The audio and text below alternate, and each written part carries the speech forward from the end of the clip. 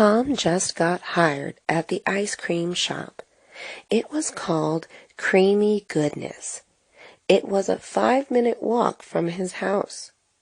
Today was his first day on the job. He was nervous. He was also excited. He showed up in his uniform. He was early to the job. He wanted to make a good impression. His first task was to open the shop. He had to prepare the ice cream. He also had to set up the tables and the chairs for the customers. He had to clean all the equipment. He had to make sure everything was ready. His manager helped him get ready. His coworkers also helped. He worked as a cashier. He scooped the ice cream. Tom loved his job. Joe is a sales associate. He has a lot of duties. He helps customers find things. Customers can be annoying. They always think they're right. Joe always has to be nice to them. Joe also answers phone calls. People ask about products in the store. Joe cleans the bathroom. That's the worst part. It's very dirty. He has to pick up trash. He has to refill the soap. Joe is also at the cash register. He scans items. He gives people change. He gives back money for returns. He thinks his job is okay, but he plans to quit in a few years. Kenneth went to the movie theater. He likes to watch action movies. The more action, the better. He waited for his friends. They had planned to meet at 5 p.m. He waited outside. 20 minutes passed. His friends were not there. He called one of them. It went straight to voicemail. He wondered where his friends were. He was getting upset. He called his other friends. They did not answer. He went back to the theater. He bought a ticket. He went to the concession stand. He bought popcorn and soda. He went inside the viewing room. He found a comfy seat. He sat down. He watched the movie all by himself. Danielle looked in the mirror. Her hair was oily. She needed to wash it. It takes her 30 minutes to wash her hair, but she had a date in 15. She didn't want to look bad, though. She got a tablecloth. It had pink flowers on it. She wrapped it around her hair. Now her hair was all covered. She went downstairs. Her brother started laughing at her. He told her to look in the mirror. She looked into the mirror. She looked ridiculous. She was jealous of her brother. Her brother had short hair. It only took him 5 minutes to wash his hair. Cindy needed to return her dress. She tried it on at home earlier. It did not fit her. Today was the last day to return it. After today, she had to keep the dress. The store closes at 8 p.m. She started driving at 7:30 p.m. It took her 20 minutes to get to the mall. She only had 10 minutes left to park her car and return her dress. Today was Saturday. There were too many cars in the parking lot. It took her 5 minutes to find a parking space. She ran out of the car, but she did not make it in time. The store was closed. Eileen had to see the doctor. She had no appointment. She had to wait for 2 hours to see the doctor. She was bored. She forgot her phone. She didn't know what to do. She looked around.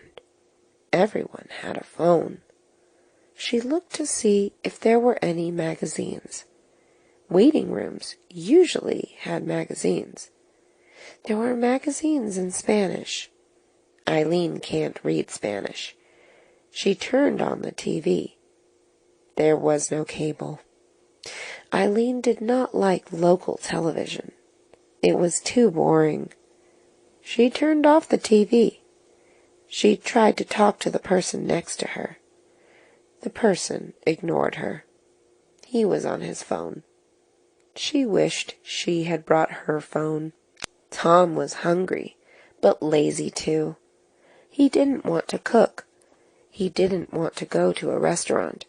He didn't even want to heat up leftovers. He decided to have a pizza delivered to him. He went on a pizza website.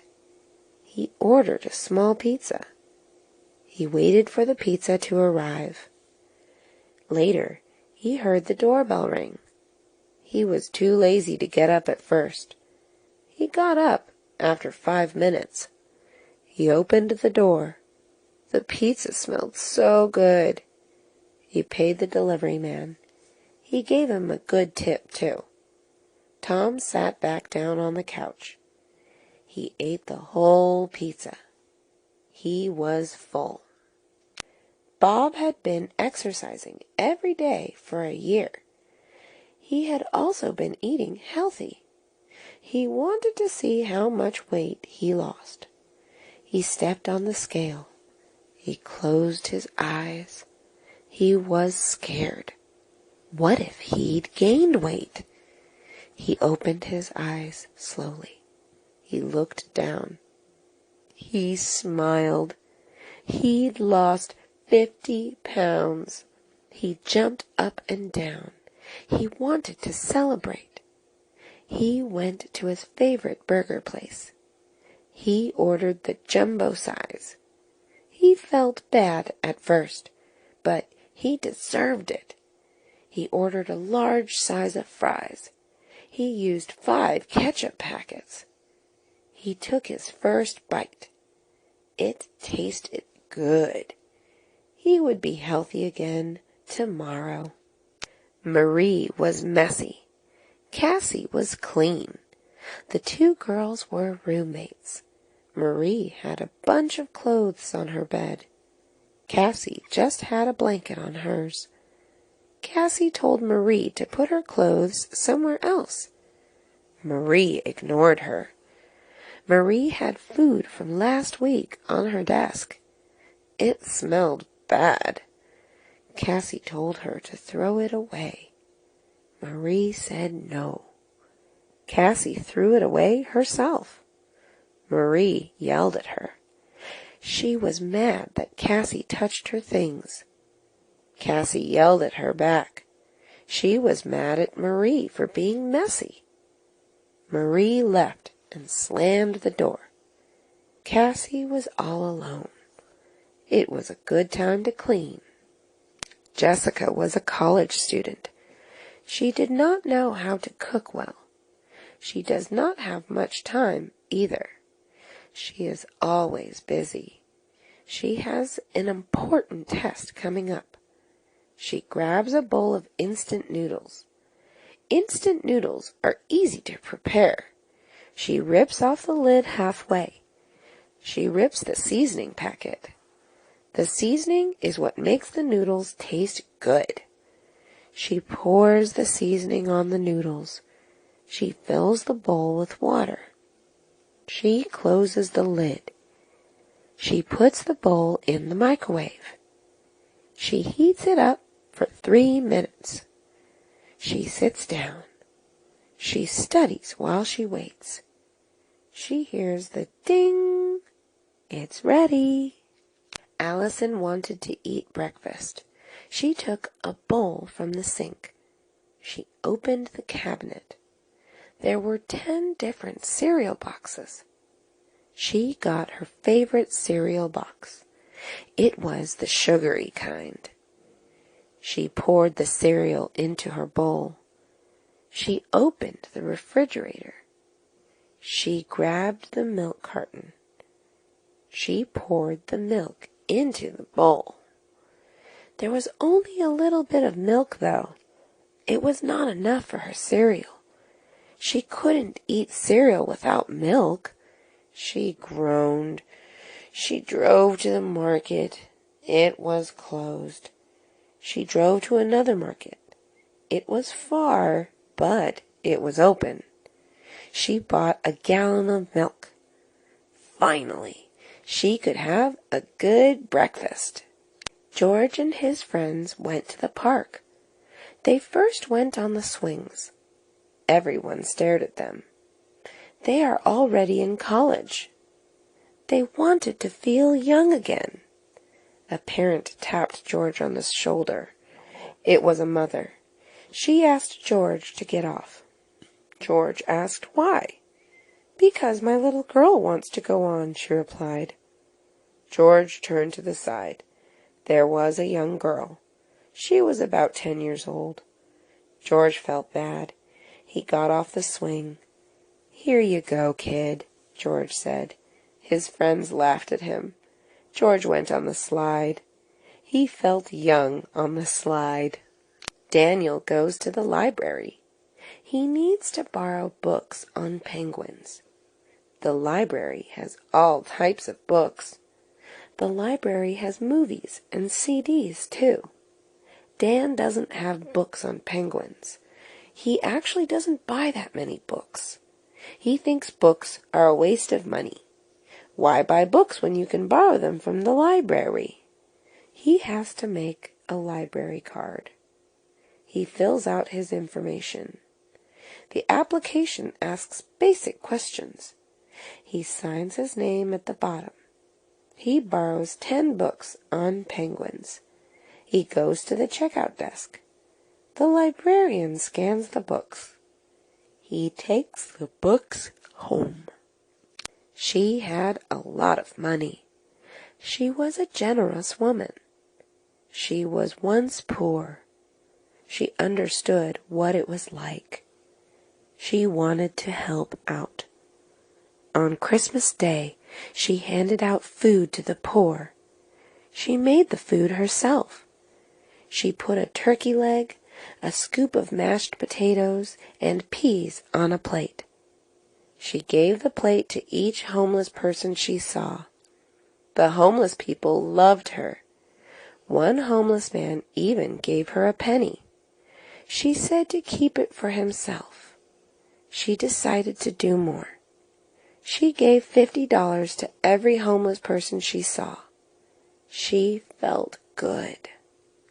He was a mean man. He treated people badly. He has no respect for anyone or anything. He spits on the ground. He sticks his gum on desks. He makes people cry. He makes his dates pay for dinner. He yells at his maid. His wife decided to leave him. This changed him. He wanted her back. He became nice. He donated to the poor. He volunteered at the animal shelter. He gave compliments to people. He wrote a letter to his wife. He stuck pictures of himself doing good things on the letter. He sent it. Hopefully, she would come back to him. Hillary went to Bree's house. Bree's older sister, Leah, stared at Hillary. Hillary was confused. Why did Leah look so mad? Leah whispered something to Bree. Bree nodded her head. Leah left the house. Bree told Hillary that her shoes were still on. Hillary was confused. Bree explained. Guests should take their shoes off when inside someone's house. Hillary was surprised. She had no idea. She always wore shoes inside the house. She didn't want to get her feet dirty. She didn't want to argue with Bree, though. She said sorry. Bree told Hillary to apologize to Leah. Hillary called Leah and said sorry.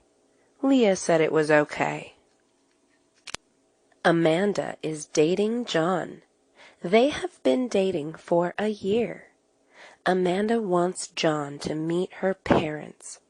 John does not want to. He has heard that they are mean. Amanda yells at him. John finally gives in. They go to Amanda's parents' house. John has presents for them. John gives Amanda's dad chocolates. Then he gives Amanda's mom flowers. They say thank you. They all eat dinner together. Amanda's mom asks John what he does for a living. John says he is an actor. Amanda's mom nods. She does not like that he doesn't have a stable job. She wishes that he was a doctor. She does not approve. Sylvia was reading a magazine. One of the advertisements caught her attention. It was her old friend Tina from high school. She was a model now. She looked amazing. Sylvia wanted to talk to Tina again. She checked her phone book from high school. She called Tina's number. Nobody picked up. She probably changed her number. Sylvia looked Tina up on Facebook. Almost everyone on Earth has a Facebook account. She managed to find her. Technology made everything so easy. Sylvia messaged Tina. Tina replied back. They made plans to meet at a cafe. Stephanie left her keys in the car. She has another set of keys at home. She called her brother. "Hey, are you busy?" she asked. "Yes, I'm watching TV," he said. "Well, too bad. I need you to drive me to school," she said. He complained. He didn't want to get up. The movie he was watching was good. "Please, I'll clean your room for a week," she offered. "Deal. I'll be there," her brother said. Stephanie waited. Her brother arrived. He came in his white truck. He gave her the keys. Stephanie opened the car door. The siblings drove back home. Carrie has too many clothes. She does not have room for anything anymore. Her friends tell her to donate them. Carrie thinks that is a bad idea. She thinks it is a waste of money. She wants to sell her clothes. Her friends tell her that is a bad idea. They think that no one will want to buy her clothes. They say her clothes are not in style anymore. Carrie ignored them. She took pictures of her clothes. She posted them on a website. 2 weeks passed by. Her friends were right. No one wanted to buy her clothes. Carrie decided to donate them. The soccer team had a potluck dinner. Each team member brought one kind of food or drink. There were 40 members. There were 40 different kinds of food and drinks. There were noodles, chips, soda, and burritos. At the end of the dinner, there were a lot of leftovers. "Anyone want to take food home?" the soccer coach asked. The players shook their head. They didn't like leftovers. "I'm just going to throw everything away then," the coach said. "No, that is such a waste. This could feed a family," said one of the players. The other members agreed. The coach had an idea. He drove to the homeless shelter. "Hi, I would like to donate all this food." Virginia wanted to hang out with Claudia. They had not seen each other in 4 years. Virginia called Claudia. "Hey, it's me, Ginny," she said. "Wow, I have not seen you for a long time," Claudia said. "Want to get lunch at IHOP?" Virginia asked. "I'm sorry, I have class," Claudia said. Virginia was sad. They said goodbye. Virginia went to IHOP with another friend. Before she went inside, she saw Claudia walk by. She was surprised. Claudia had lied to her. "I thought you had class," Virginia said. Did I say that?" she said. "Forget it. I would never want to hang out with a liar," Virginia said. Brandy was shopping. She saw a sign that said BOGO. She asked a worker what that meant. "It means buy one, get one free," she said. She thought that was awesome. What a good deal. She looked through the clothing racks. She found a shirt for $30. She had to find something else now. She saw a skirt she liked. It was only $5. That meant it wasn't worth it. She wanted to get 2 items that were similar in price, but she couldn't find anything. She looked for an hour. She found a pretty dress.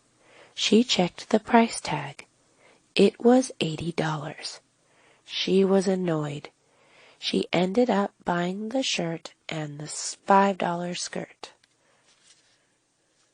Susan and Felicity are going to play tennis at the park. They have been playing this month. They go to different schools. Susan goes to school in Canada. Felicity goes to school in the United States. They used to go to the same high school. They were on the tennis team. Now they only see each other in the summer. Susan visits the United States every summer.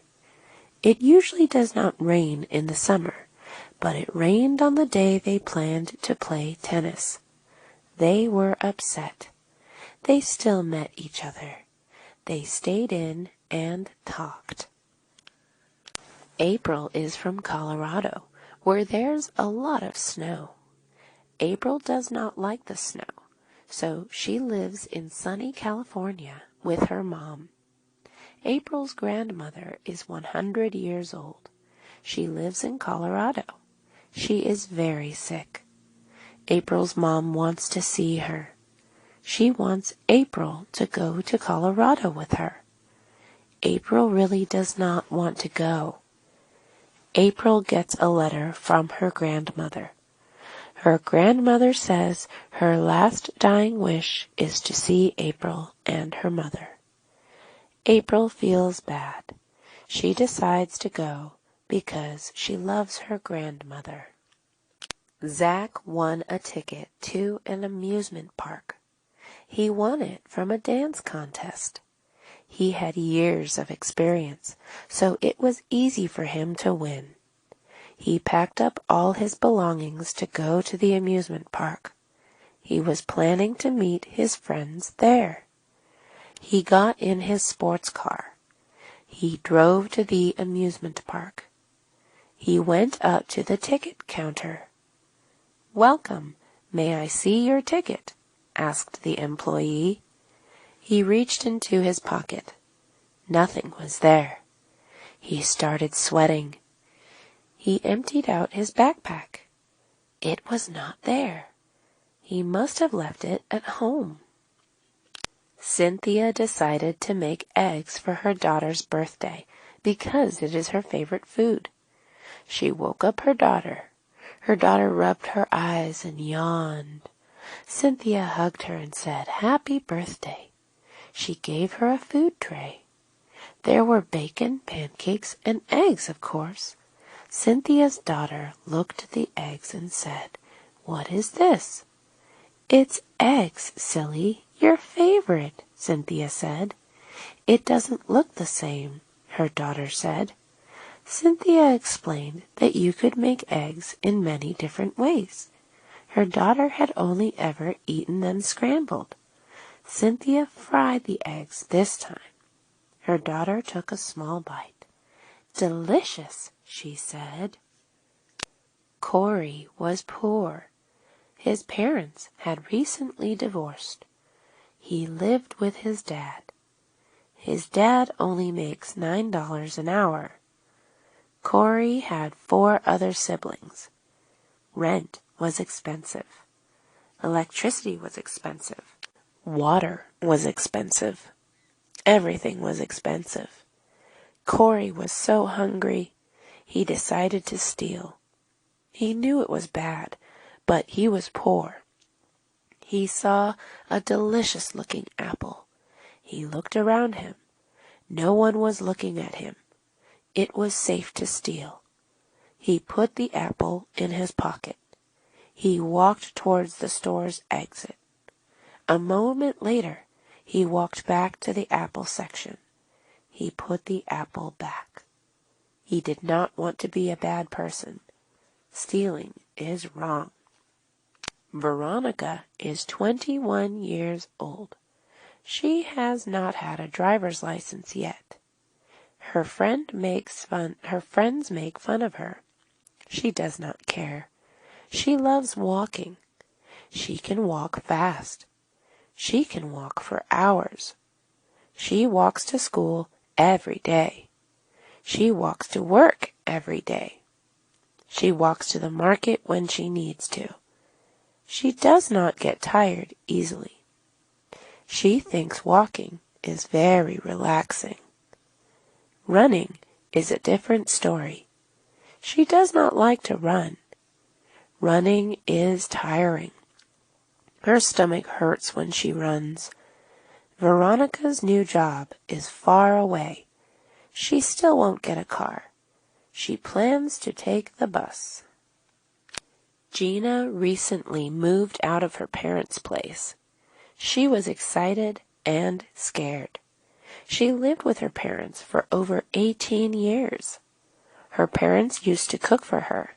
Now she must cook for herself. At first, she went out to eat a lot, but it got too expensive. She decided to learn how to cook. She planned to make fried cabbage. It was healthy and easy to make. She put a pan on the stove. She turned on the stove. She put some oil on the pan. She put the cabbage in the pan.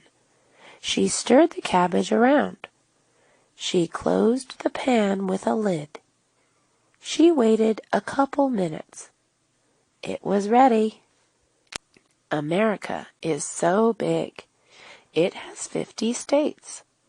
Some states are bigger than other countries. Texas is the biggest state in America. Texas itself is bigger than France. People sometimes consider states as countries because they are so different. Even cities can be very different from each other. Los Angeles and Bakersfield are both in California. Los Angeles is urban. It is very busy. There are a lot of shops. There are a lot of businesses. There is a lot to do in Los Angeles. Bakersfield is rural. It is quiet. There is not much to do. Houses are cheap there. America is very diverse. Finn has a strange sleeping schedule. He goes to sleep at 5 a.m. and wakes up at 3 p.m. He has a weird eating schedule, too. He eats breakfast at 3:30 p.m. He eats lunch at 7 p.m. He eats dinner at 1 a.m. One day, he was feeling hungry at 1 a.m. He did not want to cook, though. He decided to go to a 24/7 diner. 24/7 means always available. He drove down to the diner. There were a few people there. Finn sat on a stool by himself. He ordered a burger and a milkshake. Rick loves food. He loves food too much, though. He is overweight. He eats food when he is bored. He eats food when he is stressed out. He eats food when he hangs out with his friends. He eats huge meals. He eats waffles, fried chicken, and eggs for breakfast. He eats pizza, French fries, and soda for lunch. He eats a hamburger and onion rings for dinner. He also eats a lot of snacks between meals. He never exercises. He gets tired very easily. He is okay with his weight, though. He laughs when people call him fat. Heather has funny eating habits. She likes soggy cereal, so she waits 10 minutes after she pours the milk. She eats pizza with a fork and knife. She eats French fries with chopsticks. She drinks ketchup from the packet. She puts ketchup on her chips. She likes to eat mustard with dumplings. She likes to eat pizza cold. She likes to eat melted ice cream. She likes eating seeds. She likes eating bananas with pretzels. She is not shy to eat weirdly around her friends. People usually stare at her, but Heather does not care. Rosie went to the supermarket. She wanted to buy milk, cereal, and chicken. She took a shopping cart. She went to the meat aisle. She grabbed a pack of chicken and put it inside the shopping cart. She went to the dairy aisle. She grabbed a gallon of milk and put it inside the shopping cart. She went to the cereal aisle. She grabbed a box of sweet cereal and put it inside the shopping cart. She saw a long line of people. She was curious what they were lining up for. She looked at the front of the line.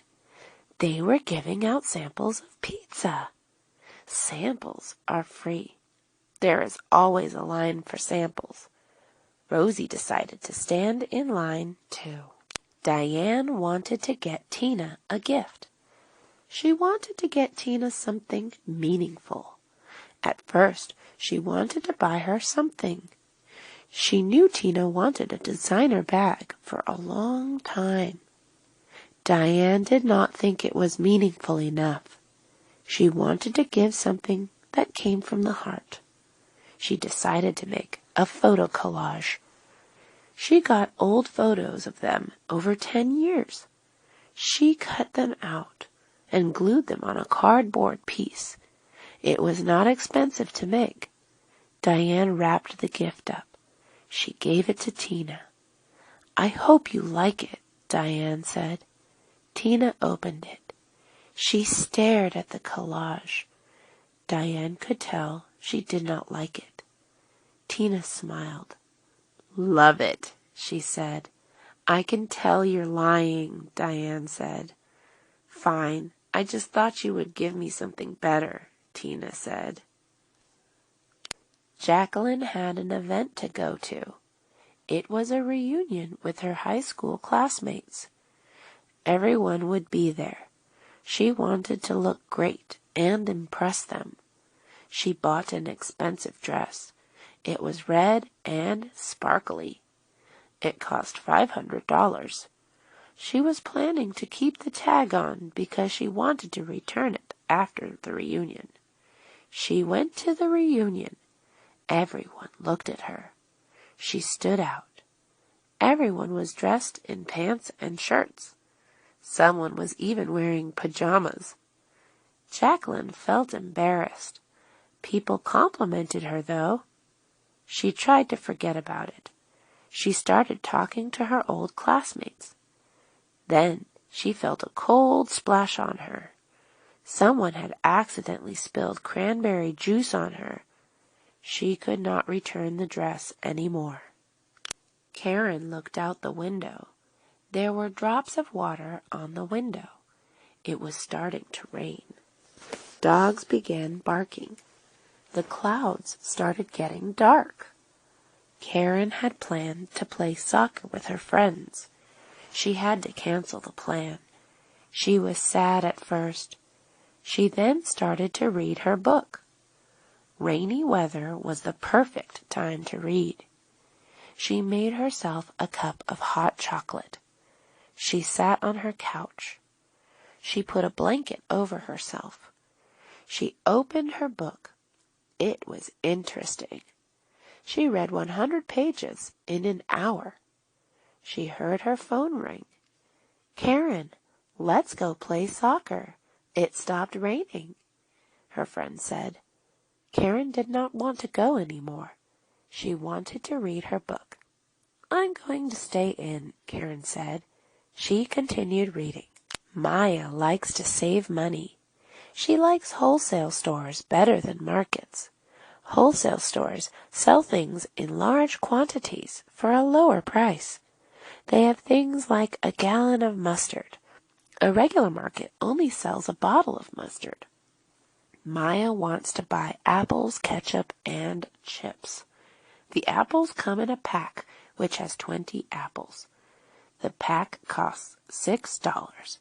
That means each apple is only 30 cents. At the market, each apple costs 40 cents. Maya's husband does not like wholesale stores. He gets tired of things easily. He would rather buy fewer apples for a higher price. "Maya, we can't finish 20 apples before they go bad," her husband said. "Of course we can," Maya said. Marina likes clothes. She likes being unique. A lot of girls in her school shop at the same stores. Marina hates to have the same outfit as another girl's. That is why she shops at thrift shops. A thrift shop sells things that people donate. They are usually clothes that have been worn before. Sometimes there are stains and holes in the clothes. They are very cheap. Marina enjoys looking through clothing racks. She usually finds at least one thing she likes. Last weekend, she found a dress. It was black and long. She thought it would be good to wear to a fancy dinner. Kaylin went to the library. She needed to get books for her project on Barack Obama. She found his biography. It was a heavy book with a lot of information. She flipped through the pages. There were some nice pictures of Obama. The book seemed helpful. She put it in her basket. She found the movie section. She decided to check it out. She could borrow a movie for 3 days for free. It would cost $3 to borrow a movie for 7 days. She picked a movie about a girl with diabetes. She put it in her basket. She checked out the book and the movie. Kenneth is a good tennis player. He has been playing since he was 7 years old. He is now 16 years old. He competes against other players all around the country. They are also very good. He is competing against the best teen tennis player tomorrow. He is nervous. He has heard rumors about him. The other player is named Antonio. Antonio is mean. He is very competitive. He is not afraid to hurt people. He has punched someone before. Kenneth told his dad he wanted to quit. "Why? You have been doing so well," Kenneth's dad said. "I'm scared of Antonio," he said. "Never give up," Kenneth's dad said. Shirley is a very picky eater. She does not eat anything with cheese. She does not like chicken or pork. She does not like trying new things. One day, Shirley went to her friend's house. Her friend's dad made them a Cambodian dish. Shirley was used to eating American food. "I can't eat this," Shirley said to her friend. "You have to. My dad made it for you," she said. Shirley felt bad. She grabbed her fork. She slowly stuck it into the food. She ate slowly. It was surprisingly good. She finished her food in 5 minutes. "Wow, I will get you another plate, her friend's dad said. Charlie was camera shy. He did not like having his photo taken. He often ran away from a camera. Charlie and his friends were in Hawaii. Bob wanted to take a group picture. He thought the beach would be a great place to do it. Charlie began to get nervous. His friends got closer together. Charlie walked away. "Charlie, come on," they said. Charlie ignored them. Bob put his camera down. He ran after him. "Charlie, you know why pictures are important?" he asked. Charlie shook his head. "When you're old, you and your kids will want to see how you looked like when you were young," Bob said. Jane and Tara went to the beach. It was hot. The sun was out. The sky was clear. Jane put on some sunscreen. She put it on her arms, legs, and face. She did not want her skin to burn. Her sunscreen was SPF 50. That means Jane can stay in the sun 50 times longer than she could without it. With SPF 50, Jane probably will not get sunburned. She asked Tara if she needed any. "No, I'm okay," Tara replied. Jane warned her that she would get burnt. Tara ignored her. When they went back home, Tara just got tanner. She didn't get burnt. Some people don't burn. Tyler has had a red Honda for 20 years. A lot of bad things have happened to his car. There are a lot of scratches. Most of them are from hitting the curb. Someone also keyed his car. The red color has faded. The heating and cooling systems are funny. When it is hot outside, only the heater works. When it is cold outside, only the air conditioner works. The windows only open halfway. Only the country music station works. The windshield wipers scratch the windows. The car has to be manually locked. Tyler plans to get a new car. He is waiting to earn enough money. Haley has wanted to get her ears pierced since she was young. Her parents have never let her. They don't like how it looks. They tell her she can pierce her ears when she doesn't live with them anymore. All of Haley's good friends have pierced ears. They told her to do it. They said that she can hide them with her hair. Haley didn't want to be anxious all the time, though. If she pierced her ears, her parents would get mad. That was it. They could not be mad forever. Haley took a deep breath. She pierced her ears. Hannah, Stephanie, and Erica went to the zoo. They saw a lot of cute animals. There were giraffes, which have long necks. There were monkeys, whose faces look like human faces. They eat a lot of bananas, though. There were horses, which have nice hair. There were koalas. They were sleeping. There were pandas. They were big. There were iguanas. They look funny. There were bears. They look soft. Hannah, Stephanie, and Erica wanted to touch the animals. They could not. They could only take pictures.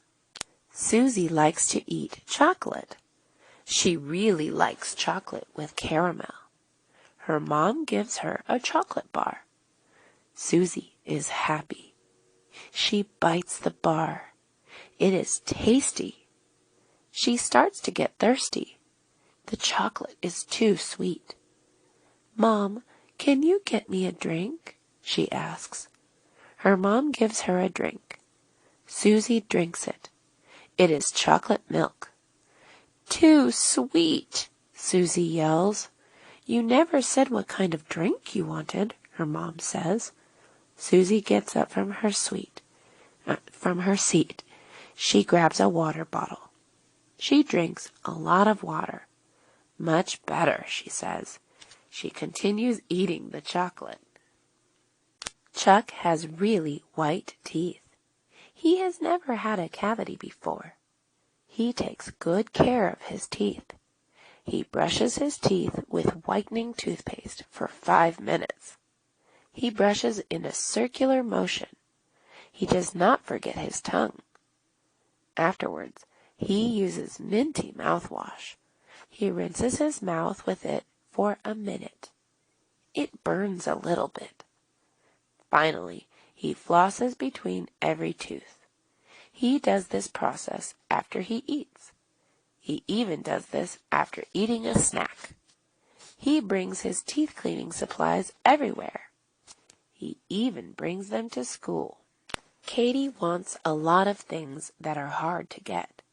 She wants to be President of the United States when she is 35. She wants to go to Harvard. She wants to get 1 million friends. She wants to have 10 more siblings. She wants to be a belly dancer. She wants to travel all over the world.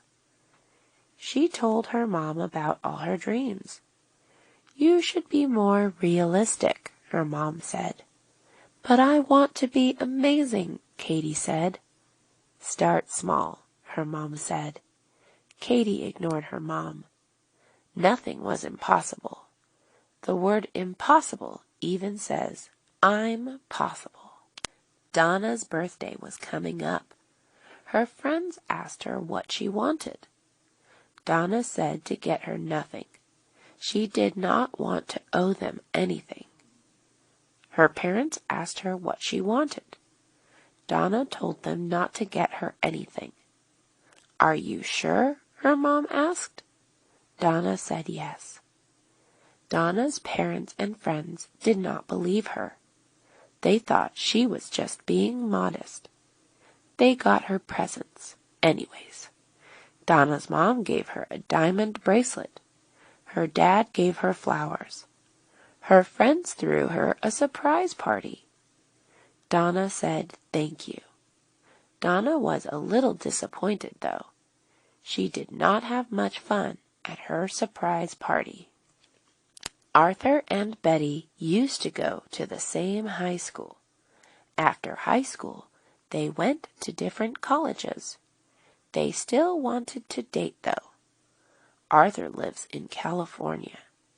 Betty lives in Massachusetts. They talked to each other a lot. They talked on the phone. They sent letters. They sent photos of what they were doing to each other. They talked to each other on FaceTime, too. It was hard, though. Arthur and Betty had to deal with the time difference. Massachusetts was 3 hours ahead of California. Sometimes Arthur forgets to call. He tried to talk to her at 11 p.m. California time. It was 2 a.m. in Massachusetts, though. They miss each other a lot. Sarah was very excited today. It was the first time she was going to ride a horse. Her uncle took her to the stables where the horses were. Horses have always been her favorite animal. When she saw the horses, her heart was filled with excitement. She picked one of the horses to ride. She got her equipment. All laced up and ready to go, she got on the horse. At first, the ride was bumpy. Soon enough, she got the hang of it. She felt like she was flying. When it was time to leave, all she could think was when the next time was going to be. John was playing a new game on his computer. The game was intense. He was on the final level. A monster came out of nowhere and attacked his character. He lost. John got very angry. He slammed his fist into the computer. The computer went black. "Oh no!" John screamed. The computer was now broken. John had to tell his parents. They were very upset with him. They took the computer to the shop the next day to get it fixed. John felt very bad. He learned not to take his anger out violently. He stopped playing the game. The Johnsons' couch was very old. They had already had it in the family for over 20 years. The couch had stains from their lunches and dinners. It was ripped by their cat. The couch also had a strange odor coming from it. It was time for a new one. They went to a furniture store. They saw all types of couches. They saw long ones, short ones, leather ones, and fabric ones. They all decided to pick a black leather couch that could seat 4 people. They had the couch delivered to their house. The Johnsons were very happy. The whole family sat on their new couch and watched TV together. Tara and her mom were shopping at the market. Their relatives were coming to have dinner with them. Tara went to get the apple juice while her mom went to get the lettuce. Her mom got all the ingredients for salad. She got tomatoes, lettuce, chicken, and croutons. Tara then suggested making brownies for dessert. She got the brownie mix and nuts to put inside. They also bought some chicken and pasta. They were ready for checkout. The cashier rang up all their items. They paid for their food. After putting all their food in bags, they left the grocery store. They were ready to begin preparing their dinner. Samantha could not see clearly what the teacher wrote on the board. She told her mom about it. Her mom told her it was time to get her eyes examined and get new glasses. She went to her eye doctor. After waiting for her name to be called, she saw the doctor. The eye doctor tested her eyes out. Samantha picked out a frame. She tried the new glasses and saw perfectly. The new glasses were ready for her to pick up. She was excited. The next day in class, she was able to see everything clearly. Samantha now remembers to check her eyes every year. Kathleen wanted to see her favorite band. They were performing in her city. The concert was in a couple of months. The tickets went on sale online an hour ago. She was asleep when the tickets were on sale. When she woke up, the tickets were all sold out. Kathleen was sad that she could not see her favorite band. She sat in her bed, listening to their latest album. She was mad at herself for falling asleep. Later on, her friend came over. Her friend told her she bought tickets for her. Kathleen was super happy and hugged her friend. She was excited to go to the concert with her friend. It was the last day of the summer day camp. It was hot, almost 100 degrees. The counselors needed a way to cool off the kids. After talking, the counselors decided to give out snow cones. The snow cones would be made out of ice and syrup. There were different flavors: strawberry, blueberry, and raspberry. Some kids got one flavor. Some kids mixed them together. All the kids loved the snow cones. It was a fun day. Everyone enjoyed their treat. Snow cones were a success. After the kids had their snow cones, they went to the playground. The snow cones helped cool them off. Brad and his friends needed something to do. They had no idea what to do. It was a Saturday morning. Brad's friend Jeremy suggested they go rock climbing. None of them had ever been. Brad agreed and said it would be a good idea. They drove to the rock climbing place. They paid $10 to go inside. They saw all the walls and harnesses. Brad and his friends got excited. They started to get all their equipment. They raced. Jeremy was the first one to climb the whole wall. All of them had tons of fun. They did not want to go home. Sol and Victor decided to go hiking. Today was a perfect day for hiking. The weather was a cool 70 degrees. The hike was 3 miles up and 3 miles down. They brought plenty of water for their hike. Sol brought his dog on the hike also. They hiked upwards. At the top there was a waterfall. They admired the view. It was beautiful. When they were done, they hiked back down. After the hike, Sol and Victor were tired. They decided to get a healthy fruit smoothie. They went back to Victor's house and made smoothies. Today was a nice day. The weather was great. It was a good time to go to the beach. Andrea decided to go surfing. She went with her family. Andrea and her family drove down to the beach. When she got out of the car, she headed straight for the water. The water was cold at first. The waves were great as the wind was perfect. After surfing, she ate lunch with her family. They grilled hot dogs. Andrea loved surfing. Today was a fun day for her. Her whole family had a great time surfing. She felt good spending time with her family. It was a hot summer day. The sun was burning. It was over 100 degrees. The kids did not want to go outside. Everyone stayed inside. Everyone turned on their air conditioner. Some people turned on their fan. Everyone drank a lot of water. This was the hottest day of the year. All the kids were sweating. The parents were exhausted from the heat.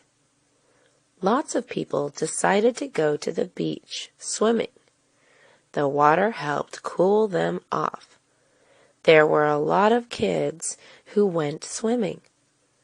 They had fun. The hot sun was not so bad. They wore sunscreen. The sunscreen helped protect them. They did not want to damage their skin. Emily was a lifeguard at the local pool. Her job was to make sure the kids were safe. She had to watch the pool. She had to save kids if they were to drown. Emily had to know how to swim well. She also had to know CPR. She had to make sure she was always watching. She had to be aware of everything. She also had to be good with kids. Emily loved her job. She enjoyed seeing the kids having fun. It was not all hard work. She also got to use the pool when she was not working. Josh won the lottery. He is now a millionaire. He couldn't believe it.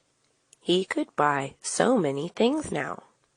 First, he paid off his student loans. He was finally free of debt.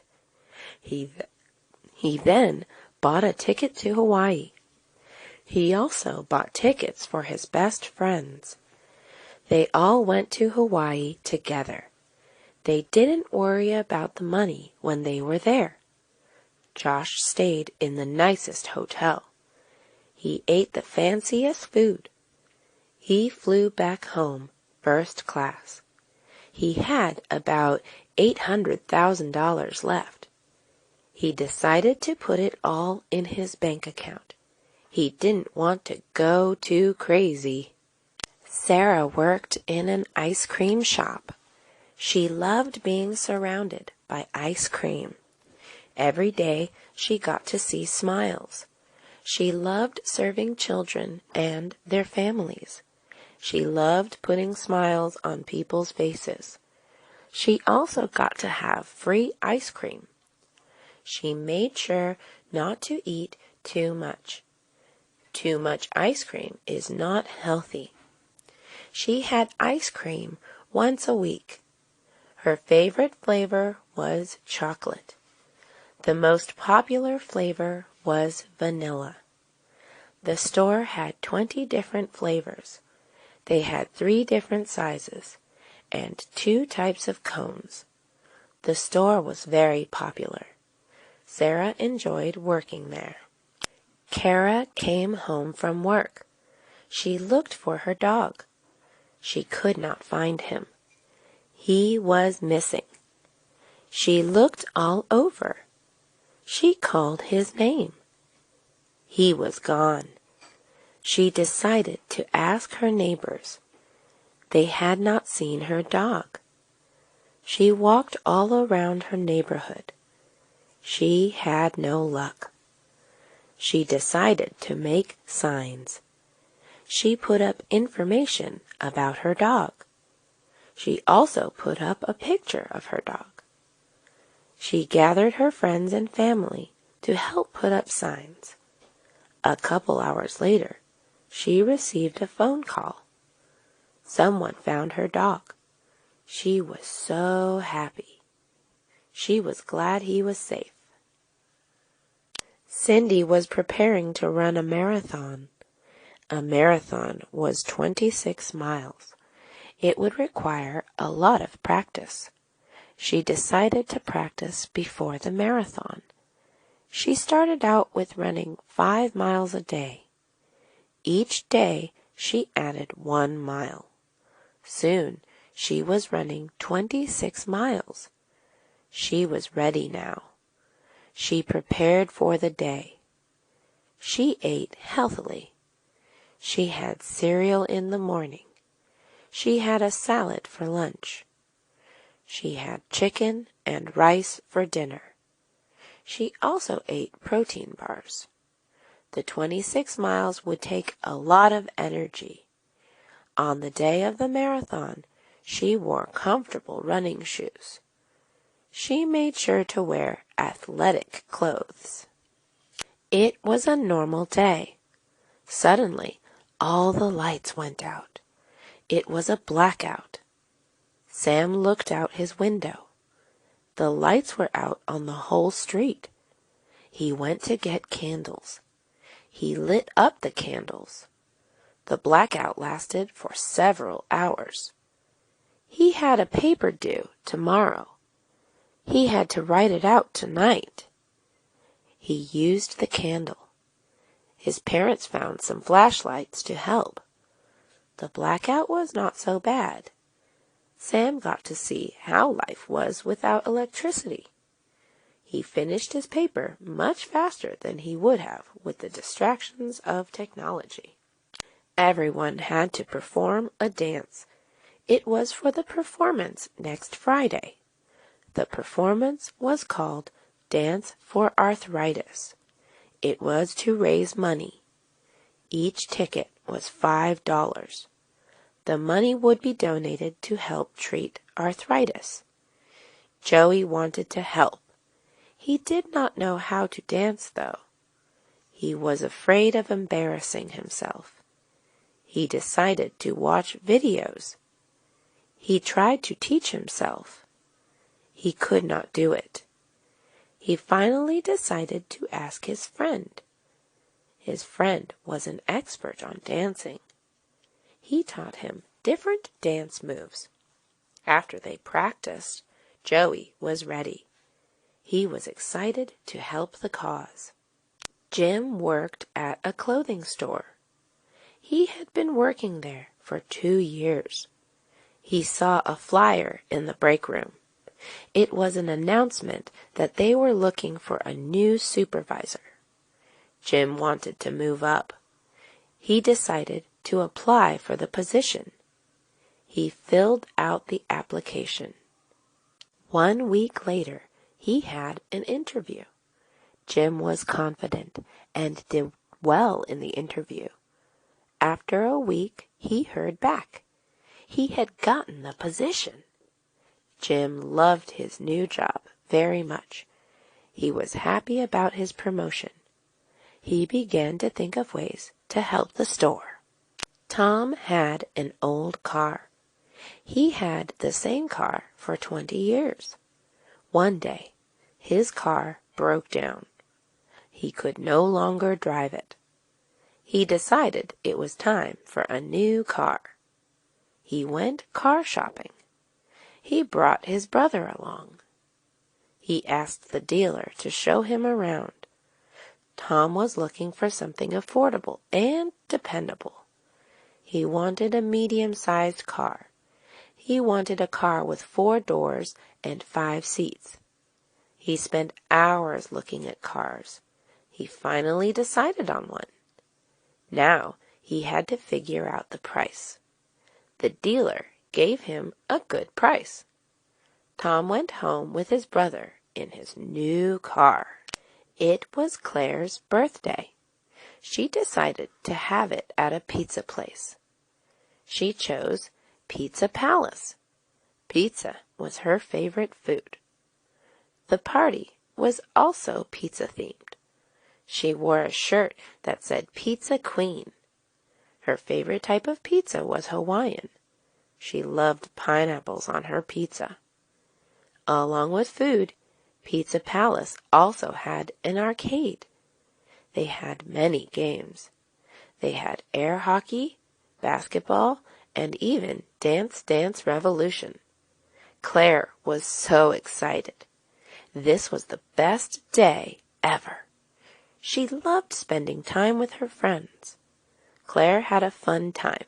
She could not wait for her next birthday. Sam never knew how to cook. She was going to be living by herself. She decided it was time to learn. She bought books on how to cook. She also watched videos online. She decided to start simple. The first thing she decided to learn was pasta. The first thing she did was to boil hot water to cook the pasta. She then made the sauce for fresh tomatoes. She added pepper and chilies to add more flavor. She also added cheese. After it was done, she ate it. She was excited to eat what she made. It did not taste that good.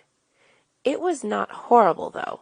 She decided that she needed more practice. Alan works at the library. He is a librarian. His job is to help people check out books. He also helps them find books. He loves working with people. His favorite job is talking to people about books. Every week, he holds a book club. He also helps shelve and organize the books. Alan's favorite type of books are fantasy books. He loves sharing his views on books with others. The library is like his second home. He hopes that people enjoy their time as much as he does. Books are his escape from his problems. The library is open to everyone. He likes working with all types of people. Lillian had a twin. Her twin's name was Yvonne.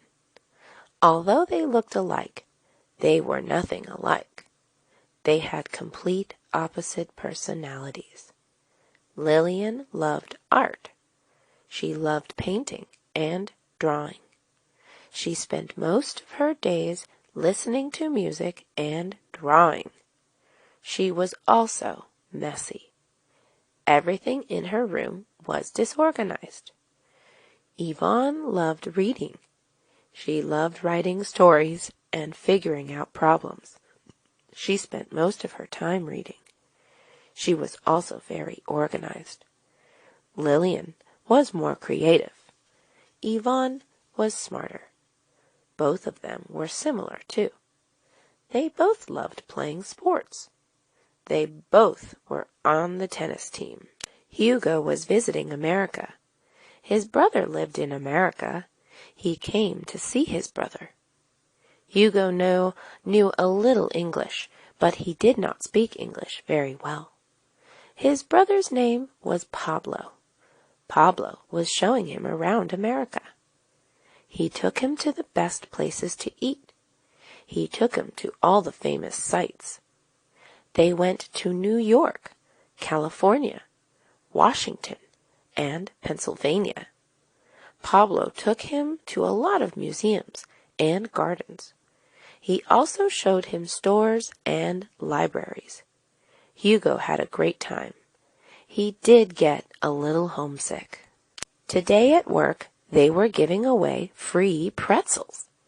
They had a free pretzel day to reward all the workers. They were all excited. Everyone loved the free pretzels. They had different types of pretzels. They had cinnamon pretzels. They had salt pretzels. They had plain pretzels. The most popular were the salt pretzels. They also had toppings. You could add chocolate. You could also add almonds and icing. The pretzels made everyone motivated to work. After the pretzel, everyone was energized. The pretzel day was a big success. Paul was getting braces. He was turning 13. His parents decided it was now a good time to get braces. Paul had an overbite. He also had very crooked teeth. Braces were expensive. He had to do it, though. He scheduled an appointment for tomorrow. He was scared. He thought it would hurt. The orthodontist looked at his teeth. He took several pictures and x-rays. He told Paul that he would start to put the braces on. Paul was scared. However, it did not hurt as much as he thought. After the orthodontist was done, Paul was relieved. He felt weird to have metal things on his teeth, though. He had trouble eating. His parents bought him ice cream. Amy had a dentist appointment. It was time for her checkup. The dentist would see if she had any cavities. She arrived at the dentist and signed in. They called her name. An assistant took x-rays of her teeth. The assistant then told her to wait in the waiting room. After 10 minutes, the dentist called her in. She told Amy that she had no cavities. They just had to clean her teeth. The dentist used special tools. Even a special toothbrush was used. It was not like the regular kind that Amy used at home. After the dentist was done, Amy felt good. Her teeth felt shiny and clean. She would come back 6 months later. Teresa's neighbors were out of town. They had 2 dogs. One was a German shepherd.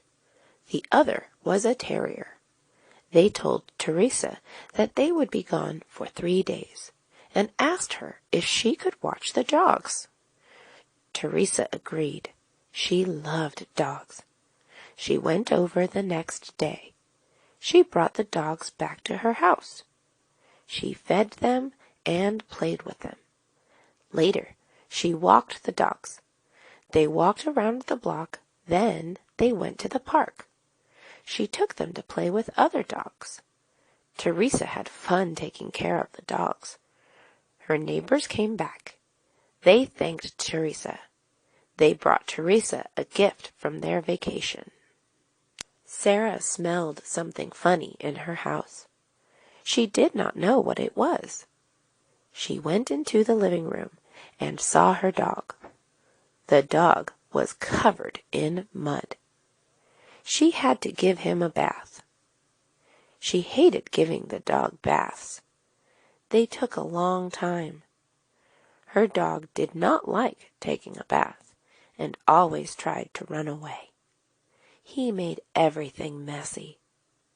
She took the dog outside. She brought out a giant bucket. She used it to wash the dog. The dog saw the bucket and ran away. She knew this was going to be hard. She finally got him to stay. She turned on the hose. She started to wash the dog. It took a long time.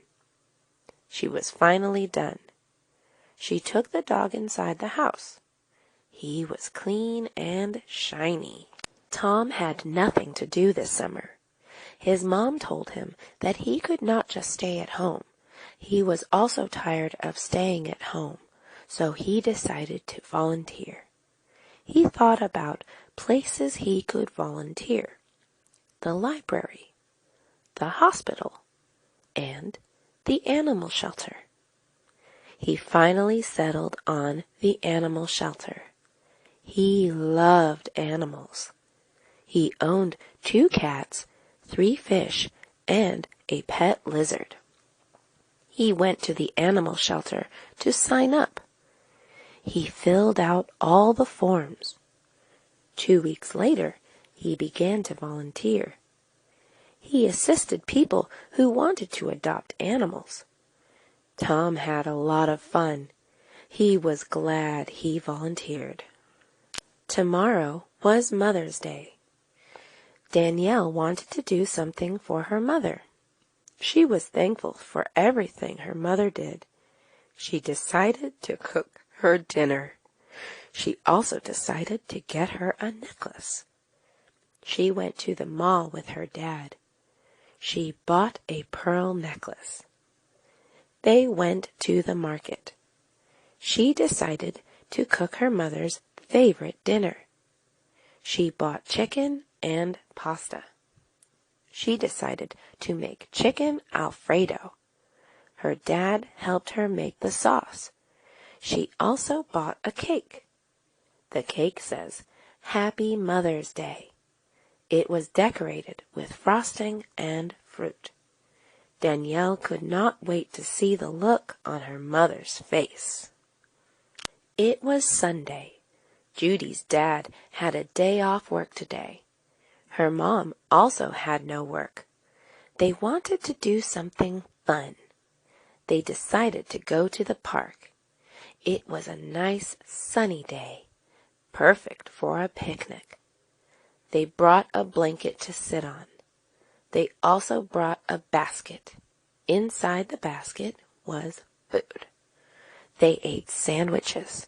The sandwiches had ham, cheese, lettuce, and tomatoes. They laughed. They talked.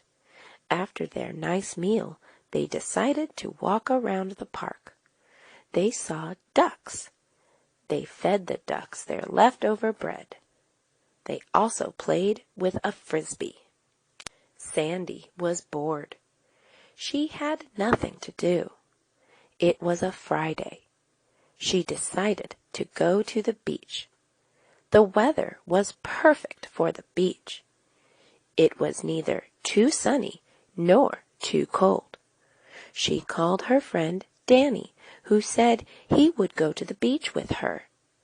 Danny came and picked her up. They drove to the beach. They went into the water. After swimming, they decided to eat. They went to a nearby shack. They had fish tacos. The tacos were really good. After that, they went to the shops. There were a bunch of different stores near the beach. Karen was hungry. Her mom did not make any food. She was home all alone. She decided to make a sandwich. She was going to make a super sandwich. She first started with the bread. She then spread mayonnaise and mustard on it. She also added different types of meat. She had bologna, ham, and bacon. She decided she could not have all meat. She added lettuce, tomatoes, spinach, and cilantro. She added a special twist by adding chips and avocado to her sandwich. She knew this was going to taste amazing. She got a plate and sat down. She was ready to eat her sandwich. Josh wanted to do something fun today. He decided to go to the art museum with his sister. Today was a special day. The museum was free. It was usually $20 to enter per person.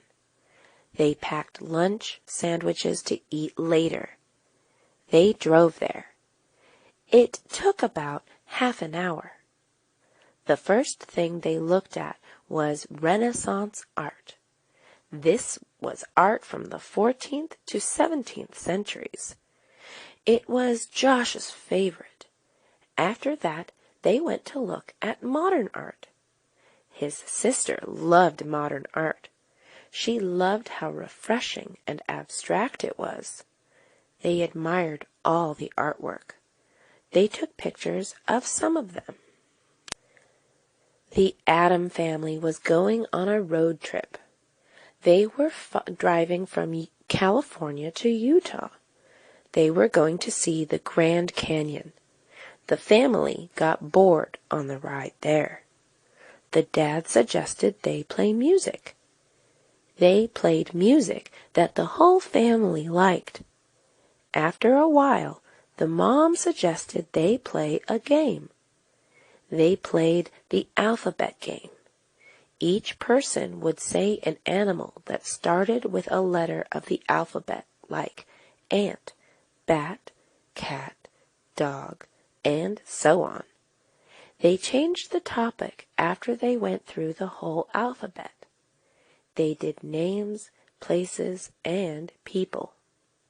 After that, they just talked about what they would do in Utah. They had fun conversations and laughs. Sarah loved plants. She loved growing new things in her garden. She liked to grow her own fruits and vegetables. She thought they were more organic that way. They would also be more satisfying to eat. This time she was growing mangoes. She knew her mango tree would take a while to grow. She bought a small mango tree from the store. She then got all her gardening tools. She made sure to wear a hat and sunscreen since it was hot outside.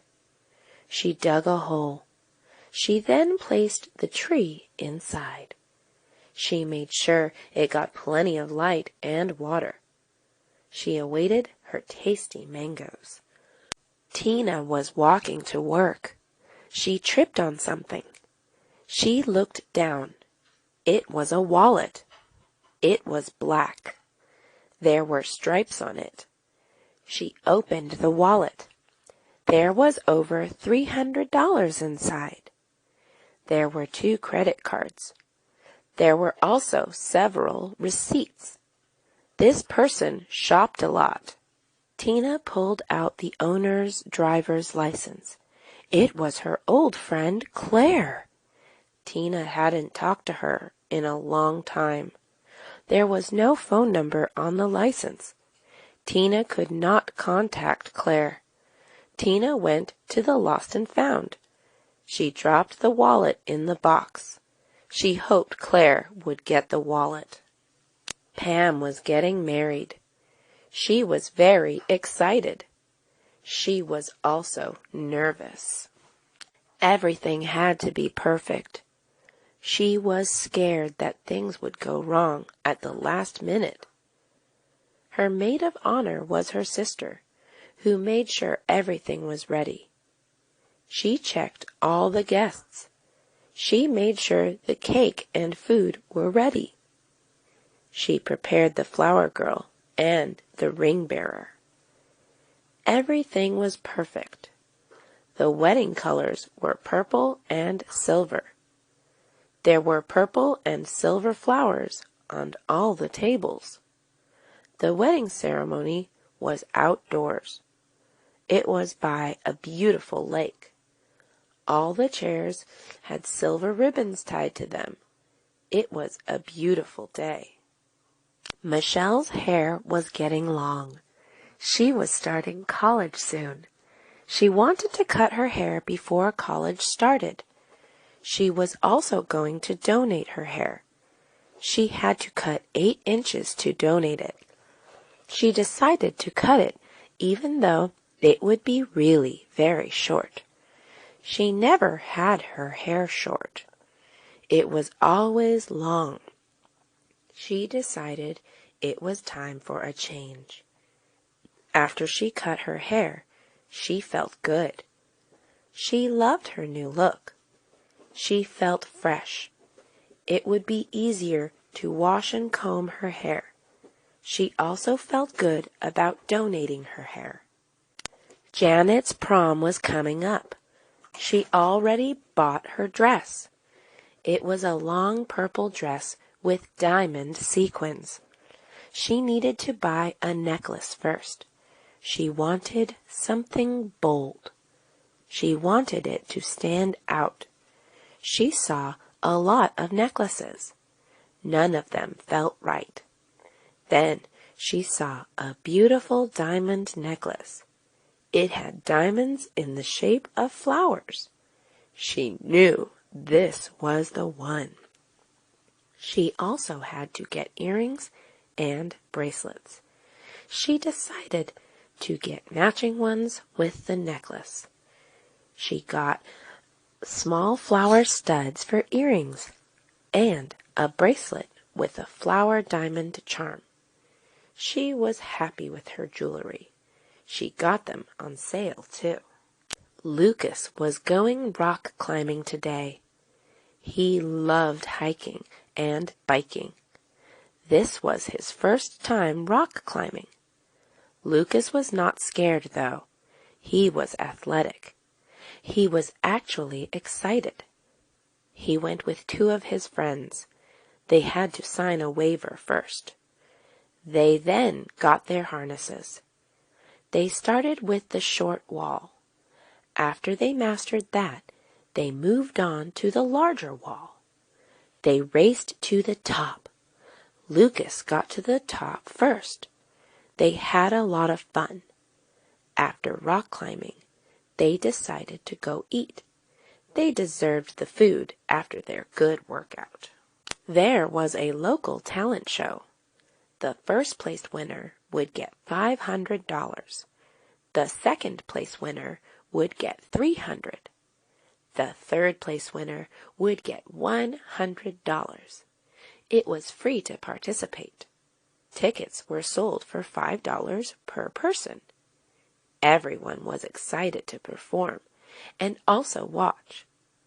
There were all kinds of acts, including the typical singing and dancing acts, exciting magic acts, and extreme cycling. The whole town was excited. Tickets were sold out. The money raised from the tickets would go to a local charity. The charity was for the homeless. Tom usually did his laundry every Saturday, but he was starting to run out of t-shirts to wear. He felt dirty wearing the same clothes over again. He decided to do his laundry now. It was a lot of work. He gathered all his clothes and put them in the washing machine. He made sure to separate dark and light colors. After they were done, he put them inside the dryer. After they were dried, he had to turn all his clothes. He then had to iron them. He ironed all his clothes and folded them. He was finally done. Jessie was playing a soccer game today. She had been playing soccer for 5 years. She loved soccer. She played the position forward. As a forward, she had to try to make goals. She loved playing soccer because of the different skills it required. She liked kicking and also running. The team they were playing against was known to be good and had been undefeated so far. The game was going to start in an hour. She was a little nervous. Her team warmed up. They stretched. They practiced passing the ball around. They practiced taking shots at the goal. Jessie felt pumped up and ready for the game. Michelle needed a summer job. She decided to work at the movie theaters. She wanted to work there in order to gain experience. She also loved movies. Since she worked at movie theaters, she would be able to watch free movies. It was a part-time job. She still had time to be with her friends and family. Michelle had had different jobs. Sometimes she worked as a cashier. She would either sell tickets or food. Michelle liked selling tickets better. Working with food was messy and also a fast-paced environment. Sometimes Michelle worked as an usher, which meant she had to clean the theaters. Alvin wants a new laptop. His parents are poor, though. His mom recently lost her job. His dad recently quit his job. Alvin knows that he can't ask his parents for a laptop. He decides to ask his rich Uncle Todd. He drives over to Todd's house. Todd's house is beautiful. It has 3 stories. There is a chandelier on the ceiling. There are expensive paintings all over the place. There are 5 bedrooms and 4 bathrooms. Alvin wishes he could live there. Todd offers him something to eat. Alvin says, "No thanks, I already ate." Todd asks him why he is coming. Alvin does not know what to say. He does not want to come off as rude. "My laptop is really old, and I need a laptop for school. I would ask my parents, but they don't have jobs anymore," Alvin says. "I understand," Todd says. Todd takes out $800 from his wallet and gives it to Alvin. Alvin jumps up and down.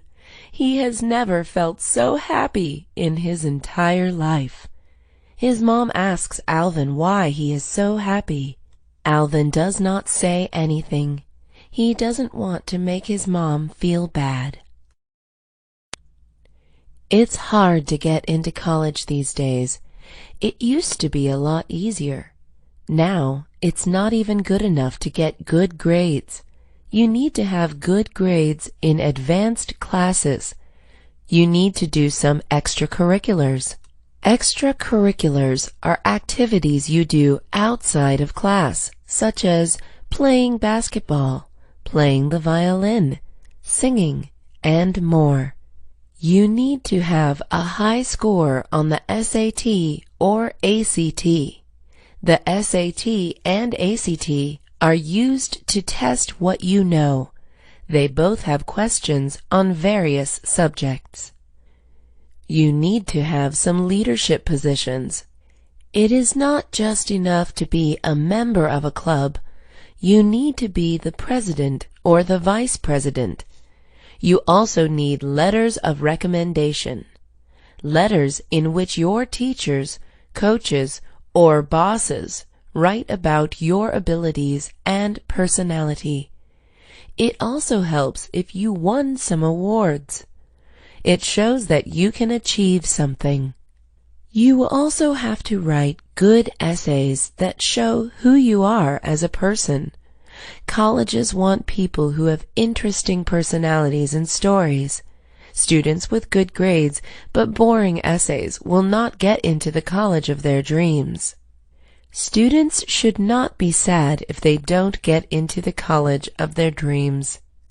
They need to know that getting into college is tougher as years go by.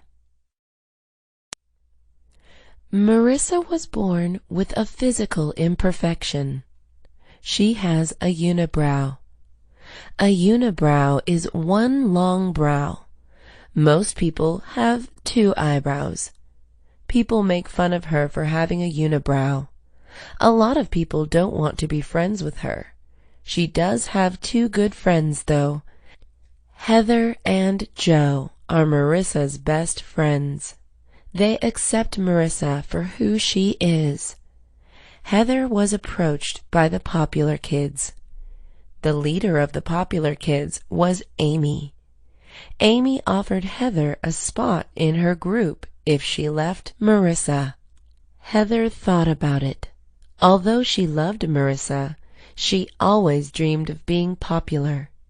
She told Amy that she had to think about the offer. Heather told Joe what happened. Joe was mad that Heather had to even think about it. "You have been friends with Marissa forever," Joe said. Heather thought about it. She thought about all the times she and Marissa did homework together, ate together, and laughed together. It wasn't worth it to give all that up for popularity. She called Amy. "I'm never leaving Marissa. She's beautiful on the inside." After talking to Amy, Heather asked Marissa and Joe to hang out. Abby lost her mom yesterday. Her mom got into a car accident. A drunk driver hit her mom's car.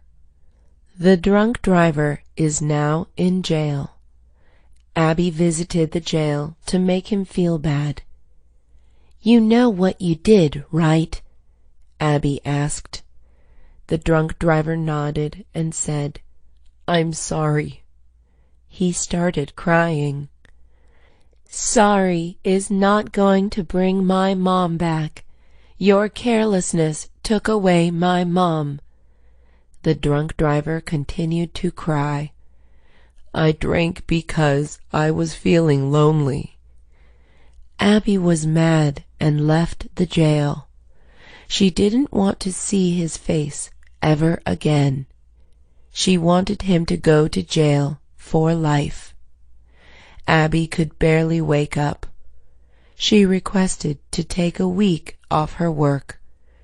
She loved her job, but she could not stop thinking about her mom. Abby's husband told her to do something instead of watching TV all day.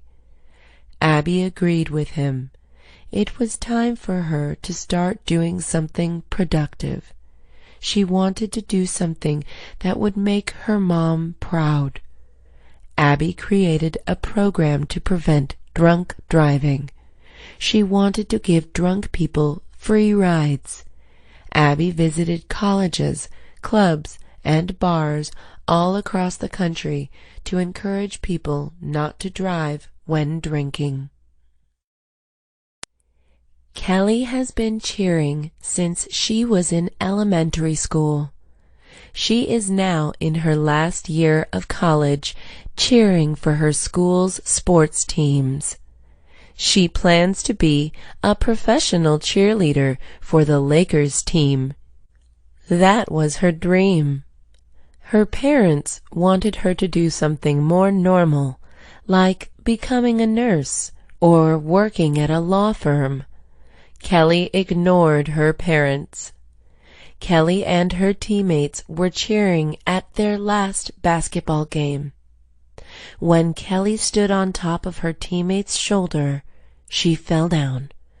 Everyone was silent.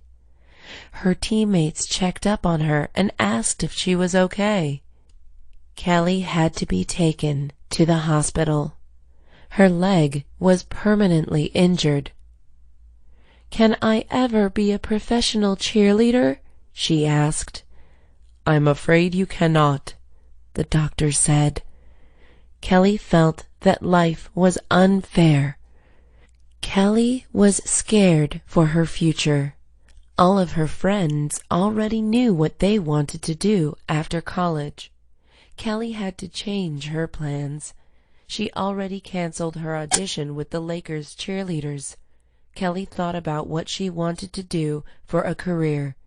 She still wanted to do something related to cheer.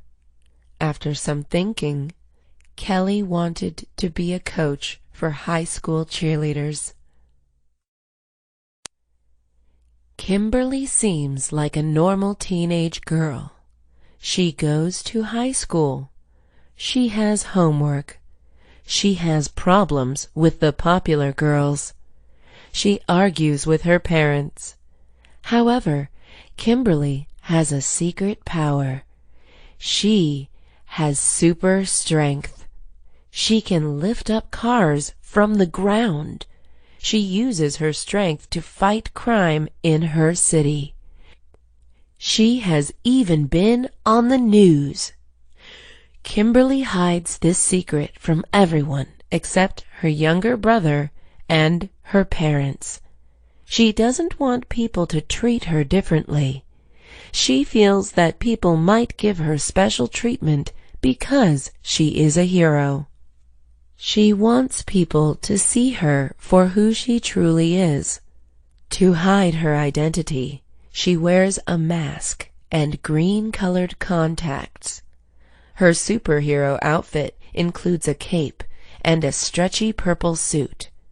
Sometimes Kimberly does want to tell people she is a superhero, like when she was bullied by the popular girls.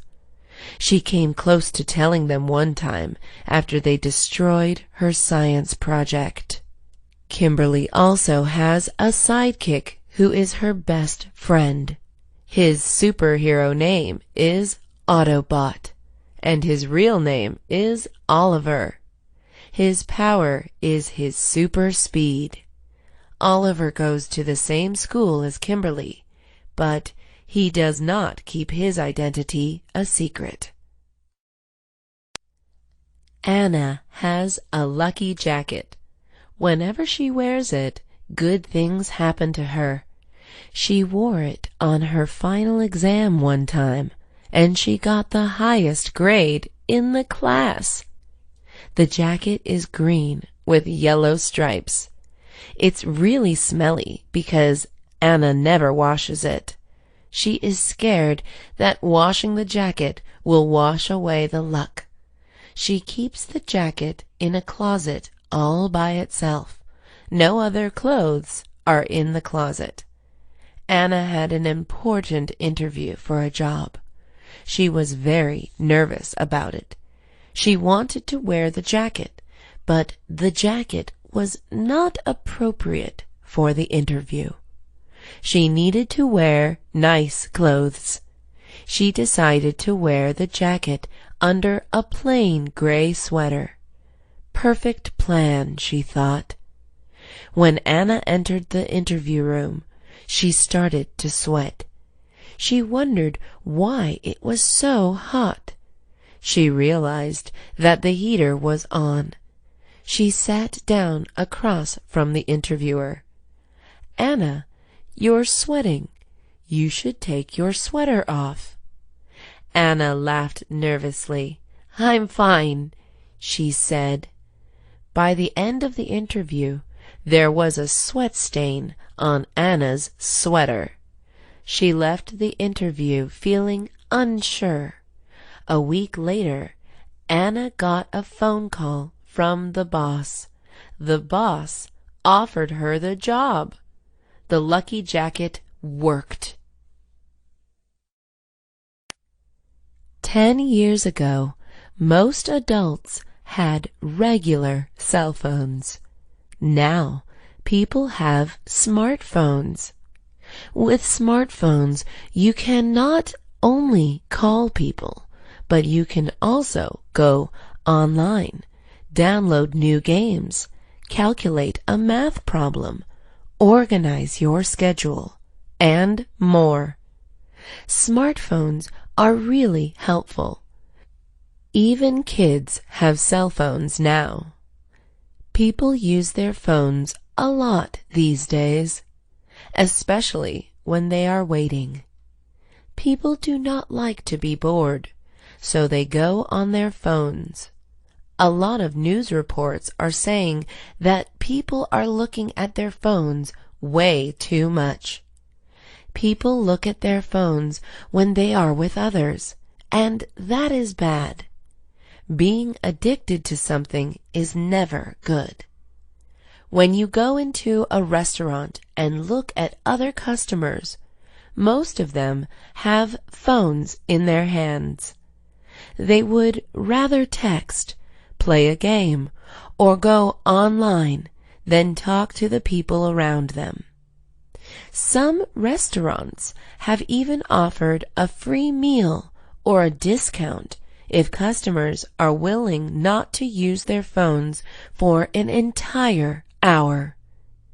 People also use their phones before they sleep. This is bad for them because it makes it harder for them to go to sleep. The light from the phone tricks our bodies into thinking we need to be awake. The terrorist attacks have scared a lot of people from studying abroad. Many students go to big cities to take pictures, shop, and explore. Terrorists attack these big cities, though, because they know that there will be a lot of people. The truth is, we should not stop people from studying abroad. These terrorist attacks can happen any time. We can't live in fear. We must do the things we love.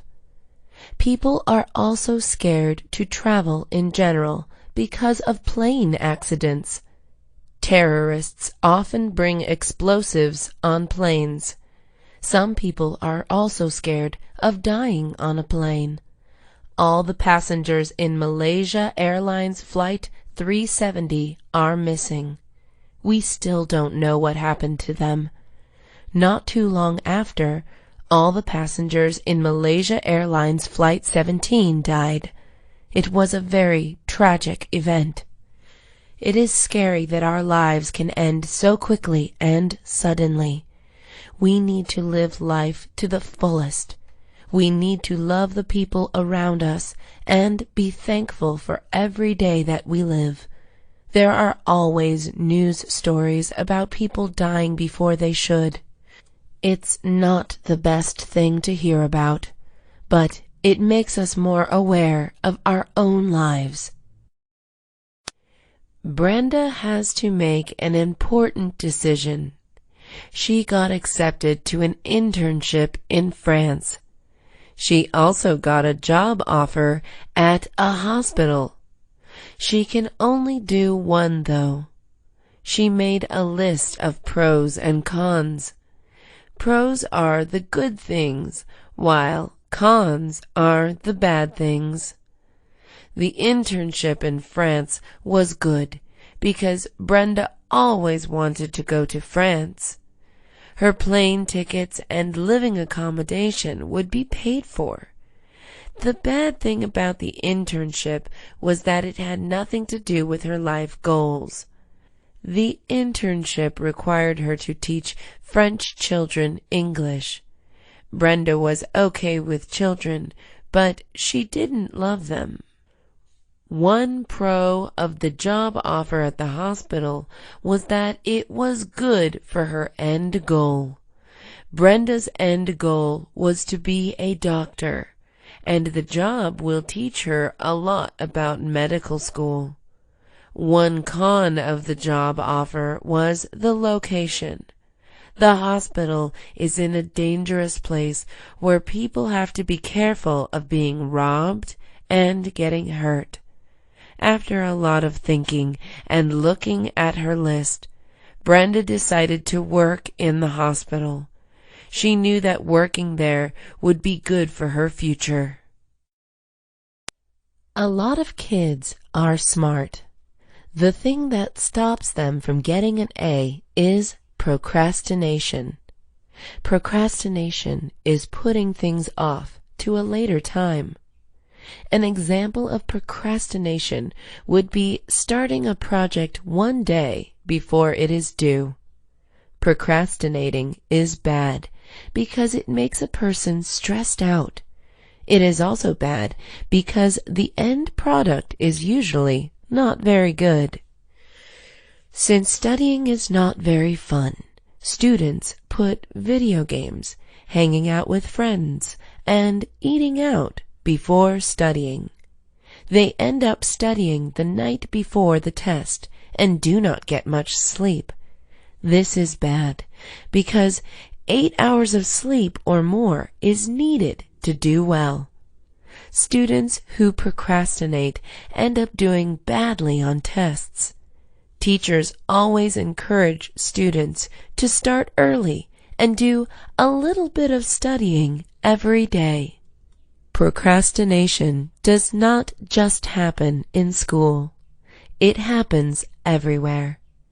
People put off going to the doctor, applying for jobs, and more. Some people say that procrastination is just human nature. However, some people say that they do well when they procrastinate. They say that stress makes them work faster. Chris has been going to church every Sunday since he was 4 years old. His parents were very religious and wanted Chris to follow in their footsteps. His dad was a pastor, and his mom was a choir leader. Chris always felt like he was in the middle. He didn't particularly love or hate Christianity. Chris learned about other religions in his history class.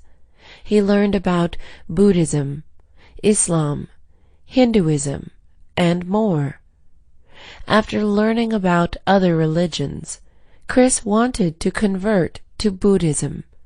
He felt like he could relate to it better.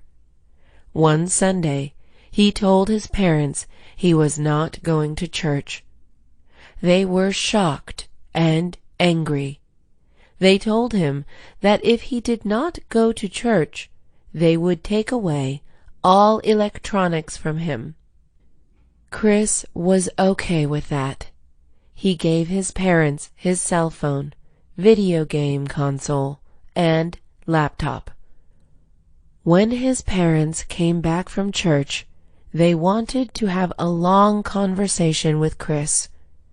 Chris told them why he didn't want to go to church anymore. He explained what Buddhism was and why he wanted to convert. His parents tried to convince him that Christianity was better. It was useless. Chris made his decision. Dean was known as the tough guy at school. He always wore tight shirts that showed off his muscles. He always pushed the skinny kids at school. He always treated the teachers like they didn't matter. He never did his homework. He got in a lot of fights. People were afraid of him, and Dean loved it. Dean's world turned upside down when his brother passed away. He still went to class. His teacher was talking about Shakespeare, whom Dean's brother admired. Hearing about Shakespeare reminded Dean of his own brother. His eyes started to water. He didn't want anyone to see him cry. He got up from his desk. "Dean, you can't get up while I am teaching," Mr. Chen said. Everyone stared at Dean. Everyone could see the tears in his eyes. They laughed at him. Dean ran out of the classroom. Mr. Chen followed him and sat down with him. "Dean, it's okay to cry. Something tragic happened. Go ahead and cry." Dean put his head on Mr. Chen's shoulder and cried out loud. It was the first time he cried in front of someone. It was the first time he didn't act tough. Jared has a green water bottle that he brings to school every day.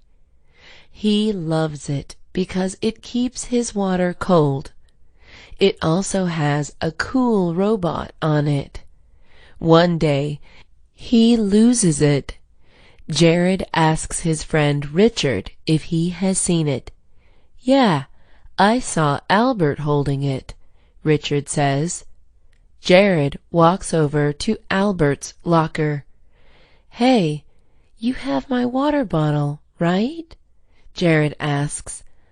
"I did, but I let Denise borrow it," Albert says. Jared goes up to Denise. "Hey, do you have my water bottle?" Denise shakes her head and says, "I thought it was cool looking, so I showed Amanda. She has it now." Jared goes to Amanda. "Amanda, tell me you have my water bottle." Amanda shakes her head. "I thought it was Lucas's, so I gave it to him." Jared screams in frustration. Jared goes to Lucas. "Do you have my water bottle?" Jared asks. "I gave it to Richard to give to you," Lucas says. That was weird, since Richard was the first person he asked about the water bottle. Jared went back to Richard. "Lucas said you had my water bottle," Jared said. "I told you, I saw Albert hold it. Lucas probably meant Richard Lopez, not me," Richard said. "I'm just going to buy a new water bottle," Jared said. He bought a blue one this time. Daniel was addicted to coffee.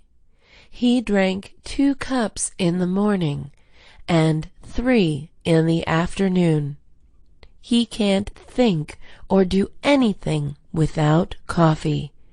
His mom wanted him to stop drinking coffee. She decided to throw out all the coffee and give him milk. Daniel was so mad. "Mom, I can't go to school without coffee," Daniel said. "This is for your own good," his mom said. Daniel went to school. He was cranky and tired without coffee. He didn't want to talk to his friends or pay attention in class. His teachers kept waking him. They told him to go to the nurse's office. Daniel went to the nurse and asked for coffee. She laughed at him. She said that he needed to drink less coffee, but not stop completely. She told him to drink 4 cups a day, then 3, and eventually he won't need coffee. Daniel told his mom what the nurse said. "But that means I have to buy coffee again." Daniel laughed at his mom. Daniel and his mom went to the market to buy some good coffee. Daniel did what the nurse told him to do. It was much easier to drink less coffee than none at all. Claire was applying to private schools. Most private schools required letters of recommendation. Claire did not know who to ask. She felt like her teachers did not know her that well. Claire asked her teachers anyways. Some of them said yes, and some of them said no. 1 week later, Miss Hershey gave Claire a letter of recommendation in an envelope. Claire wasn't supposed to open it, but she really wanted to know what Miss Hershey wrote. Claire carefully tore it open and read the letter. She was disappointed. Miss Hershey didn't write anything interesting about Claire. Miss Hershey just wrote that Claire was a smart, nice girl. Claire couldn't get into her top schools with that letter. Claire asked her swim coach to write her a letter of recommendation. Her swim coach knew her well. The problem was that the swim coach wasn't the best writer. He did not go to college. Claire asked him to write a letter anyways. "Of course I'll write you a letter. I'll even send it to you," he said. 1 week later, Claire got an email from her swim coach. She was nervous to read what he wrote. Claire was impressed with the letter. Her swim coach was really funny, yet intelligent in the letter. Elliot was a huge fan of the Cooker. The Cooker was a rapper who was known for his deep voice and super fast rapping. The Cooker's real name was Theodore Cook. Elliot had tickets to his sold-out concert in San Francisco. It was the first time he would see him in person. He also had backstage tickets so he could talk to him. Elliot drove to San Francisco with some friends to see the Cooker. They had pretty good seats. They could see his sweat. The Cooker was great live. His voice sounded the same as it did on the radio. Some singers can't sing live. The Cooker wasn't one of them. Elliot waved his hands up in the air. He closed his eyes and listened to the music. After the concert, Elliot and his friends went backstage. Elliot was so excited that he screamed when he saw the Cooker. The Cooker closed his ears. Elliot ran up to him. "I am your biggest fan. Can I have an autograph and a picture?" Elliot asked. The Cooker rolled his eyes. "Sure, I guess." Elliot noticed that the Cooker was annoyed. "You know what? Forget it. I don't want a jerk's autograph," Elliot said. He realized that some celebrities were just mean. Jen is poor. Her dad left when she was 7 years old. Her mom didn't go to college, so she can't get any good jobs. Jen wishes she could get a job, but she is only 13 years old. Jen also wants to be part of the cool group. The cool group buys expensive clothes, shoes, makeup, and jewelry. Jen always wears really simple things like a t-shirt. One of the girls in the cool group is Jen's cousin. Her name is Dana. Dana convinced the cool group to invite Jen on a shopping trip. Jen is excited. She wants to convince them that she is cool enough to be part of the group. When Jen sees them, she feels bad about herself. They are all dressing so much nicer than her. Jen tries to ignore this. She and the cool group go inside Rural Insiders, the most popular store for teenagers. Everything is so expensive, though. All of the girls in the group except Jen stand in line to buy something. "Are you going to buy anything, Jen?" asks one of the girls. "Yeah," Jen says. She grabs a dress. It is $80. She buys the dress, but she plans to return it. Diane and Bobby are dating. Diane's dad does not know that they are dating. He doesn't want Diane to date until she is in college. It's hard for Diane to hide her relationship. Every time she wants to go out with him, She has to tell her dad she is going out with friends. Every time Bobby gives her presents, Diane has to hide them. Her dad is getting suspicious. Bobby is upset that Diane is hiding their relationship from her dad. Bobby feels like Diane is embarrassed to be with him. Bobby wants to meet Diane's dad. He decides to take matters into his own hands. After school, he goes to Diane's house. Diane is still at school because she has violin practice. Bobby knocks on the door slowly. His hands are shaking. Diane's dad opens the door. "How can I help you?" Bobby doesn't say anything for a minute. "Are you going to talk or what?" Diane's dad angrily asks. "Sir, I am dating your daughter," Bobby says. Diane's dad frowns. "Break up with her immediately. She's too young to be dating." Bobby is sad. He tells Diane that they have to keep lying about their relationship to her dad. "I know," Diane says. Annie and Diana are identical twins. It is hard to tell them apart. Sometimes their best friends even get confused on who is who. One key difference between the two was their feet.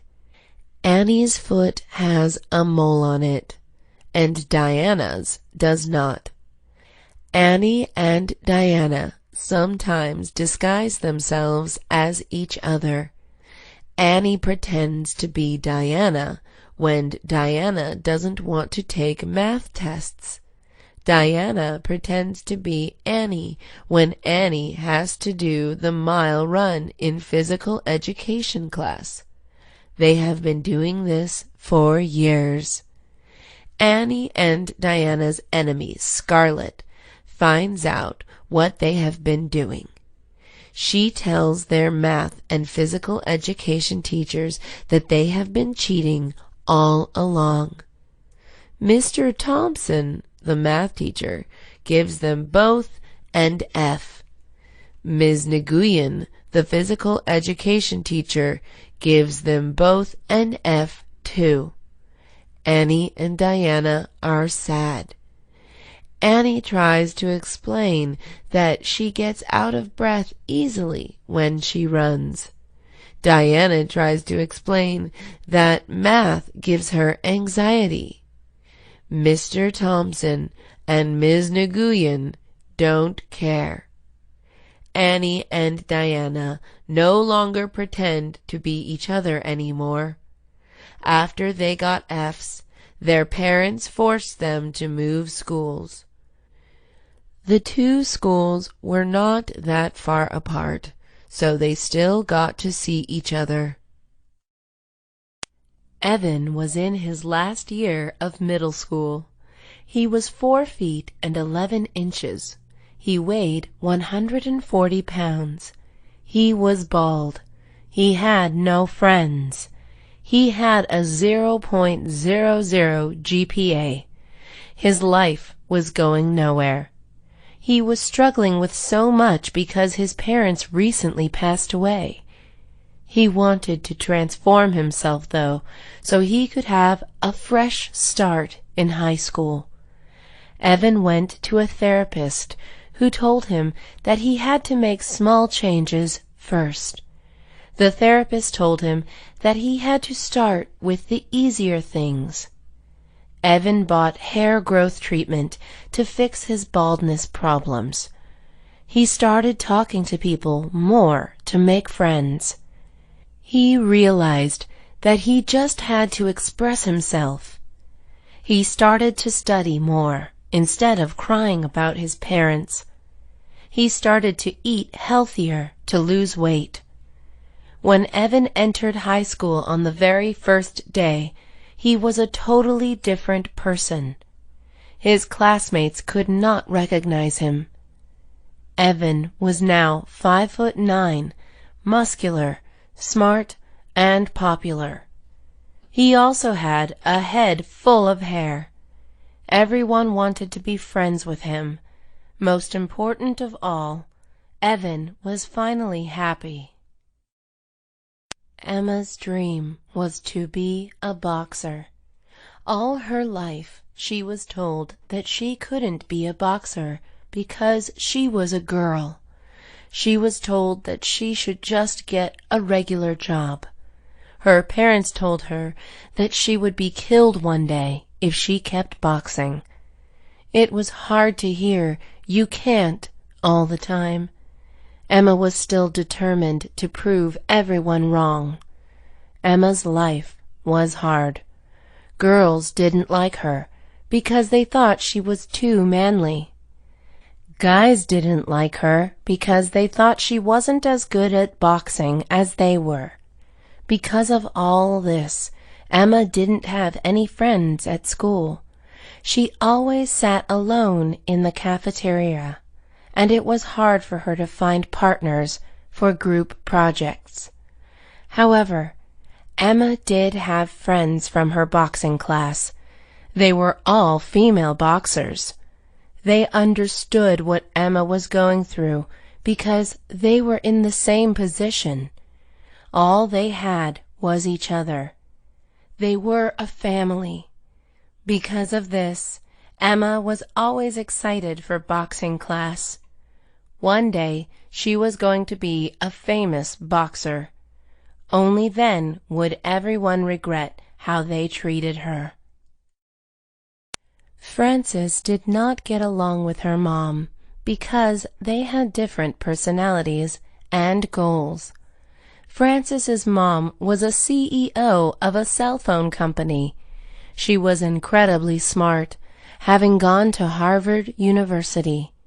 Her mom cared a lot about money, success, and appearances. Frances was the opposite. Frances didn't go to college.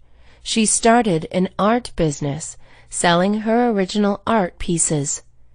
As long as she could feed herself and live somewhere, it was okay. She also did not mind not being famous. Frances didn't care about her appearance either. Unlike most girls, she has her hair up to her ears. She never shaved and only owned 10 pieces of clothing. Frances's mom was upset that her daughter chose this lifestyle. Whenever Frances's mom visited her daughter, they would have a fight. Frances's mom would say some rude comments about Frances's lifestyle, and Frances would tell her mom that she was greedy and shallow. Frances wanted her mom to support what she was doing. Frances was going to get married. She wanted to invite her mom to her wedding, but she knew that she wouldn't approve of her fiancé because he was exactly like Frances. However, at the end of the day, Frances loved her mom, so she gave her the wedding invitation. Frances and Ryan were getting married. They dated for 5 years before Ryan proposed. They were both artists who enjoyed peace and quiet. They wanted a simple wedding with their closest friends and family. They decided to have their wedding in the backyard of Ryan's house. Frances did not want to spend too much money on a dress, so she made her own. Ryan felt the same way and borrowed his dad's suit. Although their wedding wasn't perfect, Frances and Ryan loved each other. The minister asked Frances if she would take Ryan as her husband. Frances said, "I do." The minister then asked Ryan if he would take Frances as his wife. Before he could say yes, someone screamed no. Ryan and Frances looked to the audience. It was Ryan's ex-girlfriend, Karen. Ryan demanded her to be taken out. Ryan's brothers carried Karen out, but Karen bit their arms. She ran up to Frances and ripped her dress. Frances pushed Karen. Ryan told Karen that she needed to leave. Karen wouldn't leave until Ryan called the police. Other than Karen interrupting, the wedding was perfect. Ryan and Frances knew they were going to be together forever. Jill and Dan have been married for 10 years. Jill loves Dan, but she hates his snoring. It is so loud and disgusting. Oftentimes his snoring wakes her up, and she can't go back to sleep. One night, Dan's snoring was so loud, Jill decided to sleep on the couch. She slept well on the couch.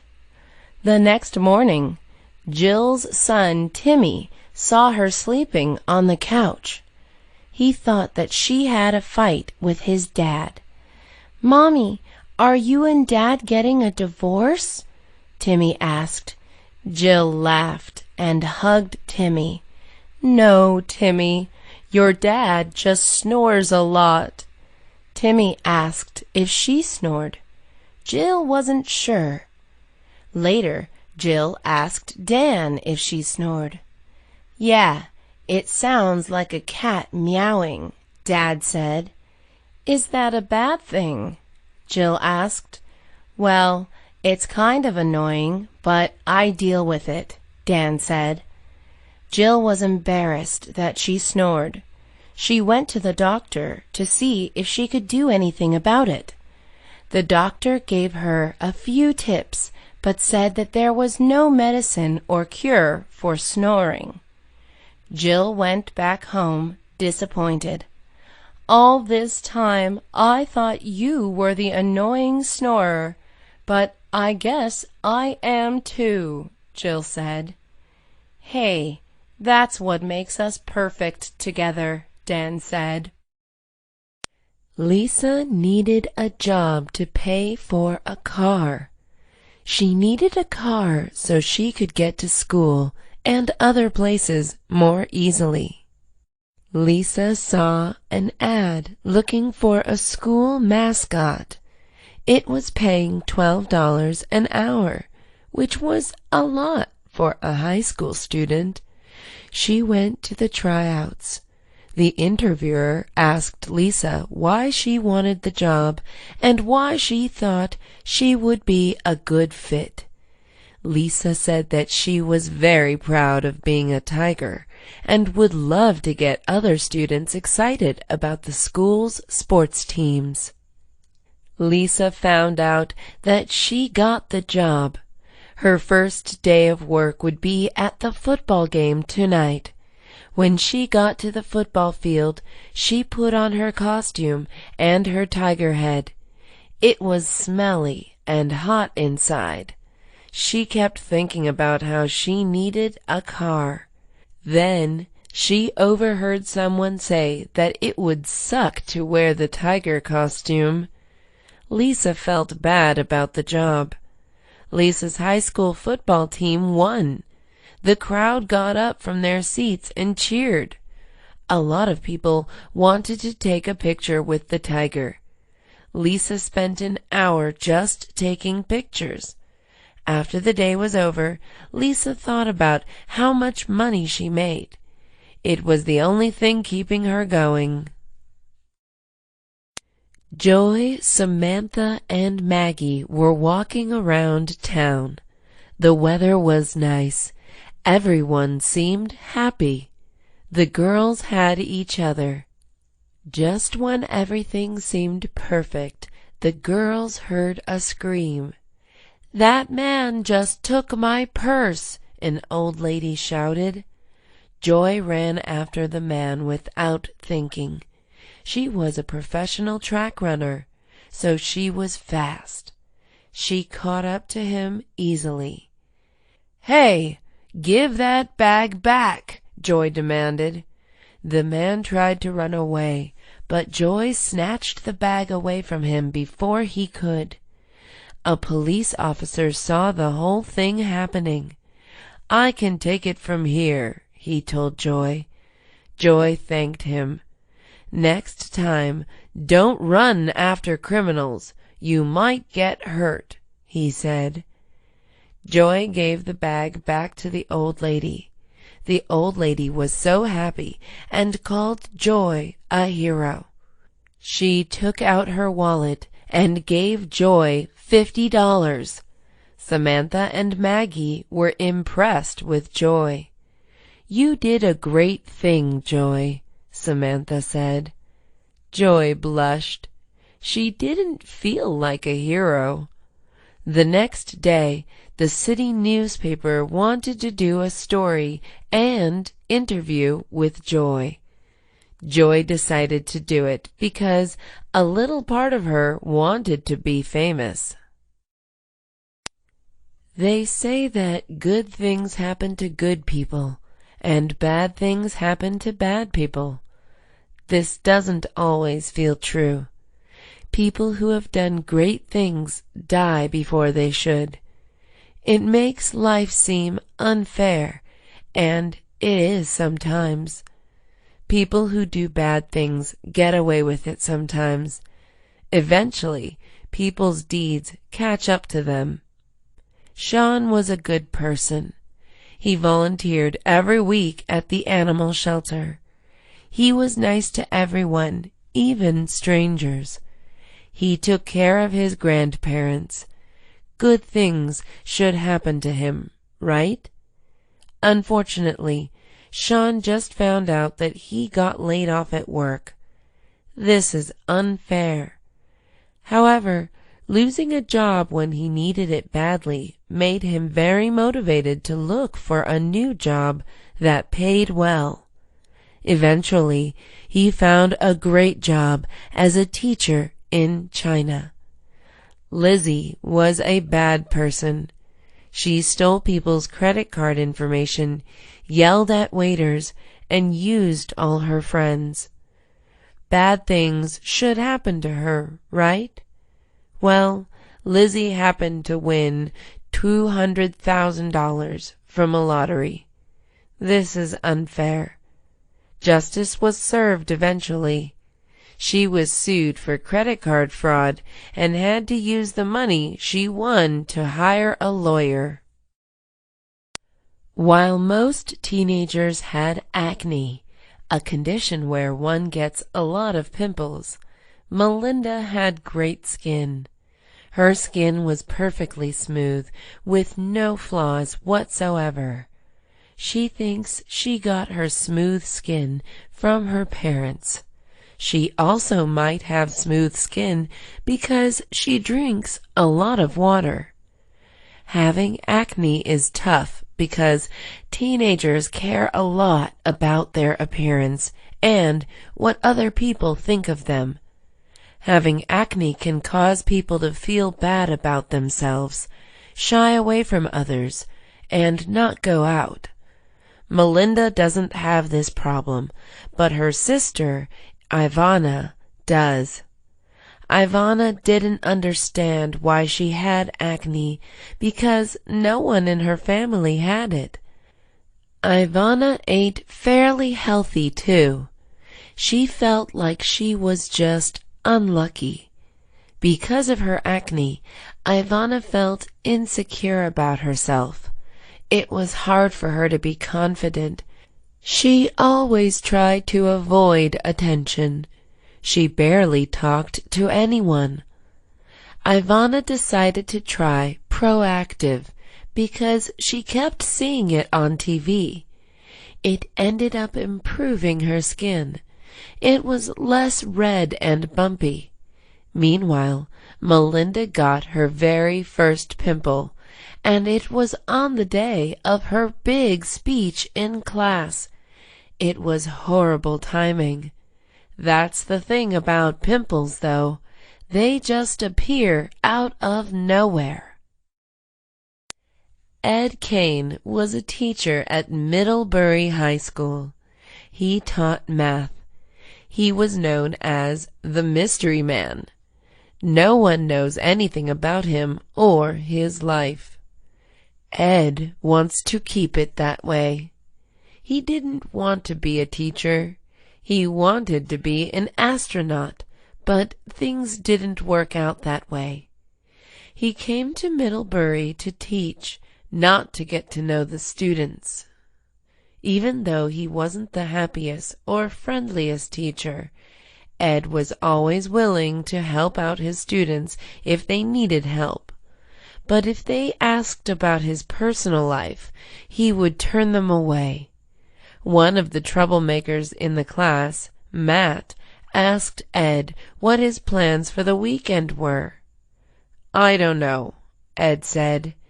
"Mr. Kane, tell us something about yourself," Matt asked. "That's enough, Matt," Ed said. It wasn't that Ed was embarrassed by his lifestyle, but rather Ed just thought that students should focus on math. If he got too friendly with them, they might think of him as an easy teacher. Ed was married with 2 kids and 1 guinea pig. Ed's hobbies included golfing and swimming. Ed was a very intelligent man and only had 2 close friends. Catherine was moving schools because she was being bullied at her old school. She liked the teachers, her classes, and her friends at her old school, but the bullying was so bad. The girls would call her mean names, trip her, and embarrass her in front of other classmates. They bullied her because she was an easy target. Catherine wore a hearing aid and she was disabled. Catherine's new school was a private Christian school. She had to wear a uniform and pray between classes. Catherine was okay with praying, but she didn't like the uniform. She always liked expressing herself with clothes. Now, she could only wear the clothes she wanted on the weekends. Although there were no bullies, her classmates were hard to get along with. Catherine felt like her personality was so different from theirs. Her classmates were very serious, quiet, and kind of boring. Angie was a fashion model. The modeling industry was a tough world. Although it looks glamorous, it is hard to make it big in the industry. Angie's agent suggested that she get a new haircut to make her stand out. Angie currently had long, blonde hair. She did not have a unique look. Angie didn't want to cut her hair, though. She loved it. Angie and her agent went to a fancy hair salon called Cute Cuts. The hairstylist was world-renowned. "Cut 9 inches off and spike up her hair like a boy's hair," the agent said. Angie was nervous. The hairstylist stroked her long hair. "Are you ready to be a star?" the hairstylist asked. Angie slowly nodded her head. She wasn't ready, but it didn't matter. Angie listened to the classical music while her hairstylist cut her hair. She tried to fall asleep so she wouldn't have to think about her hair. After 45 minutes, the hairstylist removed her hair towel. "Ta-da!" she said. Angie started crying. She thought she looked awful. "You'll feel better once you book jobs," the agent said. Although Angie didn't like her haircut, she admitted that it was going to make her stand out. Right now, Eileen is a famous fashion designer. She started from the bottom, though. She was raised by a single mother with 5 other siblings. There was barely enough to eat. In fact, there were a lot of days when she just ate an apple and a slice of bread. Eileen also lived in a bad neighborhood where hearing gunshots was normal. Eileen didn't do well in school either. She had a hard time focusing and often fell asleep while her teachers were talking. It was hard to think about George Washington or the scientific theory when you had personal problems. Because she didn't do well in school and she needed money, Eileen didn't go to college. She immediately worked at a clothing store as a cashier. Eileen would sketch designs during her break time. One lucky day, the owner at the time saw her designs and was impressed. He offered Eileen a position as a designer. Eileen worked for her boss for 5 years before starting her own company called Bottomless. There are now bottomless stores in over 100 countries. Eileen has been on many talk shows speaking about her rise to success. In the United States, you can pretty much vote for who you want to be president if you are 18 years or older and a U.S. citizen. People don't realize how great this is. In some countries, power is passed on to relatives, and the people don't get any say in who the leader of the country should be. However, a lot of people in the United States, especially young people, do not vote. There are many reasons why people don't vote. Firstly, they don't believe their vote matters. The truth is, everyone's vote matters. Secondly, they don't think that anything will change if they vote. Although it's hard to see big changes right away. The presidential candidate you vote for affects many policies. Thirdly, people are lazy to go out of their houses to vote. This is the worst excuse. People need to realize that voting is a privilege. Imagine if we couldn't vote. We would feel out of the loop. We would feel that our opinion doesn't matter. If you don't vote for a candidate, then you have no right to complain about the president who will be elected. Yvonne is addicted to biting her nails. She doesn't know how it started. She has been biting her nails since she was 4 years old. She bites her nails when she is not doing anything with her hands. She bites her nails when listening to her professor or waiting in line. People around her are grossed out by her habit, but Yvonne can't help it. Her addiction is getting worse. Yvonne now has an infection on the tips of her fingers. Her fingernails are also yellow. When Yvonne noticed all this, she realized that she needed to make a big change. Yvonne decided to paint her nails to stop herself from biting them, since she doesn't want to bite on the nail polish. Yvonne was in class listening to a boring lecture which made her want to bite her nails. She looked at her blue nails and stopped herself. 10 minutes later, she looked at her nails again.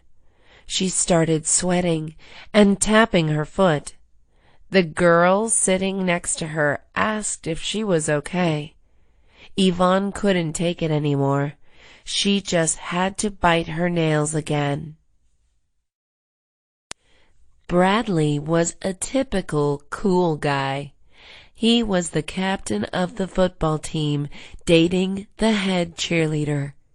He was rich, tall, and good-looking. He was also the president of the high school. Bradley had one problem. It was his grade in English. He couldn't write an essay to save his life. He had trouble coming up with ideas. Bradley's final English paper was supposed to be about his role model. He wanted to write about his football coach. Bradley knew he couldn't do well by himself, so he hired the smartest student in class to help him. He was going to pay Melody $10 an hour. Bradley invited Melody to his house. "Okay, Bradley, start with an interesting sentence that's going to grab the reader's attention." "How about, soccer is called football in most countries," Bradley suggested. "But that has nothing to do with your topic," Melody said. Bradley felt bad. "Hey, don't feel bad. Coming up with hooks can be challenging. Why don't you use a quote that your coach said?" Melody suggested. Bradley thought that was a good idea. His hook was, "Football is an art, not a game." Clara always thought her eyebrows were too bushy. Having good eyebrows was becoming a very popular trend among girls. Clara's friend Rachel offered to take her to a salon to wax her eyebrows. Clara didn't like that idea. She didn't want a stranger to be so close to her face. Rachel offered to give Clara waxing products so she can fix her eyebrows herself. Clara said okay. Clara went over to Rachel's house to get the eyebrow waxing material. She then went to Rachel's bathroom. Clara was nervous. What if she did it wrong? She slowly spread the wax on her eyebrows. A couple minutes later, she pulled the wax off. "Ouch!" Clara yelled.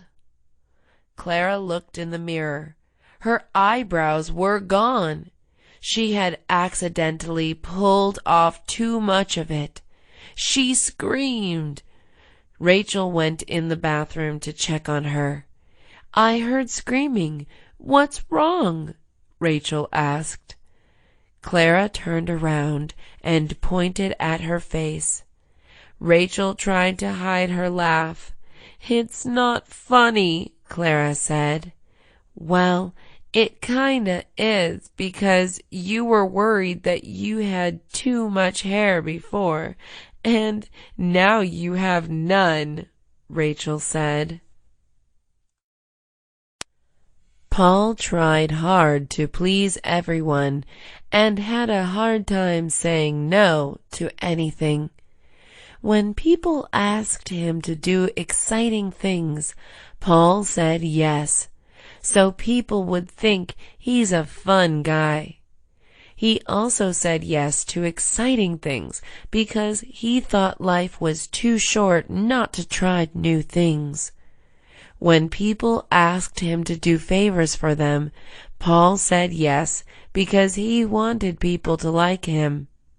His agreement to everything was a big problem when he was busy with homework, chores, or any other personal commitments. One time, he had a test that was worth 50% of his final grade, and the day before it, he decided to go skydiving with his neighbor. Skydiving took about 5 hours, and Paul couldn't get home until 11 p.m. By then, he was tired and found it hard to focus on studying. Another time, Paul's friend asked if he could turn in her paper for her at 3 p.m. Paul had to be at his soccer game at 3:10 p.m. Any other person would have said no, but not Paul. Paul turned in the paper for his friend, ran to the gym to change, and then arrived at the soccer game 10 minutes late. Kenneth and Leslie raised their kids to have Christmas spirit. They do all the Christmas traditions, everything from decorating the house with lights to putting a star on top of the Christmas tree. The kids even think that Santa Claus is real. This all changed when Kenneth and Leslie's son Thomas saw Kenneth putting a bunch of Christmas presents under the Christmas tree late at night. Thomas gasped. He was upset that his parents lied to him. "Mom, Dad, why didn't Santa come this year? I saw you two putting gifts under the tree," he said. Kenneth and Leslie looked at each other with worries. "Well, son, the truth is, Santa didn't have time to put them under the tree, so he gave them to me and your mom," Kenneth said. Leslie was impressed with her husband's ability to come up with a lie so quickly. "You know, a lot of kids at school say that Santa isn't real," Thomas said. "Well, they're lying, honey. They just want to make you feel bad," Leslie said. "Really? Well, can you prove it by bringing me to Santa Claus?" Thomas asked.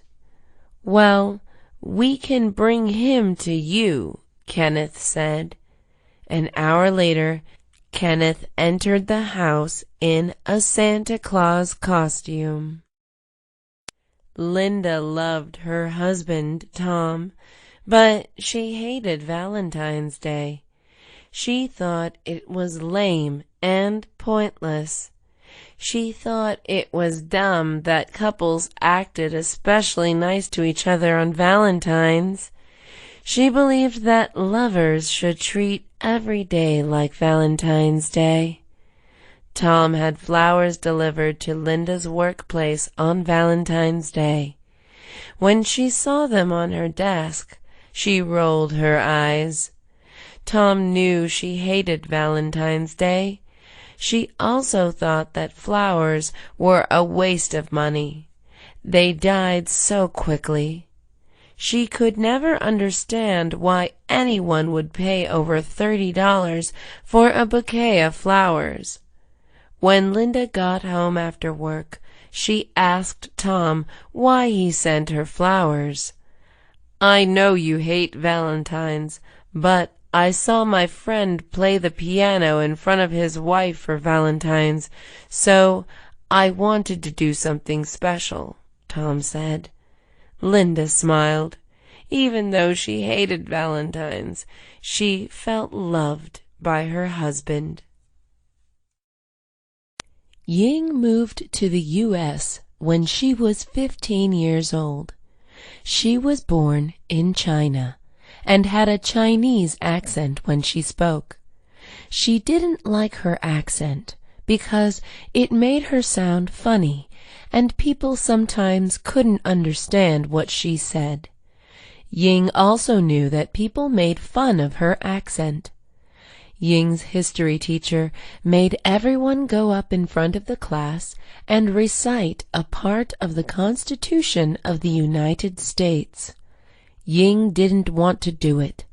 She asked her teacher if she could record herself and send it to him. The teacher said no, because that would be unfair to everyone else. Ying then said that it was unfair that everyone had an American accent. The teacher told her to take classes to get rid of her Chinese accent. Ying took her history teacher's advice and took a class on getting rid of the foreign accent. The class was filled with people like Ying. The teacher had Ying and other students pronounce things. After a week, Ying didn't see an improvement.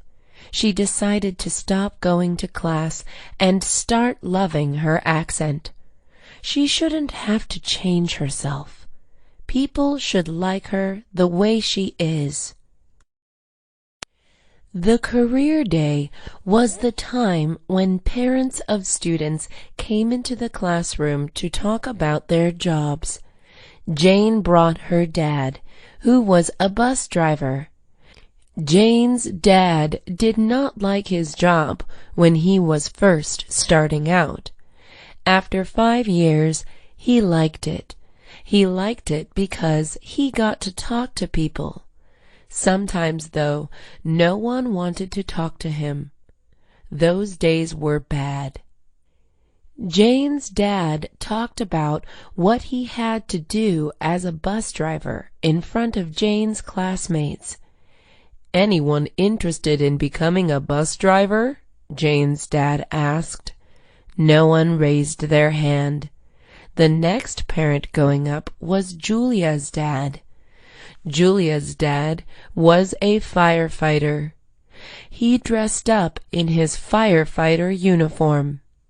He talked about his experiences and the crazy fires he had to put out in the past. The students loved Julia's dad. They asked him a ton of questions, and someone even hugged him. Jane's dad felt bad. He left the classroom before the day ended. Jane's teacher ran out of the room to talk to him. "Mr. Lowell, I just wanted to tell you that I have so much respect for what you do." Jane's dad smiled. Donald is getting out of jail today after 5 years. He was in jail for hurting a convenience store manager.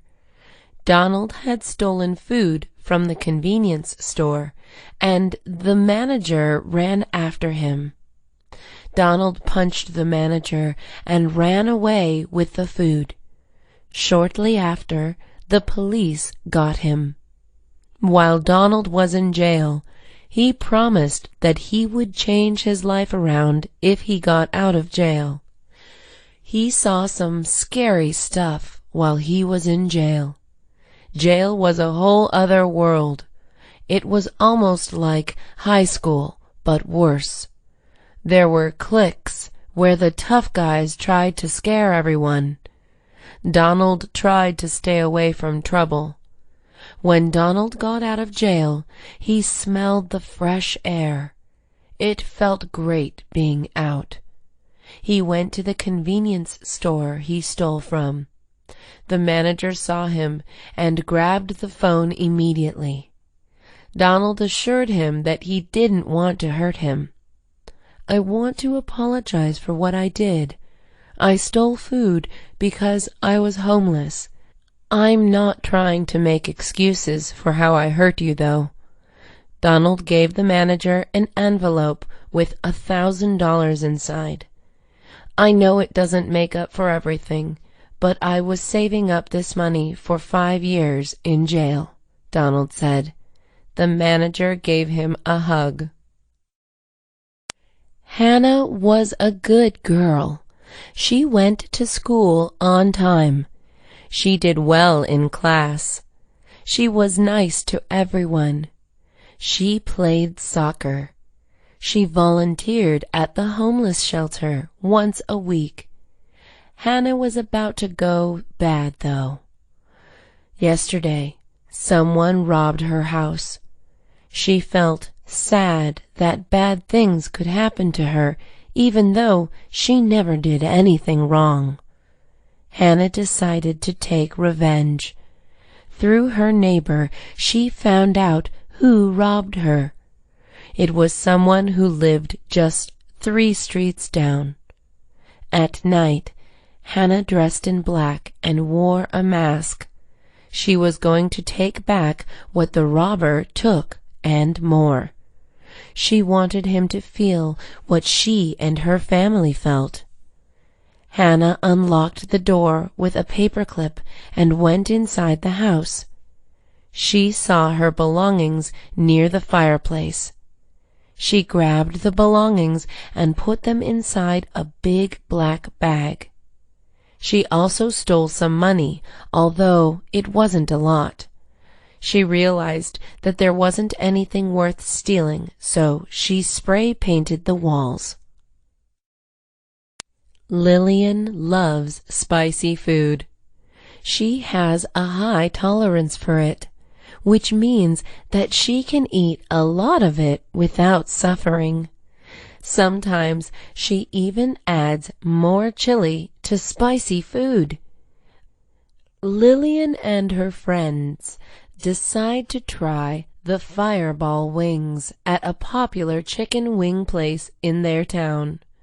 The fireball wings were supposed to be so spicy that you could still feel the burn after 1 hour of eating a bite. Lillian and her friends had to sign a waiver to eat the wings so that they couldn't sue the business if they had any health problems after eating the wings. Lillian was excited. Finally, the plate of wings came in, and everyone could smell the chili. One of her friends sneezed because the smell was so strong. Lillian took the first bite. It was hot. She started panting and breathing heavily. She drank some water, but it was still hot. Her friends ordered some milk for her. Milk is supposed to be good for dealing with spicy food. Lillian drank 2 glasses of milk, but her mouth was still burning. Her friends decided not to eat the wings, because if Lillian couldn't handle it, then they surely wouldn't. Benjamin and Kyle are best friends. They met when they were 10 years old. They were both in the same swim class. They became the fastest swimmers in their class. They joined the swim team at their high school. Even though they were great swimmers, Benjamin and Kyle had different personalities.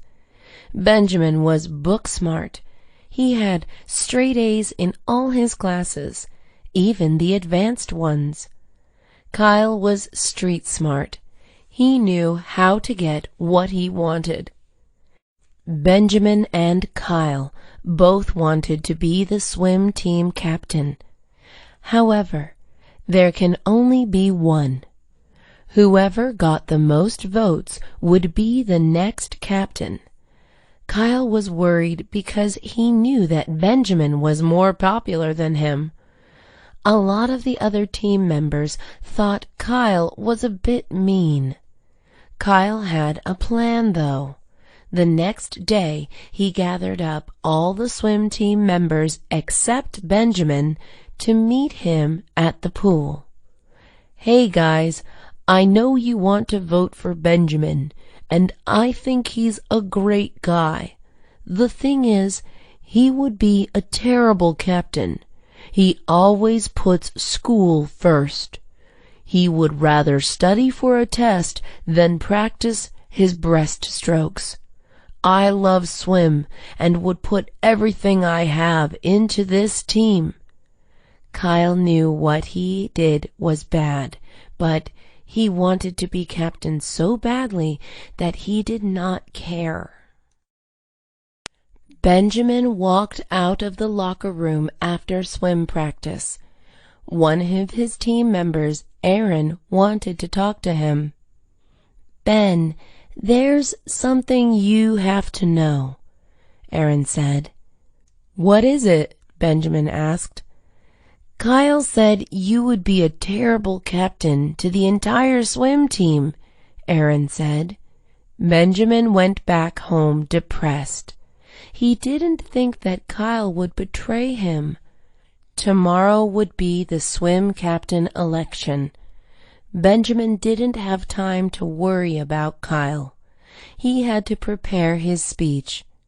The next day, Benjamin and Kyle stood in front of the swim team. Kyle went first. "Hello, fellow team members. I want to be your next swim captain because there is nothing I care more about than swim. I will put 110% into every practice we have and every competition we enter. We're going to be winners if you vote for me." Benjamin was up next. "Hi all. I should be the next captain because I want to make this team stronger. It's important that we all work together and be friends with each other. We need to support each other whether we win or lose. I will make this team a family. By being a family, we will be more motivated to do our best." Benjamin and Kyle had just made their speeches to be swim captain. "All right, all those who want Kyle as your captain, raise your hand," the swim coach said. 5 people raised their hands. "All those for Benjamin, raise your hand," the swim coach said. 30 people raised their hands.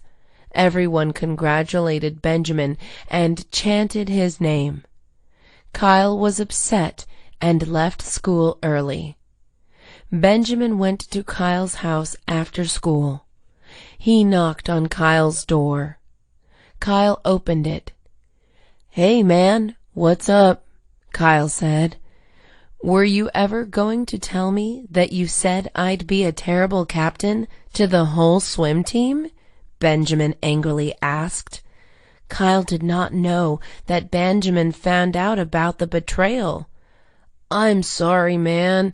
I wanted to be the captain so badly." "I thought we were best friends. How could you do that?" Benjamin asked. Kyle shook his head in shame.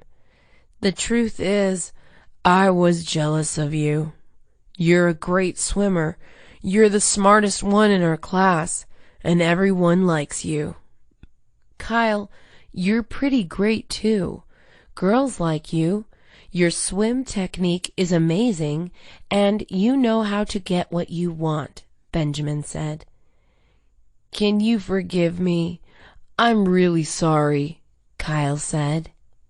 "Yeah, but let's talk about it over dinner. I'm starving," Benjamin said.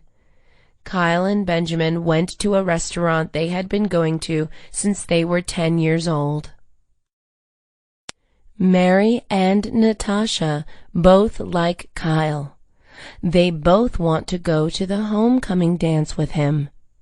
Mary got to him first. "Hey, Kyle, want to go to the homecoming with me?" "Oh, gosh.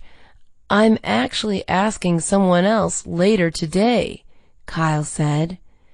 Mary was furious. How could he say no to her? "Who are you asking?" Mary asked. "Natasha," he said. Mary had to do something. She couldn't let Natasha take Kyle away from her. Mary walked over to Benjamin, Kyle's best friend. "Hey, Benjamin, you should ask Natasha to the homecoming dance." "Really? I don't think she likes me," he said. "She told me she likes you," Mary said. "Okay, I will ask her out. Thanks for telling me," Benjamin said. Benjamin went up to Natasha during lunch with roses. "Natasha, will you go to the homecoming dance with me?" Benjamin asked. Natasha didn't want to go with Benjamin, but everyone was staring at them. She didn't want to embarrass him by saying no. "Yes, I'll go with you," she said. Kyle and Benjamin were hanging out after school. "So I'm going to the dance with Natasha," Benjamin excitedly said. What? I was going to ask her out later today, Kyle said. What? Well, it's too late. She already said yes to me, Benjamin said. Kyle was sad. He decided to ask Mary to the dance instead. It was better for him to ask someone than no one at all. At the dance, there was a DJ, a disco ball, food, the school mascot, and pretty decorations. Everyone was having a good time, except Benjamin, Kyle, Mary, and Natasha. Benjamin and Natasha barely spoke to each other. Natasha kept thinking about Kyle, and Benjamin thought Natasha was way too quiet. Kyle kept thinking about Natasha, and Mary was mad that Kyle wasn't paying attention to her. Give me a second. I'm gonna see how Ben is doing, Kyle said to Mary. Kyle walked over to Benjamin. Hey, where's Natasha? Kyle asked. She's in the bathroom, Benjamin said. None of us are happy right now. Why don't we switch dates? Kyle suggested. That would leave me and Mary unhappy, Ben said. Kyle sighed. He knew Ben was right. The homecoming dance was just going to be a bad night. Textbooks are really expensive. It is funny because nobody wants them. Students just have to buy them because teachers want them to.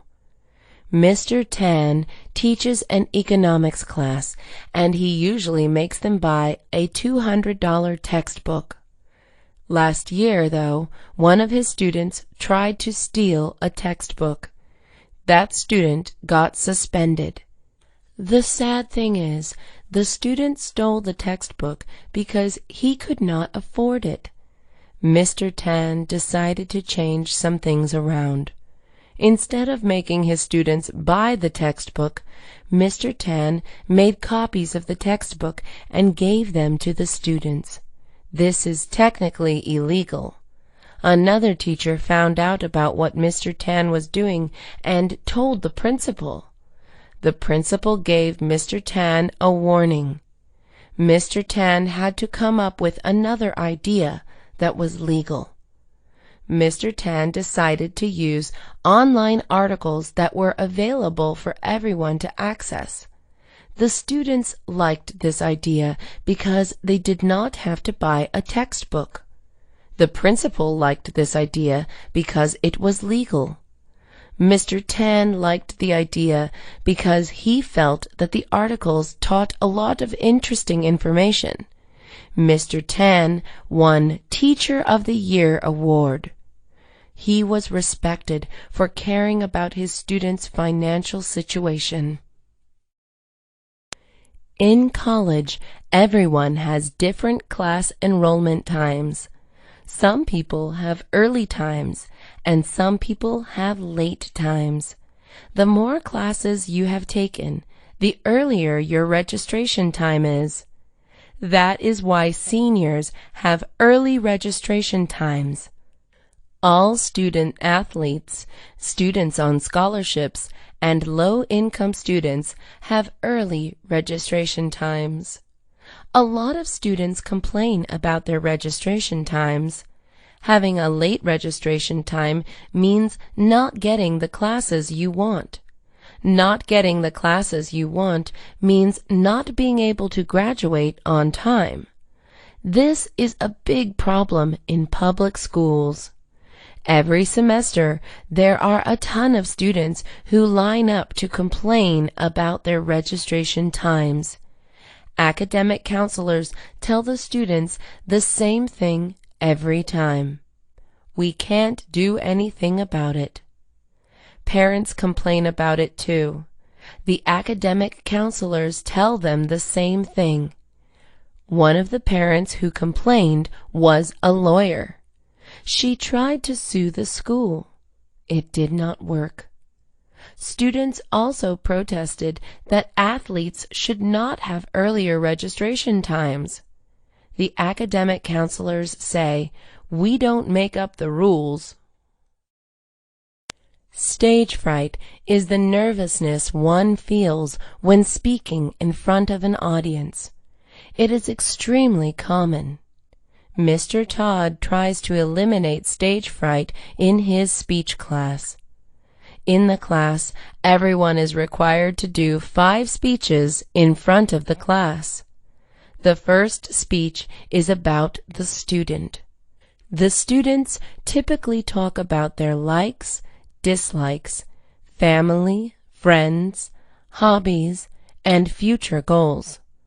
Since it is the first speech, a lot of students are nervous.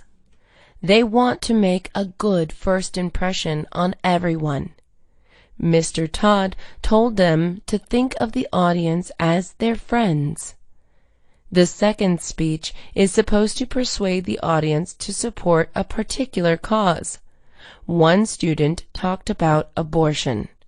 Another student talked about Donald Trump.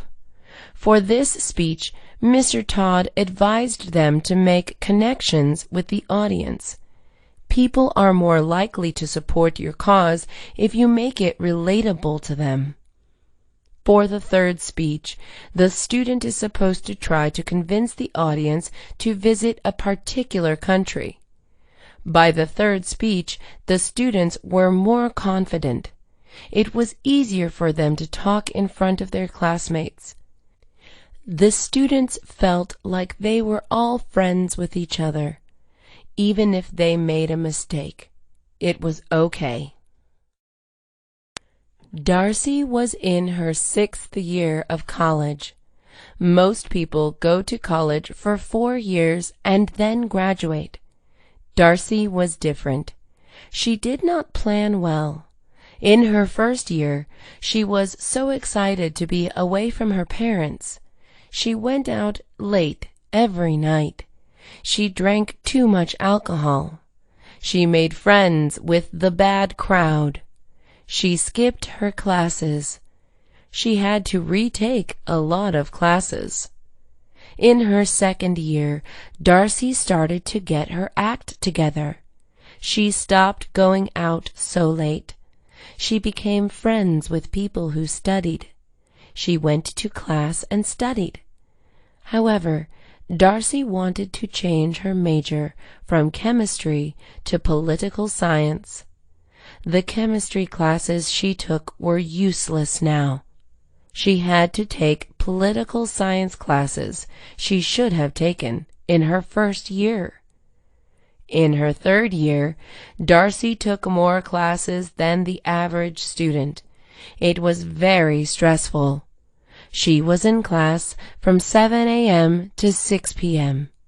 She felt like she could not think in any of her classes. She was not getting much sleep. She talked to a guidance counselor who told her that she should drop 2 classes. The counselor also said that it was better to get good grades and stay longer in college than to get bad grades and graduate on time. Darcy dropped 2 classes and had to stay in college for 2 extra years. There are a lot of rules on what students can and cannot wear. Girls can't show bra straps, wear shorts that are too short, wear tank tops, nor can they wear body jewelry. Guys can't show their boxers or wear pants that are too baggy. Both girls and guys cannot wear open-toed shoes, including flip-flops. The students are sad because flip-flops are comfortable and easy to wear. Flip-flops are also great when it's really hot. One sunny August, Sebastian decided to break the rules and wear flip-flops to school. He felt cool that he was breaking the rules. His friend Brett looked at him in horror. "Dude, you're going to get in trouble," Brett said. Sebastian laughed. They won't even notice, he said. Sebastian was right. Class after class, teachers failed to notice that Sebastian was wearing open-toed shoes. After the last class bell rang, Sebastian and his classmates walked out. When he walked outside, Sebastian tripped over a rock. His toes started to bleed and his foot was bruised. He couldn't even get up. Brett called the nurse over. The situation was too serious for the nurse to handle. The nurse had to call the hospital. Sebastian never wore flip-flops again.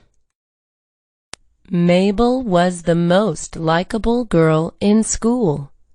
Teachers loved her because she was a good student who always had something to say. Boys loved her because she was so beautiful. Girls loved her because she was nice and always helped them. Her siblings loved her because she was caring. Mabel just had a good impression on everyone. One day, a robber came to her house, stole all her money, and punched her when she tried to stop him. Mabel was devastated after that incident. She felt upset that someone would hurt her when she was a good person. When she returned to school, it was hard for her to talk to people. She started spacing out in class, sitting alone during lunch, and wearing the same clothes every day. Mabel's friends were worried about her. They decided to go to her house to talk to her parents. Her friends explained how Mabel was acting differently in school. Mabel's parents had no idea. They talked to Mabel and told her that the robbery had nothing to do with her. Robbers just rob houses that they feel are the easiest to break into. Mabel's parents gave her a hug. Howard was never the athletic type. In fact, he was always the fat kid. People made fun of him for his size. Howard wanted to change that. He wanted to be more healthy. He wanted to get into sports. He saw a flyer for soccer tryouts. Howard never played soccer, but he watched it on TV. Howard had 1 week to get ready before tryouts. He watched soccer games on his TV for 2 hours.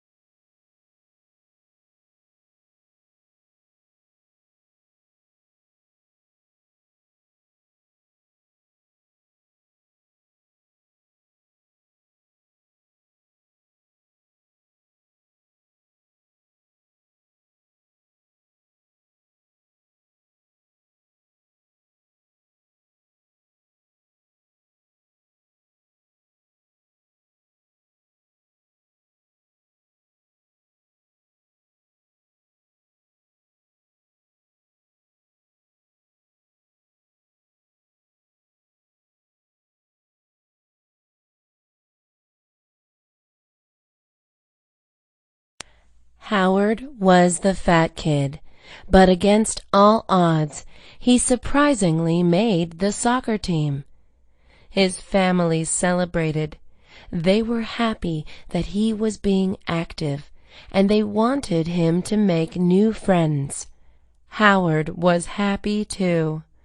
On his first day of practice, the coach made a short speech.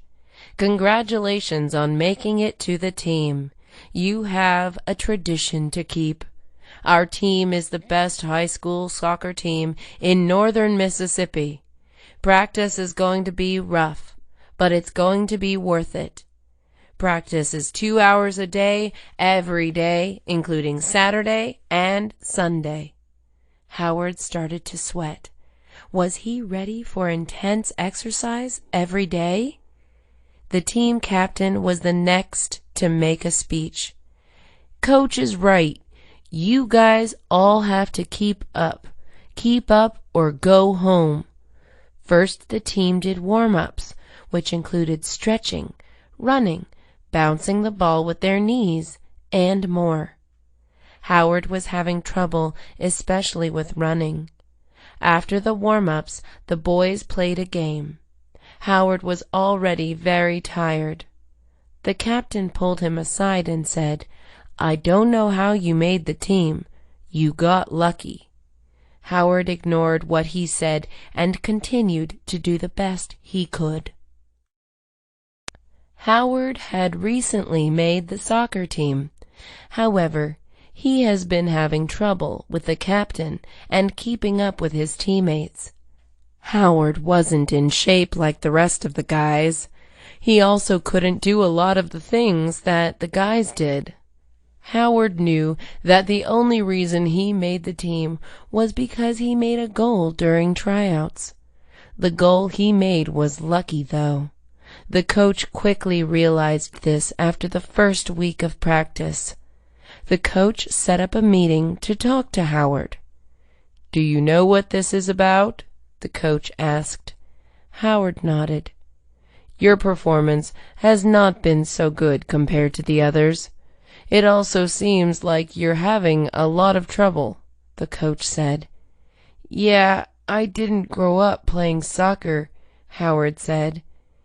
"You're going to have a lot of trouble if you stay on the team. If you still want to play, I think you should take classes and try out again next year." Howard sighed.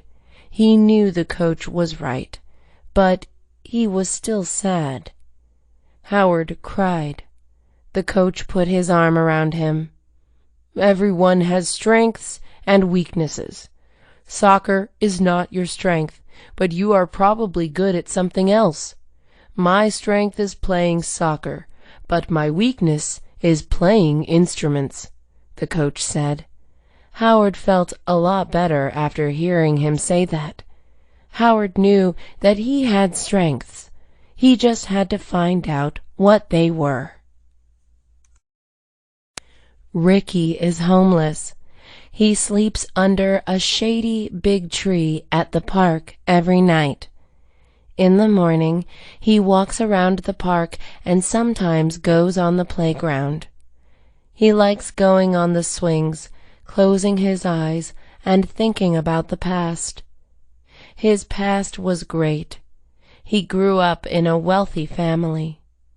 Both of his parents were doctors.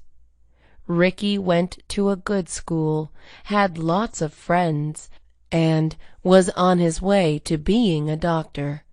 Everything was perfect. Then his parents got sued by a patient. His parents lost the case and owed the patient millions of dollars. Ricky and his family had to sell their house and move to a much smaller house. Ricky also had to move schools. Ricky's parents had a very hard time adjusting. His dad had a heart attack after 1 year of living in the small house. His mom had a hard time without his dad and died from stress. Ricky had to support himself. He quit school and worked at a grocery store. He eventually quit because he thought he was too good for his job. Ricky decided he would rather be homeless than work at a job he hated. Ricky had gotten used to being homeless. He had been homeless for 5 years, and he is now 23 years old. He talks to people at the park and has good conversations. He gets food from the trash can. He doesn't mind. Ricky is homeless but happy. Margaret was going to meet her boyfriend's parents for the first time. She was worried that they wouldn't like her because she was poor. They probably thought she was with him for his money. She wasn't. She was with him because he was kind and funny. Margaret had to look her best. She put on her nicest dress, heels, and diamond earrings. Margaret's boyfriend, Jimmy, picked her up. "You'll be fine," he said. When she saw Jimmy's parents' house, she gasped. It was huge. There were 2 security guards at the 2 ends of the gate. They typed in the code and the gate opened. When they got to the front door, the servant opened the door for them. Margaret and Jimmy went into the living room to find Jimmy's parents drinking expensive wine. It was the kind of wine that was $100 a bottle. "Mom, Dad, this is Margaret," Jimmy said. Jimmy's mom looked at Margaret from top to bottom and frowned. Jimmy's dad did the same. Margaret was not off to a good start. The 4 of them sat at a dining table. Nobody said anything for 10 minutes. Margaret broke the silence and said, "This is delicious." "Of course it is. It's probably the most expensive thing you ever ate," Jimmy's mom said. "Mom, that was really mean," Jimmy said. "I'm just saying the truth, son." Margaret and Jimmy left after dinner. Margaret swore she would never see his parents again. For the first time ever, Gabby was going to be home alone. Her parents and little brother were going on a 1-week trip to Hawaii. Gabby didn't want to miss out on school, so she had said she would stay at home. It was going to be great. She could stay up late as she wanted, invite people over, and sing as loud as she wanted to. She invited her friends, William and Agatha, to her house after school. "Wow, it is so cool to have the whole house to yourself. Your parents must really trust you," Angela said. Gabby's parents trusted Gabby because she always told the truth and did the right thing. "You should throw a party," William suggested. Gabby and Agatha gasped. "Did you hear what I just said?" Agatha said. "I heard you. I just think Gabby should do the wrong thing for once and not be boring," William said. Gabby did think about it. People at school did think she was a goody two-shoes, and her parents probably wouldn't find out. "Okay, I'll do it," Gabby exclaimed. Gabby invited the whole 11th grade class to her house on Friday. A lot of people came and the house was packed. It seemed like everyone was having a good time. People really liked the food and the music at the party. Eventually, however, the party got too crazy. People started yelling at each other. Things broke, and neighbors complained. All of a sudden, the door opened. It was Gabby's parents. "Mom, Dad, aren't you supposed to be here tomorrow?" Gabby asked. "We were, but we came here to surprise you with a gift," her dad said. Gabby felt guilty. Ginny was obsessed with donuts. She had her first donut when she was 5 years old. It was from a gas station. Ginny was crying, and her dad was trying to get her to be quiet. He gave her a donut, and Ginny immediately stopped crying. Ginny has tried 20 different donut shops and hundreds of different flavors. Some of her favorite donut flavors included chocolate, banana, and regular glazed. Her friend Rebecca knows how much she likes donuts, so she recommended her a place. It's called Doughnutty. It's known to be the best donut on earth, Rebecca said. What's so good about it? Ginny asked. They're really fresh, and they use a type of sugar that is good for you, Rebecca said. Ginny was going to check the shop out. Doughnutty was an hour away from Ginny's house. Her brother made fun of her for driving so far just to eat doughnuts. When Ginny and Rebecca got there, the store was closed. The girls felt so frustrated. They decided to get doughnuts at the gas station nearby. It was not the best, but it was still pretty good. Ms. Robbins was known around the school as the meanest teacher ever. She gave hard tests, made fun of students, and wouldn't let the students have any fun whatsoever. Why was Ms. Robbins so terrible? Well, she never wanted to be a teacher. She grew up wanting to be an actress. She was pretty good at it. She even had her own TV show once. The TV show did not do so well, and it ended after a year. Ms. Robbins struggled to find a job after that. Ms. Robbins only got her job as a teacher because she knew the principal of the school. They were best friends from high school. Miss Robbins taught history. Her students were all afraid of her. One of her students, Cassidy, raised her hand to ask a question. Ms. Robbins, how long should our essay be? Ms. Robbins stared at her coldly and said, I hate repeating myself. Ask your classmate. Ms. Robbins was called into the principal's office. What's up? She asked. There have been some concerns over your behavior, the principal said. I know where this is going, Ms. Robbins said. Do you? Well, it has to change. I know you don't want to be here, but you can't get paid if all your students want you gone, the principal said. Ms. Robbins was more careful since her meeting with the principal. Martin and Kylie have been in a relationship for 4 years. They have already said, I love you, met each other's parents, and talked about marriage. Their friends and family are just waiting for Martin to propose to Kylie.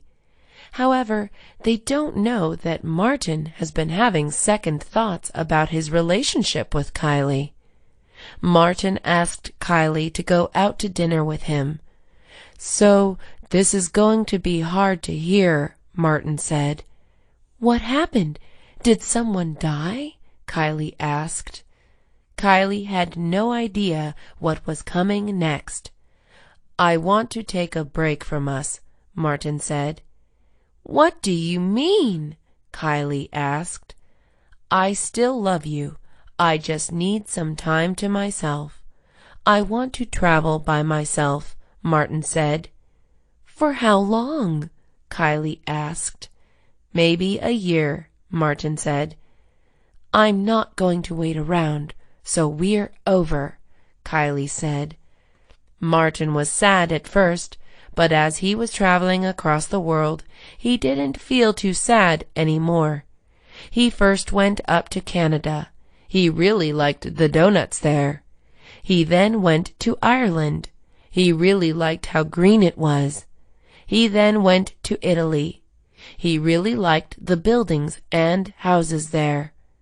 Next, he went to Vietnam. He really liked the people there. After 1 year, he came back to the United States. He asked how Kylie was doing. They went out again to catch up. They got back together. It was clear that they still loved each other. Myron was a meat lover, and Nick was a veggie lover. Not only is Nick a veggie lover, but he is a vegetarian. It makes things hard for Myron and Nick's parents to prepare meals for them. The parents liked meat, but when they make something like chicken, they have to prepare something different for Nick. It was extra work. The family was recently invited to a friend's barbecue party. Nick didn't want to go because he knew that everyone would ask why he wasn't eating meat. "Honey, just come.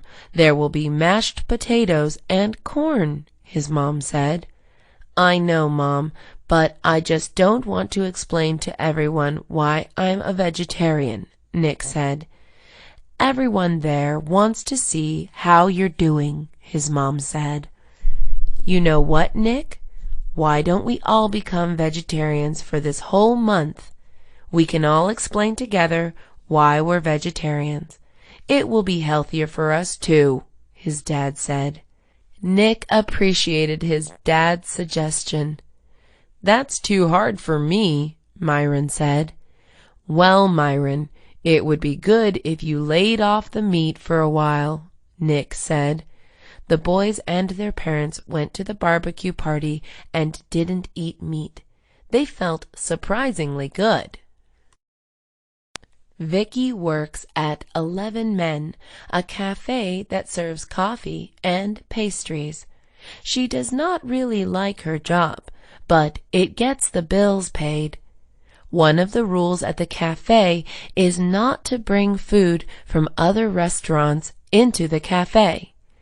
Vicky greeted one of the customers. She noticed that the customer had something from Panda Express.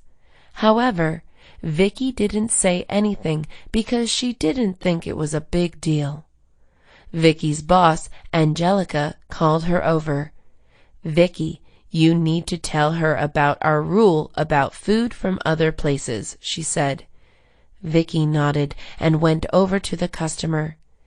"Hi, I'm sorry, but you cannot have food from other restaurants here," Vicky said. "But it's not like I'm not ordering from you guys. I just want something to drink with my meal," the customer said. "You can come in after you finish your food. I'm sorry, I don't make the rules," Vicky said. The customer was furious. He got up and knocked the table and chairs down. "This is a terrible cafe," he said. All the other customers and employees stared at him. The angry customer left and wrote an angry review on the cafe. The owners of 11 Men decided to change the rule so that people could bring in food from other places if they still buy something from them. It is 100 degrees Fahrenheit in Los Angeles, California today. Toby had made plans to go hiking today. His mom told him not to go because it was too hot. Toby still wanted to go. Toby and his friends drove up to the hiking trail. When they got out of the car, they felt the hotness immediately. "Toby, I'm starting to sweat already," his friend said. "You'll be fine.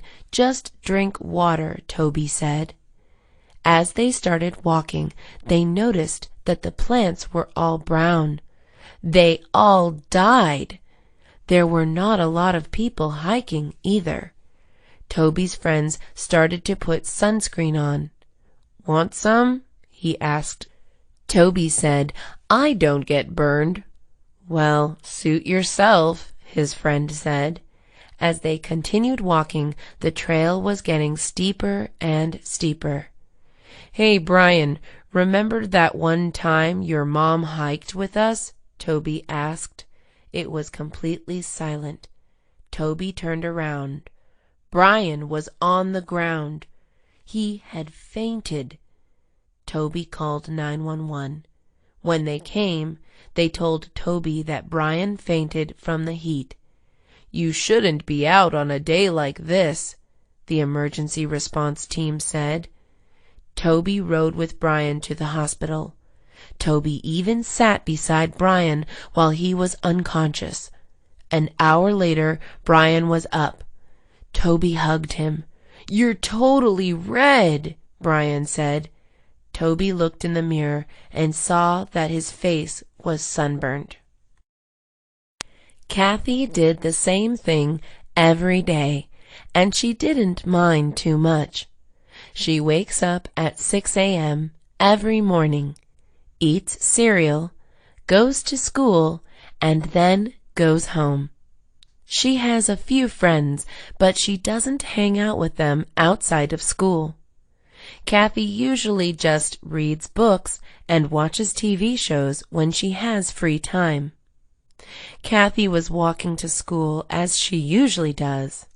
All of a sudden, a car hit her. Kathy was knocked out with blood everywhere. She went to the hospital, and her family and friends visited her. The doctor told them that Kathy was miraculously alive, even though she was hurt pretty badly. She was perfectly fine. Kathy's parents and friends kissed Kathy. Kathy felt very lucky. She decided that she would live like every day was her last. Every day she tried to do something meaningful, and every day she wrote in a diary. The day after getting discharged from the hospital, Kathy tried a new ice cream flavor. She usually gets vanilla, but she tried chocolate fudge and loved it. She also went skydiving. At school, Kathy started joining more clubs. In a weird way, she was glad she got hit by a car.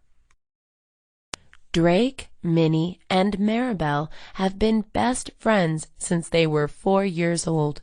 They were inseparable. They had a lot of inside jokes, a secret meeting place, and friendship bracelets. They were very exclusive, too. They didn't want to include other people in their group. It would be too hard. Maribel went to a Thai restaurant with her family. She saw Drake and Minnie having dinner together. Why would they have dinner without her? It looked like they liked each other more than friends. Minnie was laughing and flipping her hair. Drake touched Minnie's hand. Maribel was upset. If they started dating, she would be out of the group. At school, Maribel confronted Drake and Minnie about it. "So, when were you going to tell me you two are dating?" Maribel said. Drake and Minnie nervously looked at each other. "We're not dating. We never would," Drake said. "I saw you two at the restaurant last night," Maribel said. "Well, we didn't want to tell you, but we were planning a surprise party for you. That's why we didn't invite you to eat with us," Minnie said. Maribel felt bad that she ruined the surprise. Laura always had really long hair. It went all the way down her back. It was difficult to maintain. It took her 20 minutes to wash her hair. It was also hard for her to exercise since her hair was always flying around everywhere. Laura decided to cut her hair all the way to her ears. She wanted very short hair. She also wanted to donate her hair to cancer patients. Laura always felt strongly about cancer. Her mom died from breast cancer. The hairstylist asked Laura if she was sure that she wanted to cut her hair. Laura nodded. When the hairstylist was finished, Laura looked down to the floor. There was so much hair. Laura couldn't wait to go to school and show off her new look. When Laura met up with her friends, they looked shocked. "What do you think?" she asked. Her friends were silent. "It looks good," one of them said. He was lying. During lunchtime, Laura overheard one of the mean girls say that no guy would ever want to date her because of her manly haircut.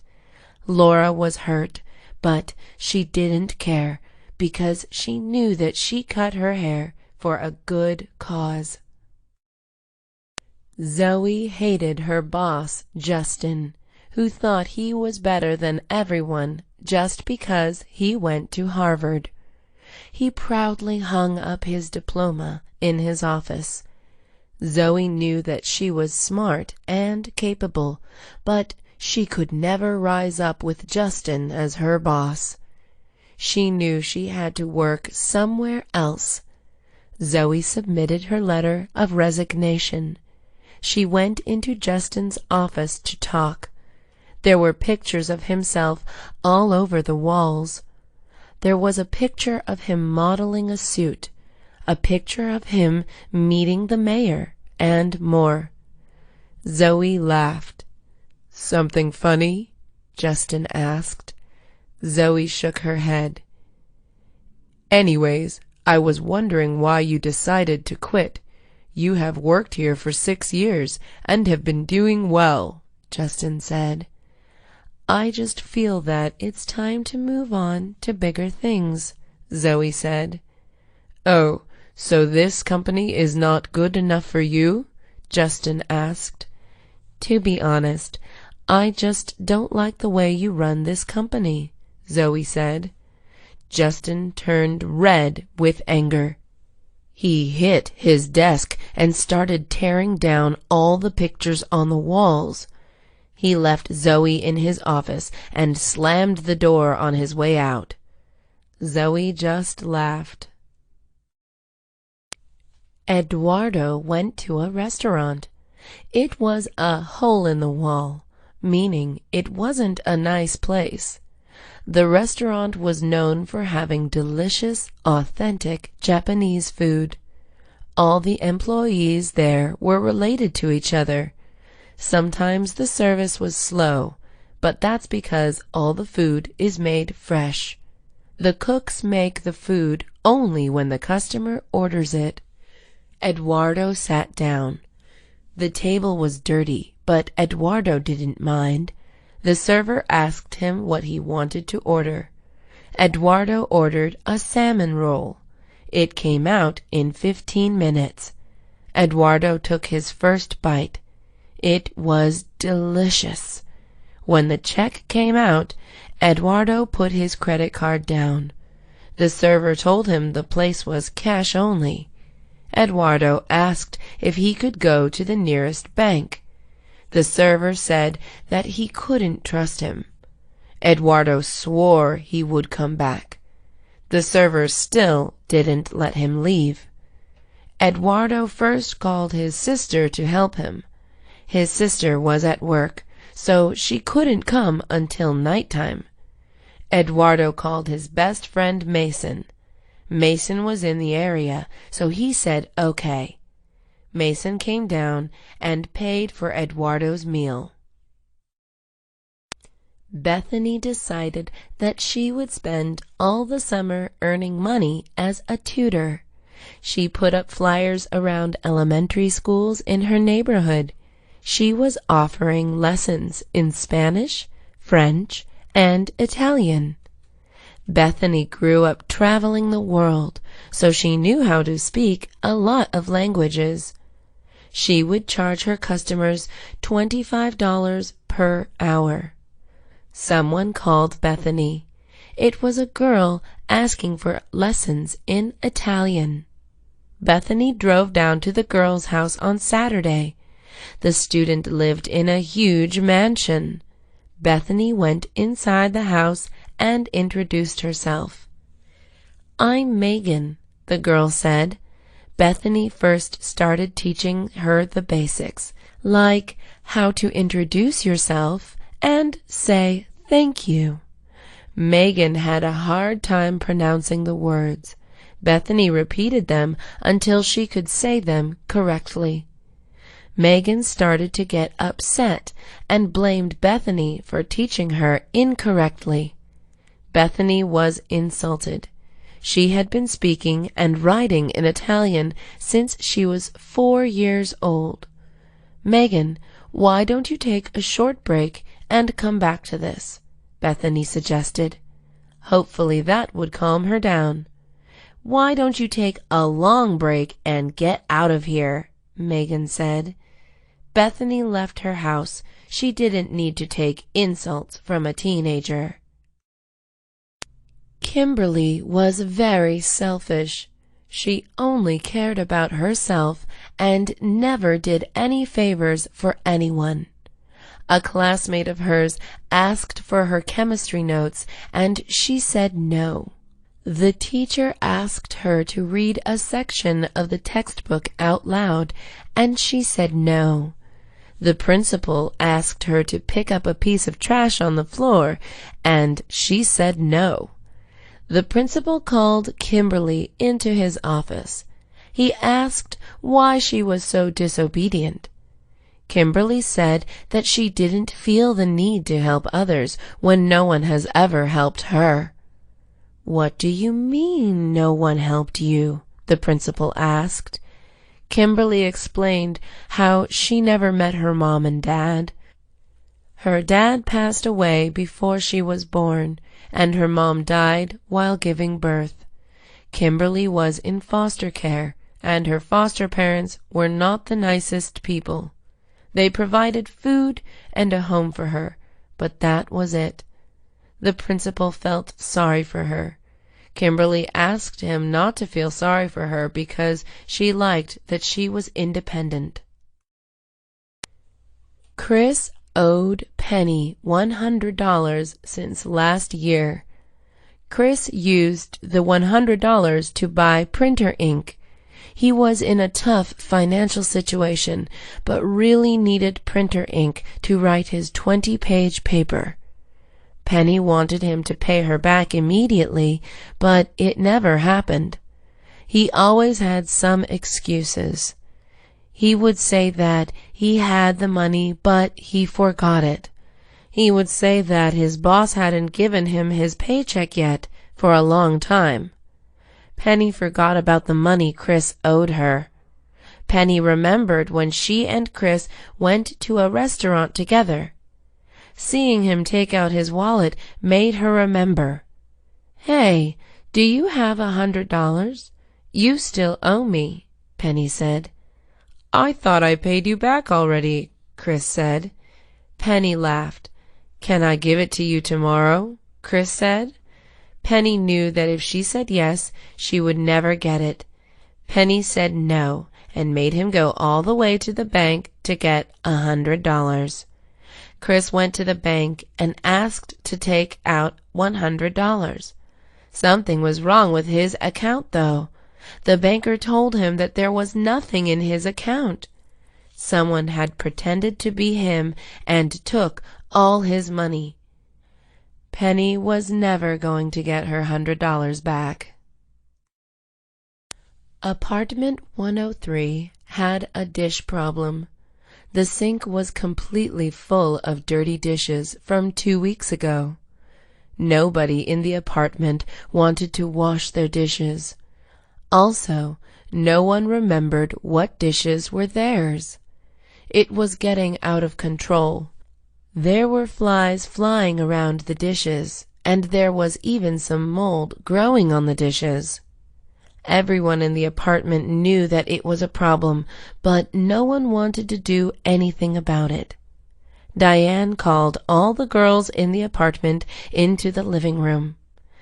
"Guys, we need to do something about the dishes," Diane said. "I don't have time to do any of the dishes," Clary said. "We all don't have time," Diane angrily said. "Why don't we just split up the dishes in 4? That way it's all fair," Ella suggested. "But that's not fair because some of us don't use as many dishes as others," Katie said. There was a knock on the apartment door. Clary opened it. It was their neighbor, Eli. "I couldn't help but overhear your argument. I was thinking maybe I could wash all your dishes for $40, he said. The girls would have to pay $10 each. They decided it was worth it.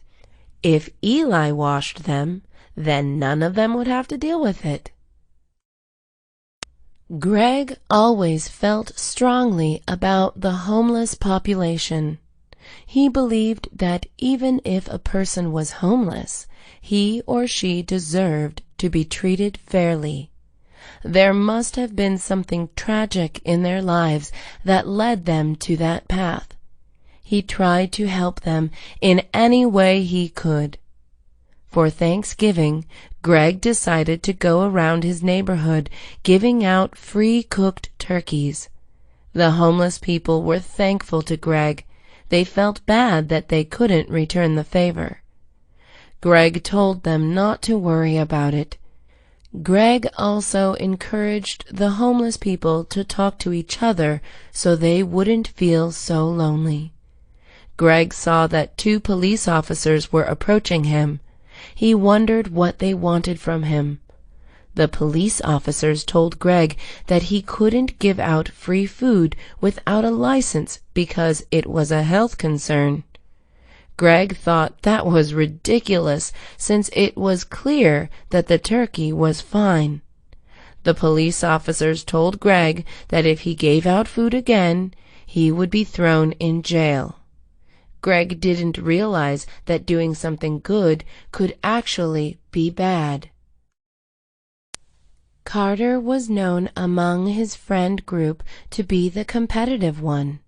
He saw everything as a competition, from having the nicest car to finishing math homework the fastest. It was a good thing and a bad thing. It was good because he accomplished a lot. He always tried his hardest and aimed to be the best. It was bad because it made him stressed. Carter had just taken a difficult English test. A few days later, he got his grade back. He received a C. He was in shock. He had never gotten less than an A before. He asked his friends what they got on their tests. They didn't want to show him because they thought he wanted to show off. "Carter, you make us feel bad when you ask what we got," said one of his friends. Carter did not want to admit that he got a low grade. After class ended, Carter went up to the teacher. He asked Ms. Green what the average grade in the class was. Ms. Green said the average grade was B. Carter was extremely upset. For the first time, his grade was below average. Ms. Green told him not to worry and that even the smartest people would face setbacks. The 4th of July was a big deal to the Griffins. Every year they would have a huge celebration at their house with their friends and family. First, everyone would watch a movie. Then they would eat hot dogs for lunch. Afterwards, they would play games. Some of the games they played together included tug of war, flag football, and trust exercises. After playing games, they ate dinner. Dinner was usually barbecue ribs, corn, and green beans. During dinner, the Griffins would talk about life updates and current events. The big news this year was that Lila Griffin was engaged to the CEO of a world-famous company. Lila Griffin was going to be rich. She was going to move to Beverly Hills. Her uncle asked if she was going to quit her job. Lila said she would not because she would get bored staying at home. After dinner, the Griffins would watch the fireworks. They had a good view of the fireworks. This year, they decided to make their own fireworks too. The fireworks came in lots of different colors, like blue, green, and purple. The fireworks weren't as big as the ones at the park, but they were still nice. It was summertime. Everyone was going to the beach because it was too hot in the city. Ellen and Catherine wanted to go to the beach, but their friend Macy did not want to go to the beach. It wasn't that she didn't like the breeze or the sand. In fact, she loved the beach. She just did not like that she would have to wear a bathing suit. She felt uncomfortable showing a lot of skin because she was a little bit overweight. Ellen and Catherine reassured her that she looked fine. "Why don't you just wear a one-piece swimsuit?" Ellen said. "Because it still sticks to my skin and makes my tummy bulge," Macy said. Ellen and Catherine felt bad that Macy felt insecure about her body. They told Macy that a lot of people at the beach were not in the best shape, and nobody would even pay attention to her. Ellen and Catherine made a list of fun things to do at the beach and gave it to Macy to try to convince her to go. "You don't even have to wear a bathing suit if you don't want to. You can just walk around the beach," Catherine said. Macy decided that her friends were right and drove herself and her friends to the beach. Miles loved playing sports. He grew up playing basketball and tennis. He even wanted to play both sports in college and eventually become a professional. It was also really important for him to win, too. In physical education class, the teacher wanted Miles and another student, Antonio, to each pick 4 other guys to play a round of basketball. Roland was in the same physical education class. Miles knew that Roland wanted him to pick him first to avoid embarrassment. Every time students picked teams, Roland was the last. He was on the chubbier side, clumsy, and got tired easily. Miles felt bad, but he also did not want Roland on his team. There were 2 people left, Roland and Tom. Both of them were not athletic, but Tom was a little better because he was taller. Miles felt conflicted. He knew that if he did not pick Roland, he would be really sad. What was more important, winning or friendship? Miles decided that winning was more important and picked Tom. Roland was so shocked that he ran away to the bathroom to cry. All the guys laughed at him. Miles followed him into the bathroom to talk to him. Roland told him to get out. Miles continued to play basketball and ended up winning. It wasn't worth Roland's tears, though. Roland and Miles have been best friends since 9th grade. They bonded over their common interest in video games. They would go to each other's house and play video games after they finished their homework. They did everything together, from eating breakfast to sleeping over at each other's place. Right now, however, they were not speaking to each other. Miles did not pick Roland to be on his basketball team, and Roland was upset. It has been 2 weeks already. Miles has been trying to make it up to him almost every day. He made him breakfast in the morning, offered to drive him to school, and offered to carry his textbooks. Roland just kept pushing him away. Miles didn't know what he could do. Miles directly asked him one day, and Roland said, "Nothing you do can make up for what you did." Miles was sad, and he gave up. Now, Roland and Miles are about to graduate from high school. It has been a year since they talked. On the last day of school, Roland goes up to Miles. "Hey, I really miss you, to be honest. Want to play video games after the graduation ceremony?" Roland asks. Miles smiles and says yes.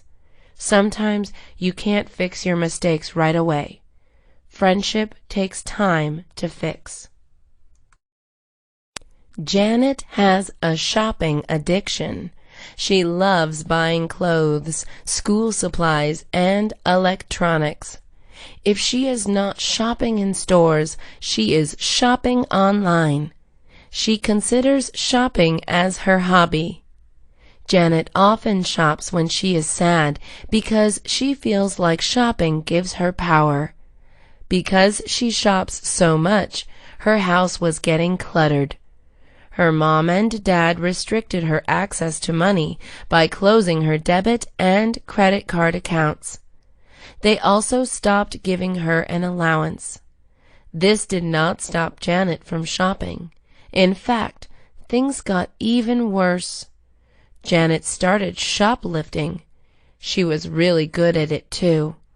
For clothes, she would just go into the fitting room and put them in her bag. Fitting rooms did not have surveillance cameras, so that was why she could do that. School supplies were even easier to steal. Janet just looked around her and put the pens in her pocket. Electronics were difficult to steal, so she never tried. Janet saw a necklace she liked. As usual, she went to the fitting room and placed it in her bag. When she exited the store, the alarm went off. Janet was shocked, as that had never happened to her. An employee checked her bag and pulled out the necklace from her bag. It turned out that there was a security tag. Harold loved to draw.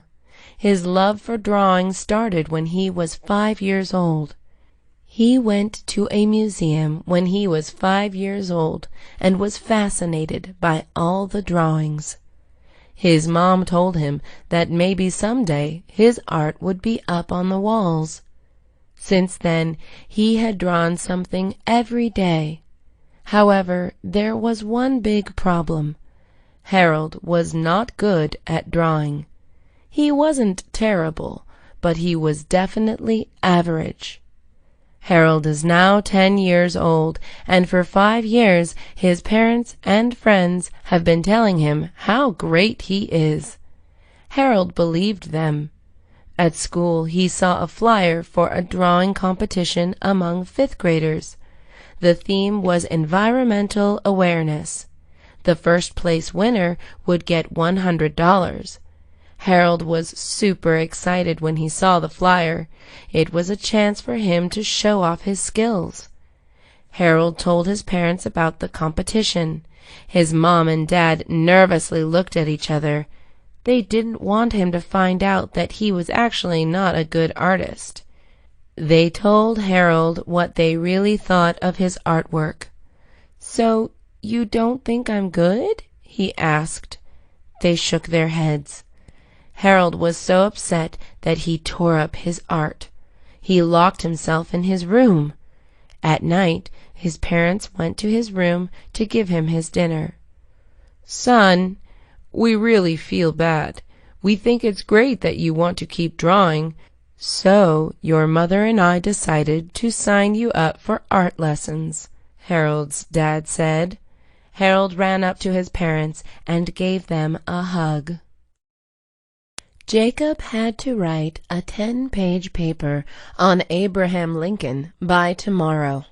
He hadn't even started yet. He always procrastinated, but he always got good grades too. Jacob poured himself a cup of coffee and drank the whole thing. He opened up his laptop. Then he opened up a blank document. Next, he opened up the internet browser. He had to look up information on Abraham Lincoln. When he clicked the enter button to look up information, it said that there was an internet connection problem. He checked his router. It looked fine. He double-checked if he typed Abraham Lincoln incorrectly. He tried turning his Wi-Fi on and off. It still didn't work. Jacob started to sweat. He knew his teacher wouldn't give him a deadline extension. Jacob called customer service and explained his problem. The person on the other line gave him suggestions, but nothing worked. Jacob talked to the person for about an hour and then gave up. He was upset that he wasted an hour. It was already 9 p.m., and he had to turn in his paper at 8 a.m. Jacob had to turn this around. He went to the library, picked out 10 books on Lincoln, and used the library computer. He finished writing at 2 a.m. He ended up getting an A on the paper. Beatrice rode her bike everywhere. Most of her classmates drove around the neighborhood.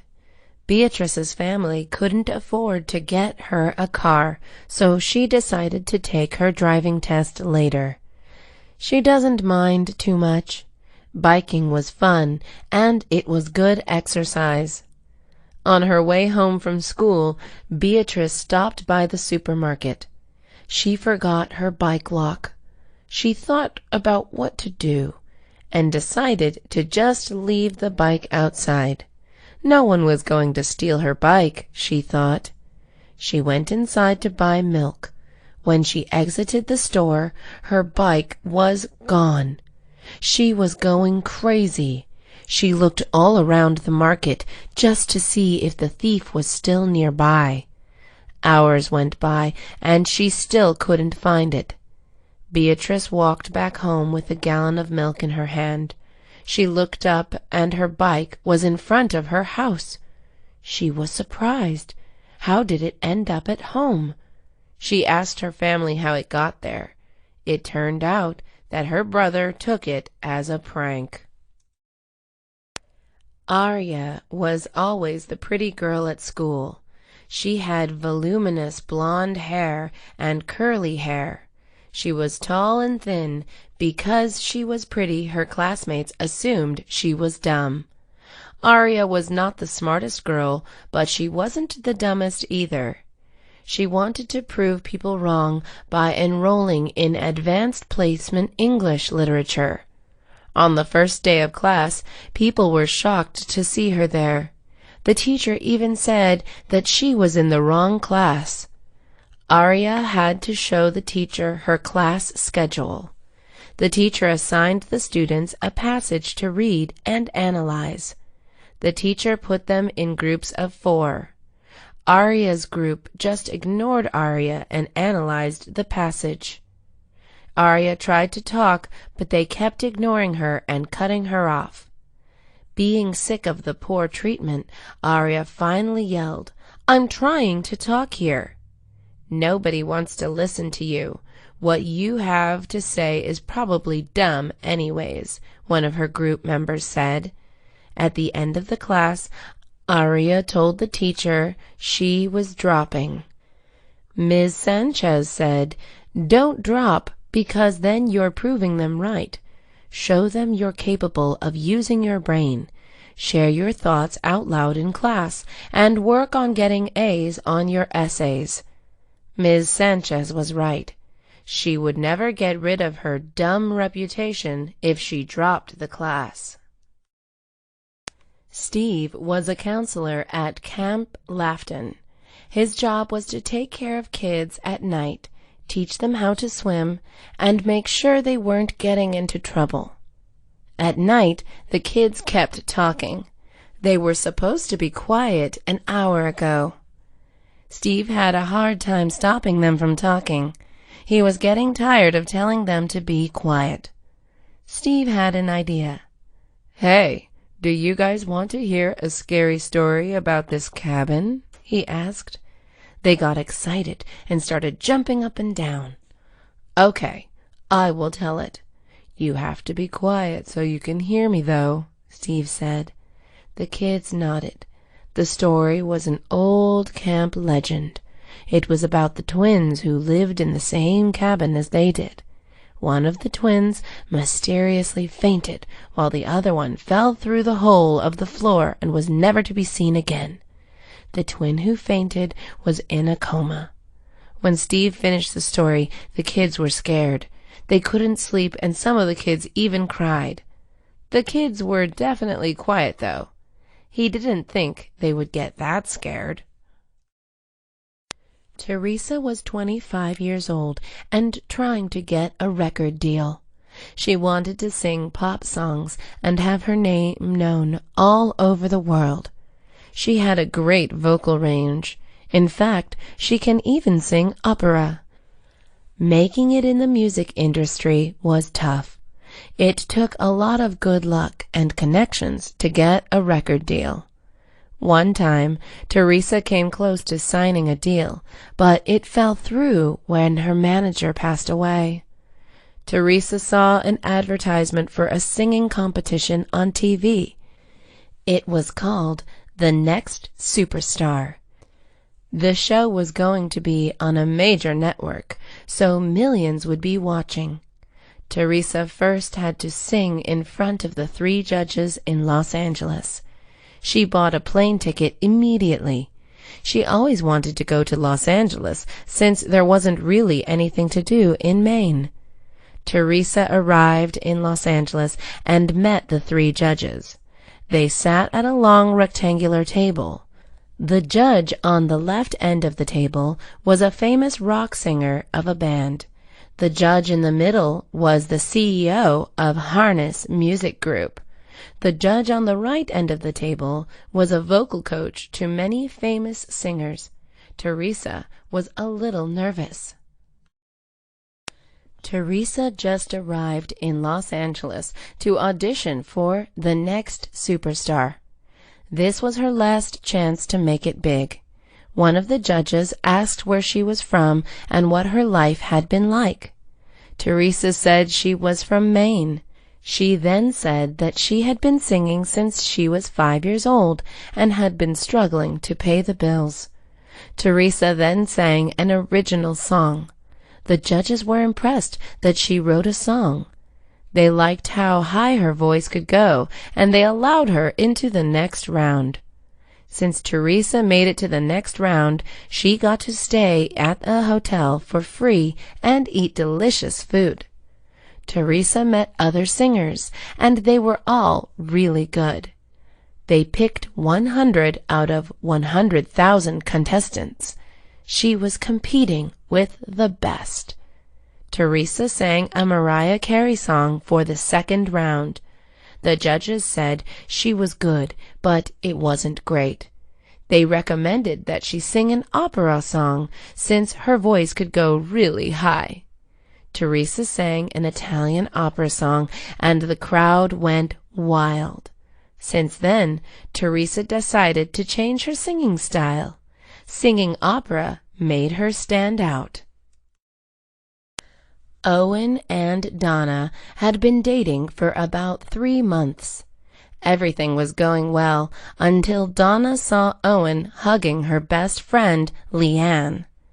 Owen and Leanne barely knew each other, so why were they hugging? After school, Owen and Donna met at their usual place. Owen tried to kiss her, but Donna turned away. "What's wrong?" he asked. She told him that she saw him hugging Leanne. She was crying. She got a really bad grade on her biology test, so I was just trying to be nice, Owen said. "Yeah, but you didn't have to hug her," Donna said. Owen couldn't believe that Donna was that jealous. "It's really not a big deal," Owen said. "It's a big deal to me. Other people were even telling me that it looked like you guys were a couple," Donna said. Owen rolled his eyes. "So what would you have done if you were me?" Owen asked. "I would have just talked to her and give her a pat on the back," Donna said. "Okay, now I know what to do next time. Can we just make up?" Owen asked. Donna nodded her head. She was tired of arguing. The 2 of them went to get lunch and do homework together.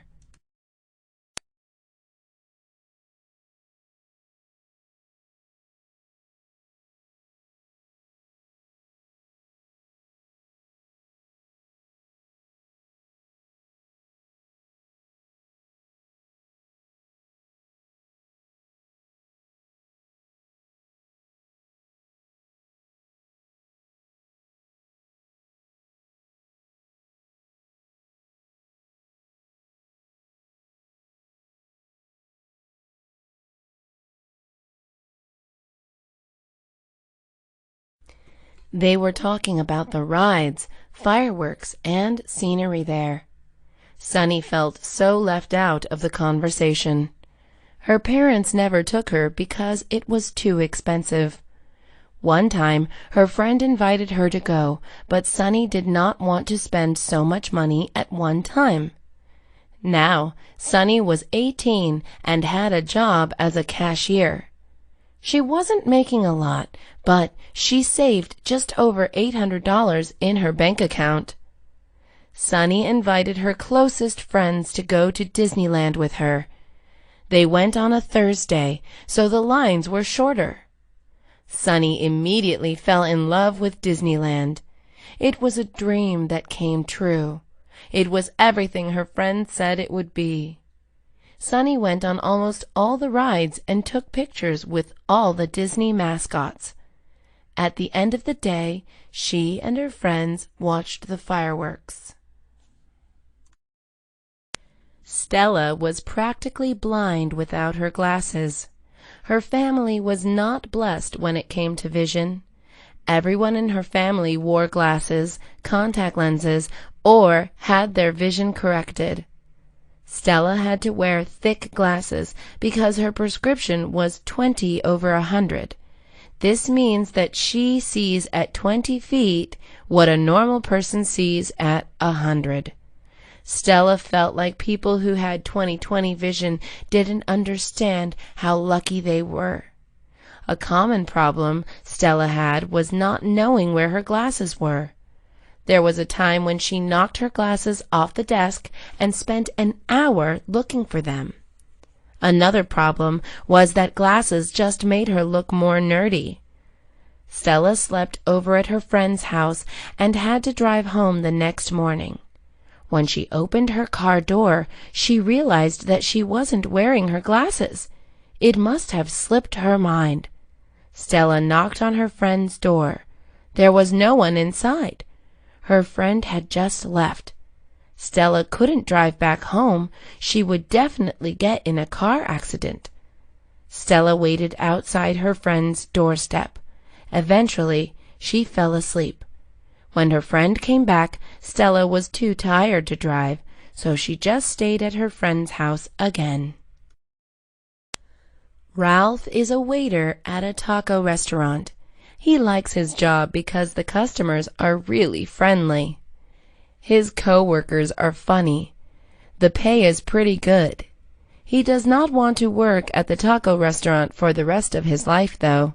He wants to use his money to start his own company. He wants to create a phone app that allows people to talk to friends internationally. Ralph has all the plans for his app, but he just needs the money. If the app goes big, he could make millions. The people who came up with apps like Snapchat and GroupMe are extremely successful. Apps are a modern invention.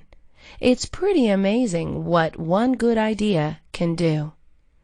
Ralph noticed a customer come in and serves him. Ralph compliments the man's watch. "Thank you. The truth is, I hate wearing it, but I need it because I have such a hectic schedule," he says. Ralph asks what he does for a living. The man explains that he buys apps from young entrepreneurs. Ralph jumps up and down with excitement. He tells the man about his app. He likes Ralph's idea and sets up a business conference meeting with him. Justin was a stay-at-home dad. That means he takes care of the kids and deals with housework. His wife is the one who goes out and works. A couple years ago, Justin worked as a teacher. He loved his job. Then, his wife Terry got pregnant. At first, the couple both wanted to work and get a babysitter. Eventually, Justin thought it would be best if he stayed at home and took care of their kid. He wasn't getting that much money as a teacher. Also, he wanted to have control over how his kid was going to be raised. Justin liked being a stay-at-home dad. He loved seeing his kid learn things from him. He wanted to make sure his kid grew up right.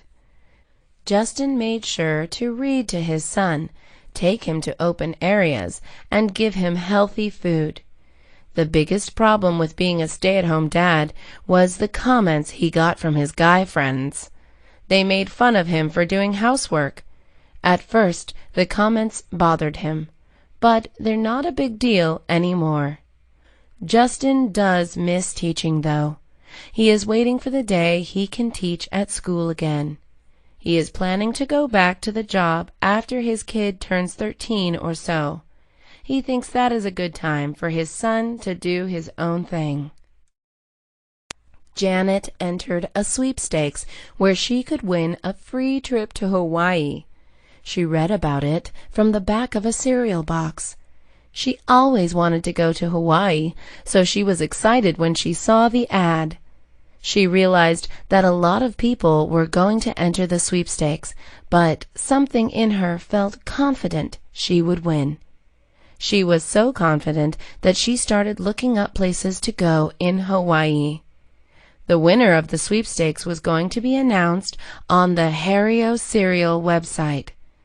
Janet went on the website and saw her name on the home page. She won! Janet was so excited that she played a Hawaiian song and danced to it. She read the details on the website and found out that she could invite one person to the trip. Janet didn't know who to invite. She wanted to invite someone she could spend hours with. She wanted to invite someone who would be willing to do adventurous activities. She wanted to invite someone who would appreciate Hawaii. Janet thought about it and decided to take her mom.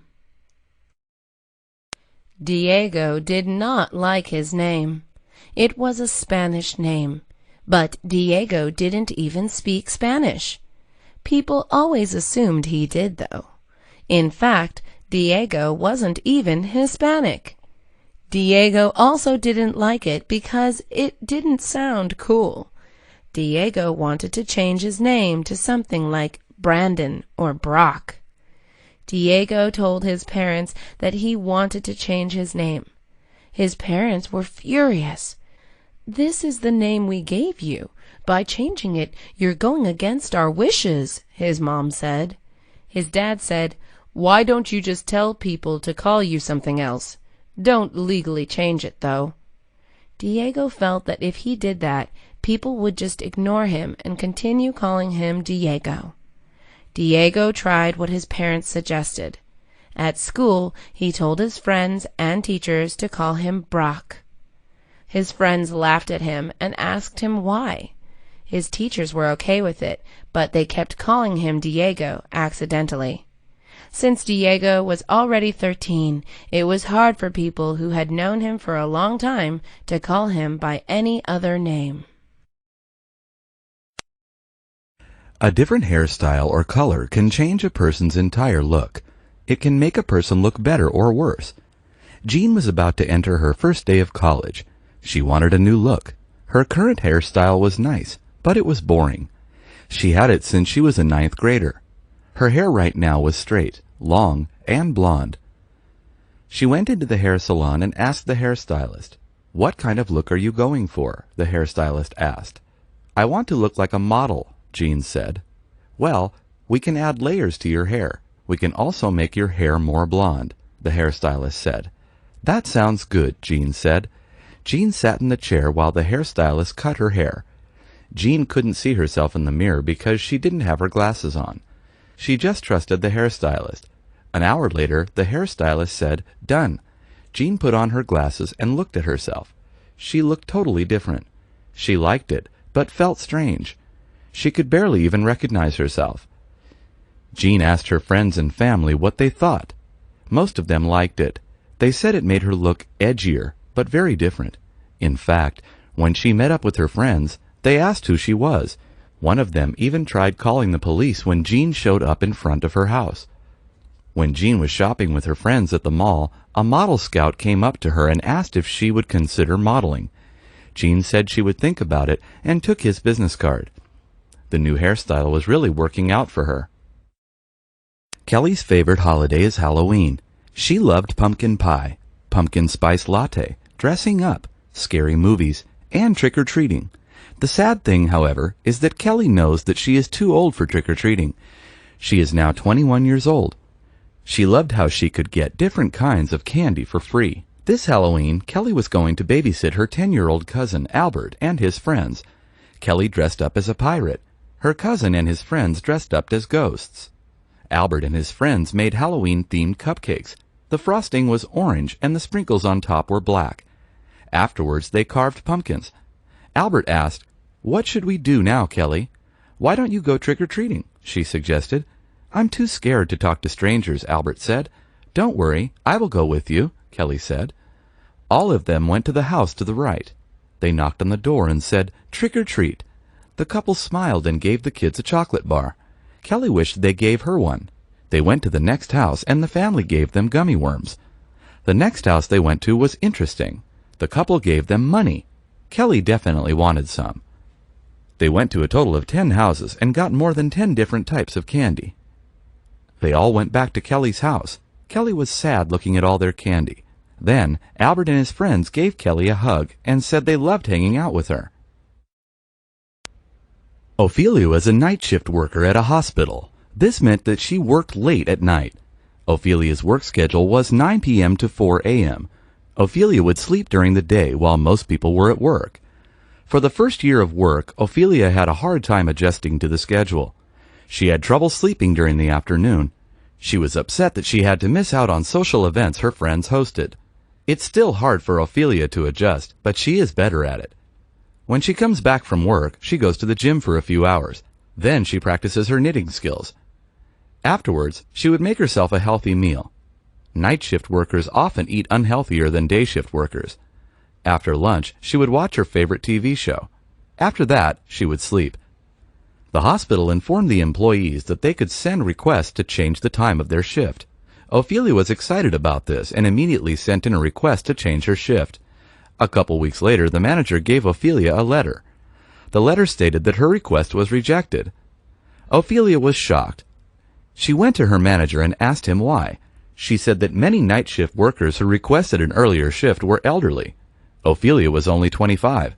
The manager thought that the older employees needed an earlier shift more than Ophelia did. Ophelia was mad at first, but she thought about the older employees. Their bones were aching and they're tired. They do need it more than her. Janice is turning 21 today. Originally, she wanted to go to Las Vegas to celebrate. A lot of people go to Las Vegas for their 21st birthday because in the United States, you can legally drink at 21. However, Janice decided not to go because she wanted to save money to buy a new car. Janice decided that she just wanted to go to a nice restaurant with her friends. Janice's birthday was on a Tuesday, and she had class and work on Tuesdays. She always walked to class with her friend Austin. When she and Austin met up, she thought he would wish her a happy birthday, but he didn't. Austin has known her for years, and he would always remember her birthday. Janice tried to drop hints. "I wonder what today is," she said. "Just a Tuesday, nothing special." Janice was upset. She ignored him during class. After class, Janice went to work. She expected a few birthday cards or a cake, but nothing. She was surprised, because employees would always get something for their birthdays. This made Janice upset. She didn't even want to go out to eat for her birthday anymore. When Janice got home, she questioned if anyone even cared about her. Her friend Lisa called her. "Hey, can you open the door? We're here," Lisa said. "I don't want to go out anymore," Janice said. "Why not? Can you just open the door? We're already here," Lisa said. Janice opened the door. "Surprise!" her friends yelled. They had a puppy in their hands. Kathy, Denise, Lauren, Andre, Harrison, and David are best friends. They all live in San Francisco. They live in different places and have different jobs, but at the end of their workday, they would meet up in the same cafe. They also had different personalities, but somehow they would make it work. Kathy is a struggling writer. She is working on a fantasy novel and trying to get it published. Denise is a medical student at the University of California, San Francisco. Lauren is a TV screenwriter. Andre is also a medical student at the University of California, San Francisco. Harrison is an investment banker. David is a graphic designer. How did they all meet? Kathy and Denise were friends in college, and they moved to San Francisco together.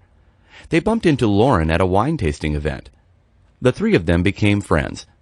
Denise and Andre met at medical school, and Denise invited Andre to hang out with Kathy and Lauren at the museum. Lauren's cousin is Harrison. Harrison wanted a website for a company he worked at and hired David to design it. Lauren invited Harrison and David to come to the museum, too. When the six of them met up, they instantly became friends. Sometimes their different personalities caused fights. Kathy was shy and traditional. Denise was outspoken. Lauren was kind but also naive. Andre was funny. Harrison was smart but also greedy. David was bossy but also caring. Even though they were different, though, they all cared about each other. Eddie and Cynthia both went to the same high school. They had liked each other since 9th grade. Eddie and Cynthia met in math class. Cynthia was really good at math. She always scored the highest out of everyone. Eddie was having trouble with math. He kept getting F's. If he didn't bring his grade up to a C, he would have to repeat the class. The teacher asked Cynthia to help Eddie out for extra credit, and she said yes. Every day after school for 2 hours, Cynthia would help him. Eddie fell in love with her. He ended up with a B in the class. Eddie took Cynthia out to dinner to thank her. At dinner, they both fell for each other. They started dating. Everything was good. They never had fights and even talked about getting married one day. When senior year came around, though, they had to apply to college, and they didn't want to stop each other from going places. But they both wanted to stay together. Cynthia got into Harvard and wanted to major in math. Eddie did not get into Harvard. He got accepted to a school near Harvard, but thought it would be better for him to stay closer to home. Cynthia ended up going to Harvard, and Eddie ended up going to Florida State University. They tried to have a long-distance relationship, but it was hard. They broke up after their first year of college. After they graduated, however, they both worked in Florida. They got back together. Ruby always looked up to her cousin Wanda. Ruby was an only child in her family, so she saw Wanda as an older sister. Wanda was beautiful, smart, and talented. She had straight A's, played the piano, and had so many friends. Wanda also had a great sense of style. It was classy yet cute. Ruby was still in high school, but she knew she wanted to go to the same university as Wanda did. Wanda knew that Ruby looked up to her, and she appreciated that. For Christmas, Wanda got Ruby a sweater with her university's logo on it. Ruby was so happy when she got the sweater, she put it on immediately, and wore it almost every day. One day in class, Ruby raised her hand to answer the teacher's question, and the teacher accidentally called her Wanda. "I'm sorry, you just look a lot like her," the teacher said. "Don't apologize. I'm flattered," Ruby said. Ruby was even in the same clubs in high school as Wanda was. Sometimes people made fun of Wanda for not having her own personality. However, the truth was Ruby was different from Wanda. Ruby was more goofy and girly. When college admission decisions came out, Ruby was so anxious to check the website to see if she got in. She closed her eyes and slowly opened them. She found out she got accepted. She called Wanda to thank her for reading her application. The next day, Wanda took Ruby to look at the school.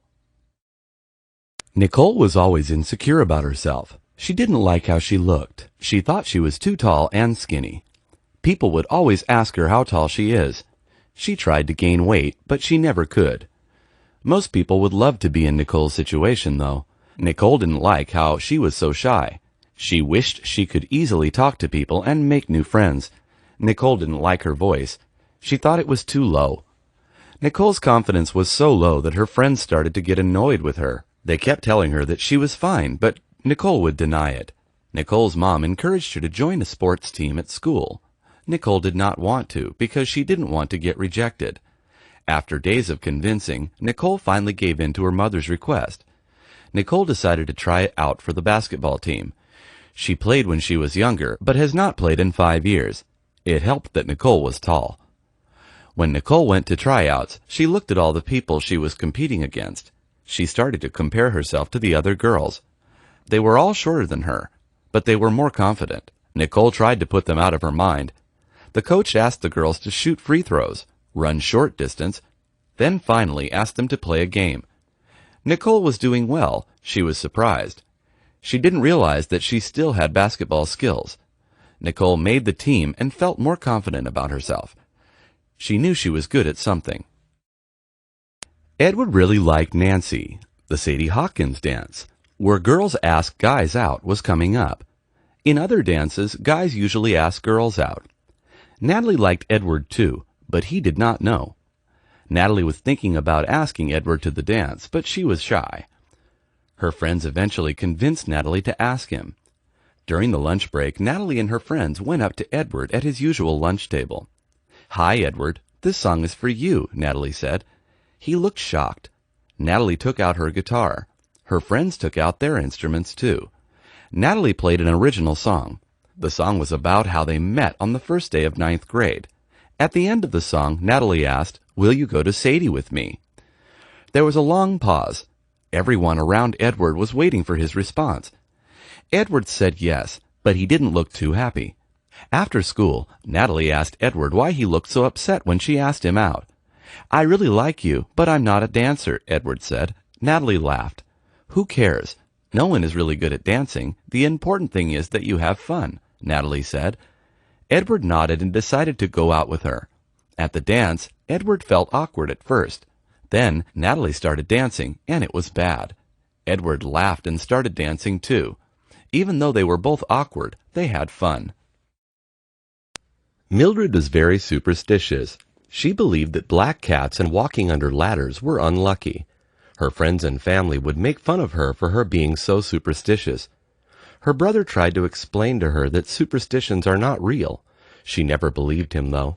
There have even been times when she went out of her way because of superstitions. One time, Mildred was very scared to take a math test. There is a superstition that says that carrying a rabbit's foot brings good luck. Although Mildred could not get a real rabbit's foot, she bought a keychain of a rabbit's foot. Another time, Mildred's friends invited her to get pizza at a new restaurant. Mildred was about to go inside the restaurant when she saw the restaurant's phone number included 666. 666 is considered to be unlucky, so she left. Another time it was raining pretty hard. When Mildred went into the mall, she noticed that a woman still had her umbrella opened. An open umbrella indoors is supposed to be bad luck. She ran up to the woman and asked if she could close her umbrella. The woman looked at her with a disturbed face. "Don't tell me what to do," she said. The woman continued to walk around the mall with her umbrella open, just to annoy Mildred, who wanted to leave the mall immediately to avoid any bad luck.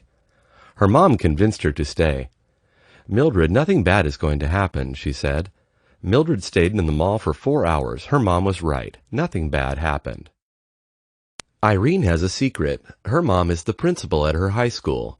She doesn't want anyone to know because her classmates would think that she gets special treatment. Not even her friends know about the secret. When her friends ask to go over to her house, she just says that her parents don't allow guests. Irene's mom also never told anyone that her daughter goes to the high school she works at. Bring Your Mom to Campus Day was coming up, and Irene usually told her friends in the past that her mom was out of town. "What does your mom even do?" her friend asked. "She is a cancer researcher, so she travels a lot." Funny enough, Irene's mom was always at Bring Your Mom to Campus Day. The vice principal once asked her, "Do you have a daughter?" Irene's mom said, "Yes, she is in college now." Irene was very close to getting an A in her calculus class.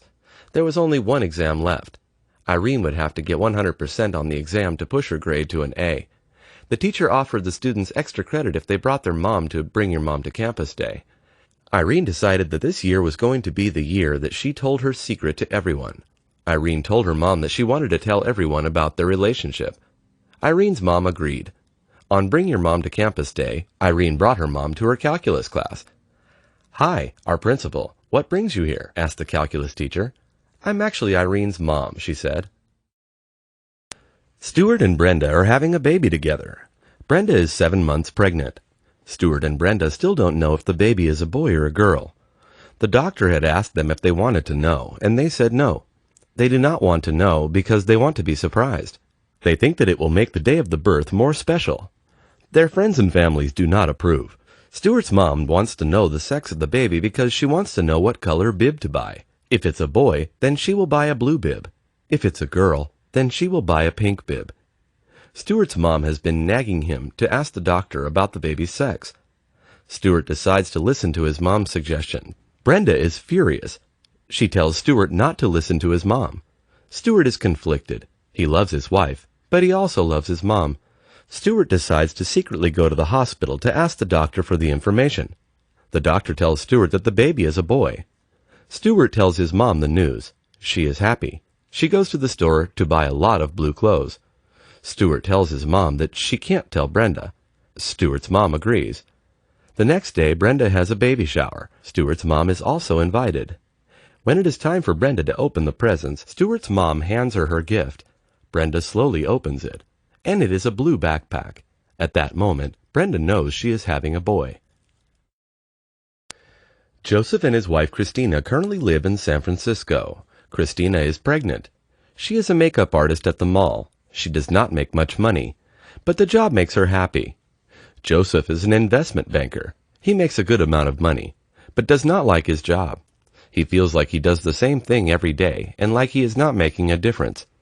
He also does not like his coworkers. He feels like his coworkers only care about money. Back when Joseph was in school, he dreamed of being a college professor. He liked teaching because he loved the feeling when his students understood something. He also wanted to be around people who loved to learn.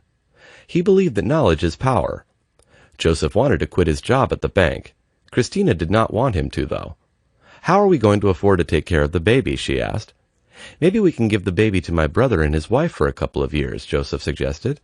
"That is ridiculous. If we do that, then the baby is pretty much theirs," she said. "Only for 2 years," Joseph said. "You need to think of the baby," Christina said. "Why don't you get a higher-paying job then?" Joseph asked. "It's not easy, you know. I didn't finish high school," Christina said. This was a sensitive topic for Christina. Joseph knew that and stopped talking. Joseph stopped talking. He decided to stick with his job at the bank. Julia always felt average. She did not have any special talents, but she also was not bad at anything in particular. She always got B's in class. She was neither fat nor skinny. She could run a mile, but not much more. Most people felt neutral about her. She wore nice clothes, but nothing unique. She wanted to be better than average at something, but whenever she tried, she fell short. When she took an advanced math class, she found herself struggling. She joined the basketball team, but she was not very good. As Julia was walking to school, she suddenly felt something in her head. It didn't hurt, so it was not a headache. All of a sudden, she saw a cat stuck in a tree in her mind. It was almost like a vision. That was weird, she thought. She continued walking to school. Then, she saw a cat just like the one in her vision. It climbed up the tree and could not come back down. It was stuck. Julia realized that she could see the future. Julia would get her visions randomly. She wished she could control it, but she could not. Sometimes she would get 5 a day, and other times she would get them every 2 weeks. Julia loved her visions, though. She felt that it was her special power that gave her advantages. One time she had a vision that her friend was going to die in a car accident, so Julia made her friend not drive that day. Julia did not tell anyone about her visions. She felt like people would not believe her. Timothy loved to play games ever since he was young. He was good at almost every single game. He was extremely competitive and hated to lose. He decided to go to the arcade to put his skills to the test. He thought this would be a fun way to use his skills and be rewarded. He invited all his friends to come since he did not want to go alone. At the arcade there were all types of games. The games ranged from beginner to expert level. Some of the games required no skills and just pure luck. Timothy wanted to try the games that were not based on luck. He decided to warm up with claw machines. He thought these required coordination and precision. However, he soon realized these machines relied a little bit on luck to pick up the prize. He quickly moved on to shooting target games. He also played basketball games. Basketball was more suited towards his skills. He was able to win prizes in both. He also played games with his friends. It was fun competing against them, even when he lost. Sometimes he felt discouraged when he lost, but he kept trying. At the end of the day, he had many prizes to take home. He realized that he had spent a lot of money playing these games. Timothy told his friends that he had a fun time and hopes to come again, but not too often.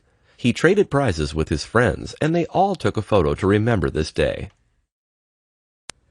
It was hard to eat healthy at school. It was even harder when Jessica entered college. Everywhere she went, it seems as if she was surrounded by unhealthy food. From the dining hall pizza to the coffee shops at every corner, it was hard for her to eat healthy every day. She also had to balance many activities and classes. She felt she had no time to cook or find healthy food. She often stopped at fast food places and got quick snacks. The unhealthy food often left her feeling tired. She did not have the energy at the end of the day and often felt sleepy. She decided she needed to alter her eating habits. She wanted to stop eating so unhealthily, but she did not know how. She decided to start by cutting out coffee. At first it was hard since she drank coffee almost every day. By the end of the week, she felt better. She was also saving a lot of money by not having to buy a drink every day, which quickly added up. The next step she took was to incorporate more healthy food into her diet.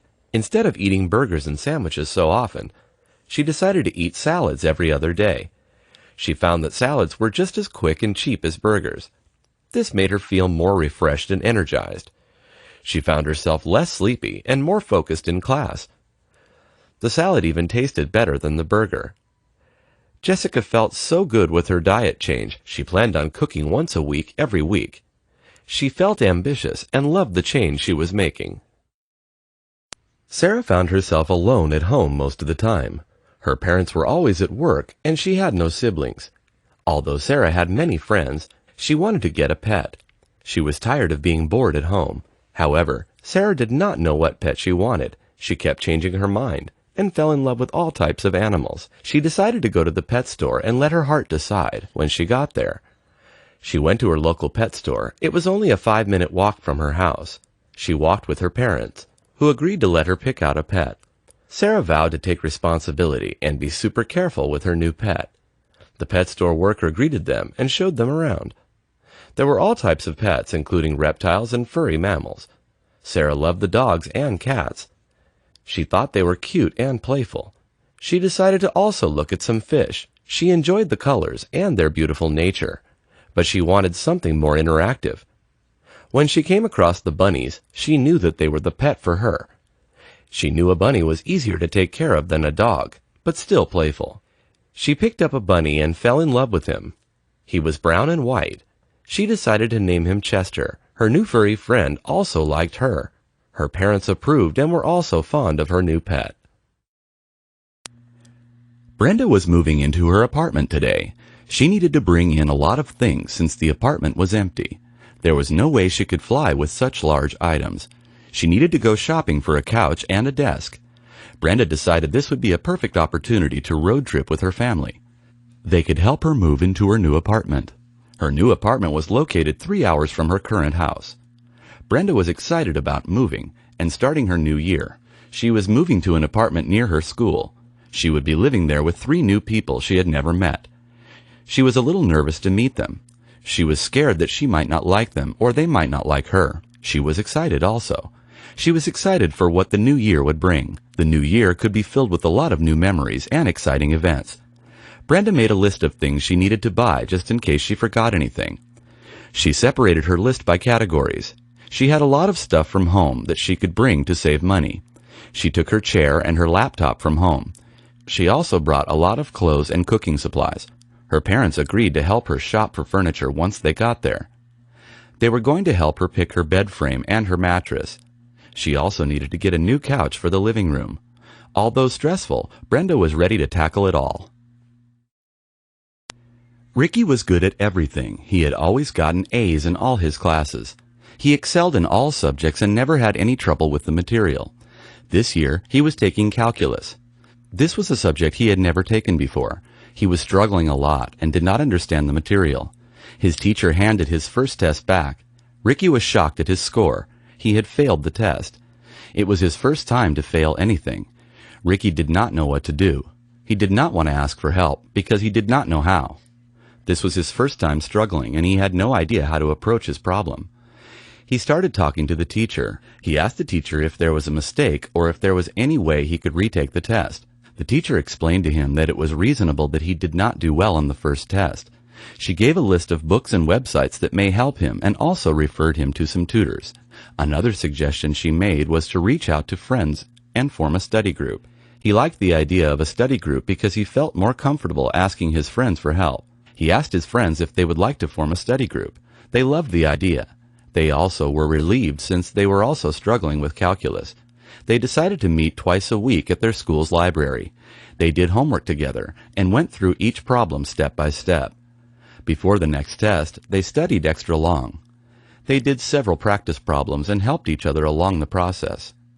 Perhaps Ricky would not get everything correct on the next test, but he felt more confident. Catherine did not know what to do this summer. All her friends either had a job or were going traveling. Catherine was nervous because she did not hear back from any of the organizations she applied for. She applied to a lot of different internships and jobs. The wait was long and agonizing for her. Finally, she received an email. The email congratulated her on getting the internship, which was a teaching position in Japan. She was going to be teaching lessons on leadership in Japan to young high school students.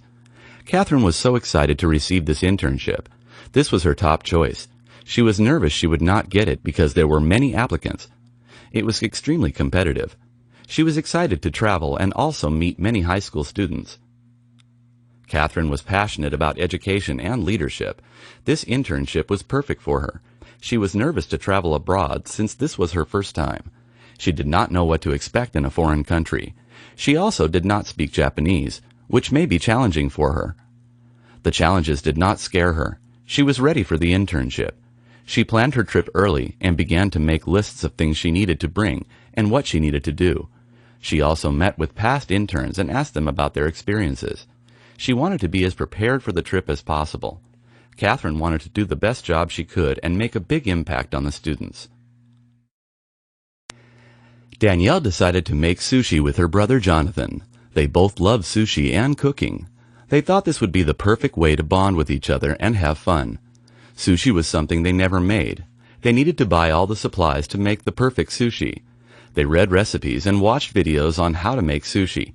Even if it was not perfect, Danielle was sure it would taste good. Jonathan was in charge of buying the supplies. He stopped by his local Japanese supermarket. This was one of his favorite markets because of its cheap prices and quality products. He started by looking for the seaweed and rice. He quickly found those in the same aisle. He then began to pick the seafood they would use. He decided on salmon, tuna, and eel. Danielle's favorite was salmon. He also got some cucumbers, carrots, and avocados to add extra flavor. Jonathan brought back his supplies home. They were ready to make the sushi. They set everything up in the kitchen. They were ready to roll. They divided the tasks. One person was in charge of preparing the sushi. The other person was in charge of rolling the sushi and cutting nicely into pieces. They needed to make enough for themselves and their parents. They even made extras. After all their hard work, they ate their delicious sushi and watched a movie together. The sushi was delicious and tasted really fresh. Their parents approved of their homemade sushi. Every day, Tiffany jogged 5 miles around her house. She loved running around her neighborhood. It made her feel refreshed for the rest of the day.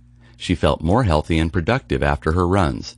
She did not always run the same route. She liked to change her route to make running more fun. Sometimes she ran to grocery stores, and sometimes she ran to her friend's house. It was a new journey each time. In order to run, she had to have the right gear. She always wore quality athletic clothes. She had to wear good running shoes that were durable. She kept her hair in a high ponytail so her hair would not interfere with her face. She kept a water bottle with her at all times to continue to stay hydrated.